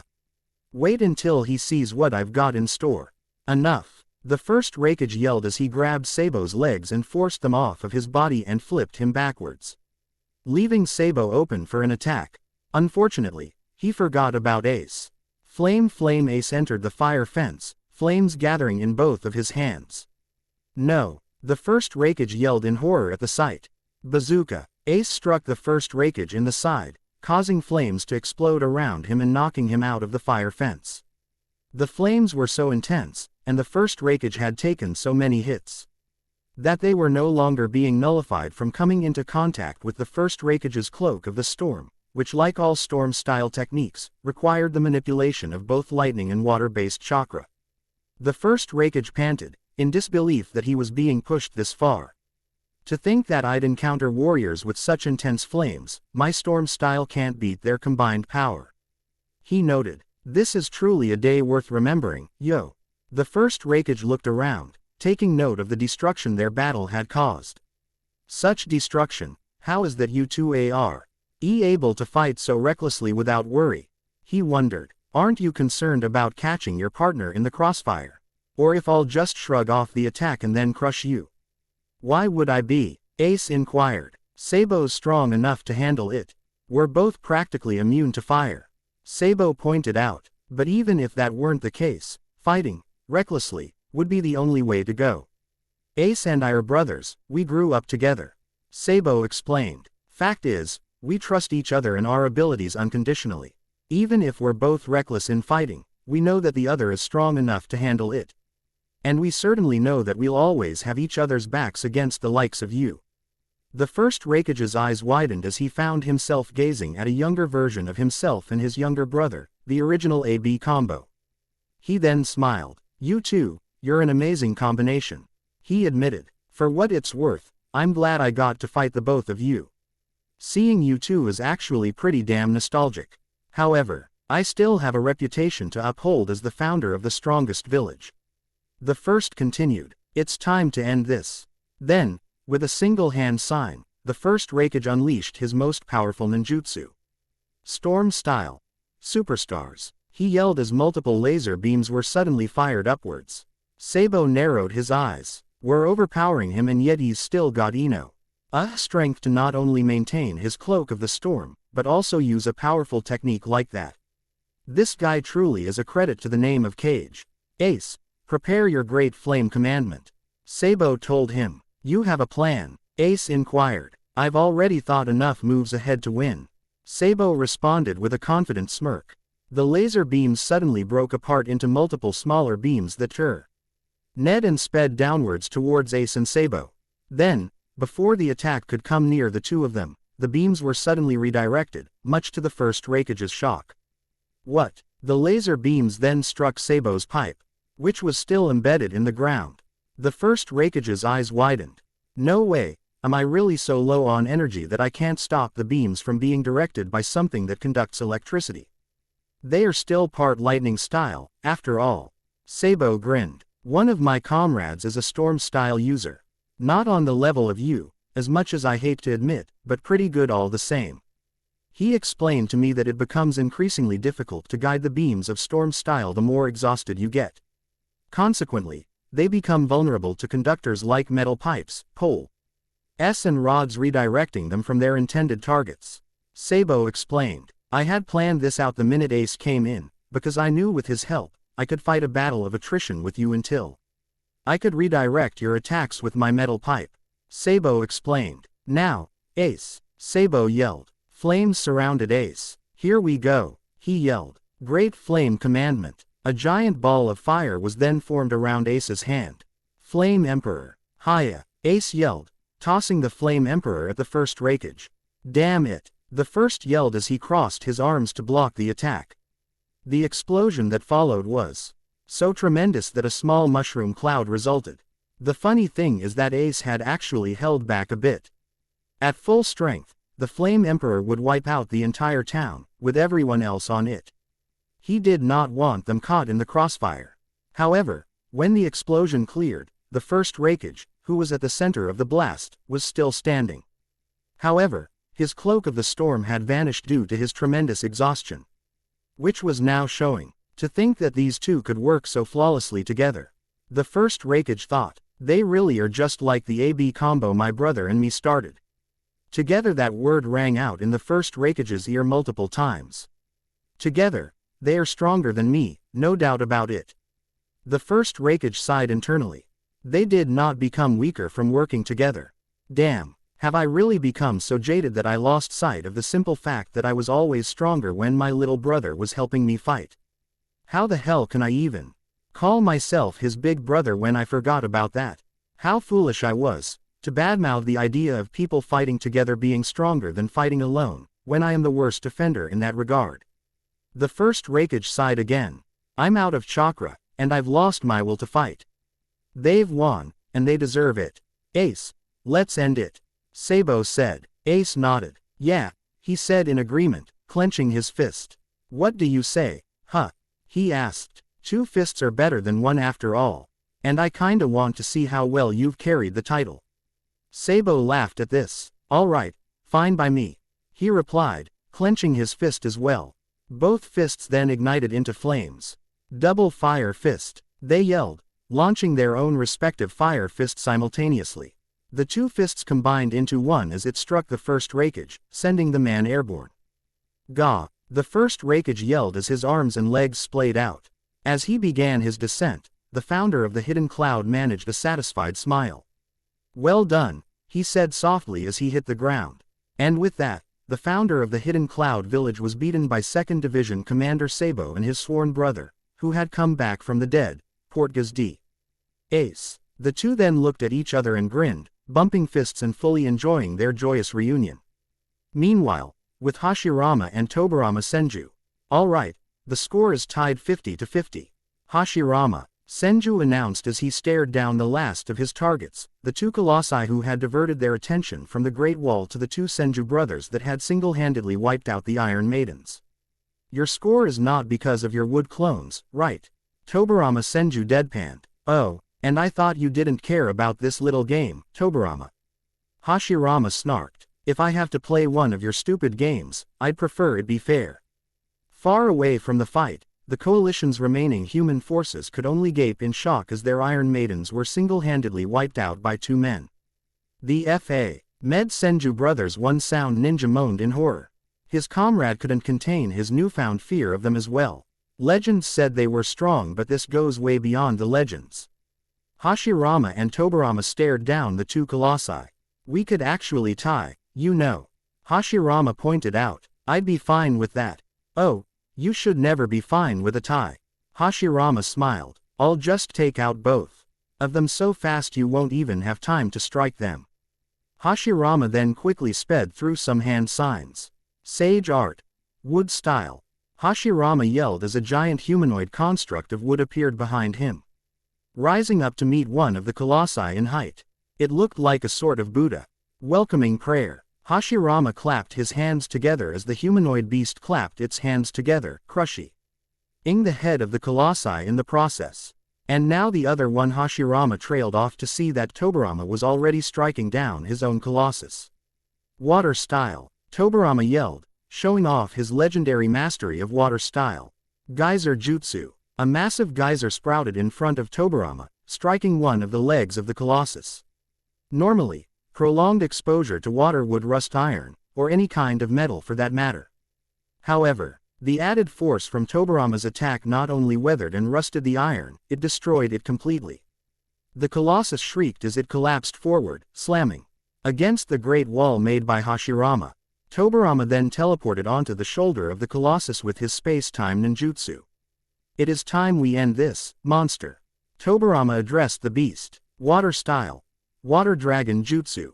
Tobarama yelled, attacking the colossus with a water dragon, destroying the colossi's head in the process. Our colossi have been destroyed. One of the coalition soldiers yelled in terror. Those Senju brothers are the real monsters. Another pointed out. Monsters, coming from you, that is quite rich. The wood clones Hashirama had created had now turned their attention to the soldiers. Know this, I am a man who only desires peace. One of the clones explained. Which is why I cannot stand by and allow you to subjugate the universe to your whims. If anyone wishes to continue the fight, then by all means face me. But if you no longer see any reason to fight, then I will respect your wishes and allow you all to surrender. It makes no difference to me, because either way, I'll be protecting the universe from you. Meanwhile, the real Hashirama and Tobarama stood together, watching the wood clones go to work. We've done a lot of good today, haven't we, brother? Tobarama inquired. It's not enough, Hashirama said. Our work is not done until this threat has been extinguished, whether it is through words or swords. I couldn't agree more, Tobarama said. Shall we move forward? Yes, I do believe that 2 of Naruto's brothers have gone on ahead already. Hashirama pointed out. Hashirama smiled. I must admit, I'm excited. He continued. I can't wait to see 2 boys with the same amount of potential as Naruto fight. Meanwhile, with Monkey D.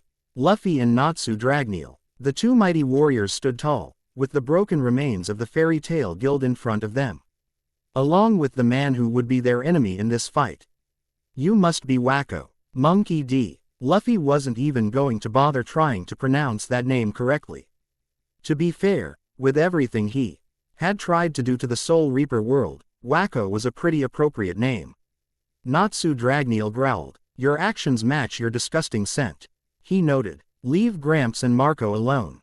You watch. The Quincy King, Act of Chaos, and sworn enemy of Luffy and Natsu, chuckled darkly. The unconscious bodies of Makarov Dreyar and Marco the Phoenix behind him, their defenses having finally broken down. Acts of order, Monkey D. Luffy and Natsu Dragneel, he said, to think that we'd meet so early. I welcome you to what will soon become a glorious battlefield. Yhwach said grandly. I also welcome you to what will become your graves. As if, Wacko. Luffy glared at the man. We're living past today, Natsu promised. And we're going to defeat you. Natsu and Luffy finished in unison. Jiraiya of the Sannin too. Okay, a moment to casually salute Chitsujo inside of Mercurius before addressing the matter at hand. It is done, Lord Chitsujo. Jiraiya told him. I have completed a seal that could theoretically leave Yhwach vulnerable to us. Chitsujo smiled at this. Well done, Jiraiya, he praised. Would you mind explaining how you managed it so my intelligence commanders can develop a strategy accordingly? Well, Ed, on the information you gave me when you assigned me to this task, I was able to come up with a possible weakness that could help us. First, the Almighty seems to be a mental and visual-based ability. Much like visual jutsus like the Rinnegan, as the eyes are connected with the brain. Jiraiya explained. So, theoretically, a seal that messes with his brain similarly to Genjutsu by constantly sending chakra into his body to disrupt his mind, could switch off his Almighty and at least leave him without that cheap as hell ability of his. And what about Yhwach's weakness to the Silver Maid from his Ashwalan victims? Kazuki Urahara inquired. That is what tipped the scales in our favor last time. Unfortunately, I don't have the capabilities at the moment to make a seal that accommodates such a thing. Jiraiya admitted. I would need much more time to create such a seal. Time that we don't have. Shikaku Nara grimly pointed out. I'm not even sure if this seal will work. Jiraiya added. There's a possibility that Yhwach could remove the seal himself. If he's as powerful as you all claim he is, I wouldn't put it past him to just shrug it off like it's nothing. Oh, that's freaking comforting. Ben Beckman groaned. Sealing jutsu is tough work, Beckman. Jiraiya explained. Even the Reaper's seal that was used to seal the nine-tailed fox took a long time to perfect. If you want an unbreakable seal, then you need at least a year to complete it. I only had a few hours. Jiraiya reminded them, and those hours will have to suffice. Mavis Vermilion noted. Might I remind you that we are in a very desperate situation at the moment. A desperate situation that will be overcome. Chitsujo said confidently. Now, Shikaku, do you think you can come up with a good strategy to accommodate this seal? As the one who is most experienced with sealing masters, yes. Shikaku responded. Since you are using Master Jiraiya for this plan, this is even easier. Shikaku explained. Since he is capable of summoning an army of his own. The Toads. Jiraiya nodded. I'll need some men on my side as well. The Toads are fantastic warriors, but they are also very big targets. That won't be an issue. I have human soldiers at the ready to back you all up. Chitsujo spoke up. Well, regardless of who we send, against someone like Yhwach, there is not much we can do but put all of our hopes on Master Jiraiya's seal. Shikaku explained. Which means that our strategy must revolve around protecting him until he can slap the seal on Yhwach's body. The protection team will be divided into 3 forces, Bull Squad, Horned Squad and Dart Squad. Naming them after frogs, huh. Nice touch, Shikaku. Jiraiya grinned. Bull Squad will take the direct approach, attacking Yhwach head-on. Shikaku explained. They are the muscle of this force, and will unfortunately have the most casualties of this assignment. Dart Squad will be the long-range force. They will be striking with any long-range ninjutsu they have at their disposal. Shikaku continued. Finally, Horned Squad will be responsible for keeping Yhwach contained in a single area so Master Jiraiya doesn't have to chase him around too much. And finally, Shikaku was coming to the end of his explanation. Master Jiraiya will be weaving in and out of the fight. Just try not to draw too much attention to yourself, and when you get the chance, get that seal on you watch. Hey, a damn good strategy as always. Shikaku. Jiraiya grinned. The human part of your team is outside, Jiraiya, along with the people who will transport you to Magnolia. Shitsujo told him, you need to get there, immediately. Jiraiya nodded and flashed everyone the peace sign. No need to wish me luck, guys. He said with a grin. Jiraiya the gallant has no need for it. With that, Jiraiya marched off to meet his team. Shitsujo chuckled. He's as eccentric as ever. He noted, I just hope the plan works. Mavis said, still afraid for Shitsujo's well-being should they fail. Have a little faith, Mavis. Shitsujo said with a reassuring smile. Who knows, if fate is smiling on us, Jiraiya might not even need to get involved. He's still a contingency plan when it's all said and done. Remember, two Fonta, stick accomplishments of mine are there as well. Shitsujo reminded them all. Back in Magnolia, Marco the Phoenix groaned in pain as he managed to regain consciousness for just a brief moment. That brief moment was all he needed to see what was about to happen in front of him and Makarov Dreyar. You watch, the Quincy King in act of chaos was now confronting new enemies. He could not help but smirk confidently when he saw who it was. Took you long enough, he said. Then again, I guess the hero does always show up when you need him the most, right? Kick his ass, you two. Marco told them as he lost consciousness again. Monkey D. Luffy and Natsu Dragneel both gazed at their opponent with extreme intensity. Yhwach laughed at this. How amusing, he proclaimed. Ichigo used to give me that same look during the Wandenreich's battle with the Soul Society. You four, you truly are brothers in all but name. Yhwach noted. And you lost to just one of us, last time you decided to come out and hurt others. Natsu pointed out. Now, you've got to deal with two. Yhwach chuckled at this. Please, he said arrogantly, you two are not as strong as Ichigo. And even Ichigo could not defeat me on his own. I guess he just goes to show you how important it is to have your friends by your side, right? Natsu asked. That old man there that you beat up. He taught me that. That's my guild master, the closest thing I had to a parent that you beat up, Yhwach. Natsu glared heatedly at the Quincy King. It's taking all of my restraint not to rush you. Your master was wise, Yhwach complimented. It is important to have your friends by your side. I preach camaraderie among the Wandenreich, after all. The warriors of the Wandenreich must always be willing to do what they must for their comrades, even sacrificing their life and power for others. That's stupid. Luffy frowned, looking at Yhwach like he was stupid. You're stupid, wacko. Yhwach frowned at Luffy's statement. Comrades are always more valuable alive. So what's the point in asking them to sacrifice themselves? What kind of leader wants his people to sacrifice themselves, huh? That's a terrible leader. If someone sacrifices themselves, it should be because that's the only option. And always on their own terms. If you make that decision for them, then you have no right to call yourself a leader.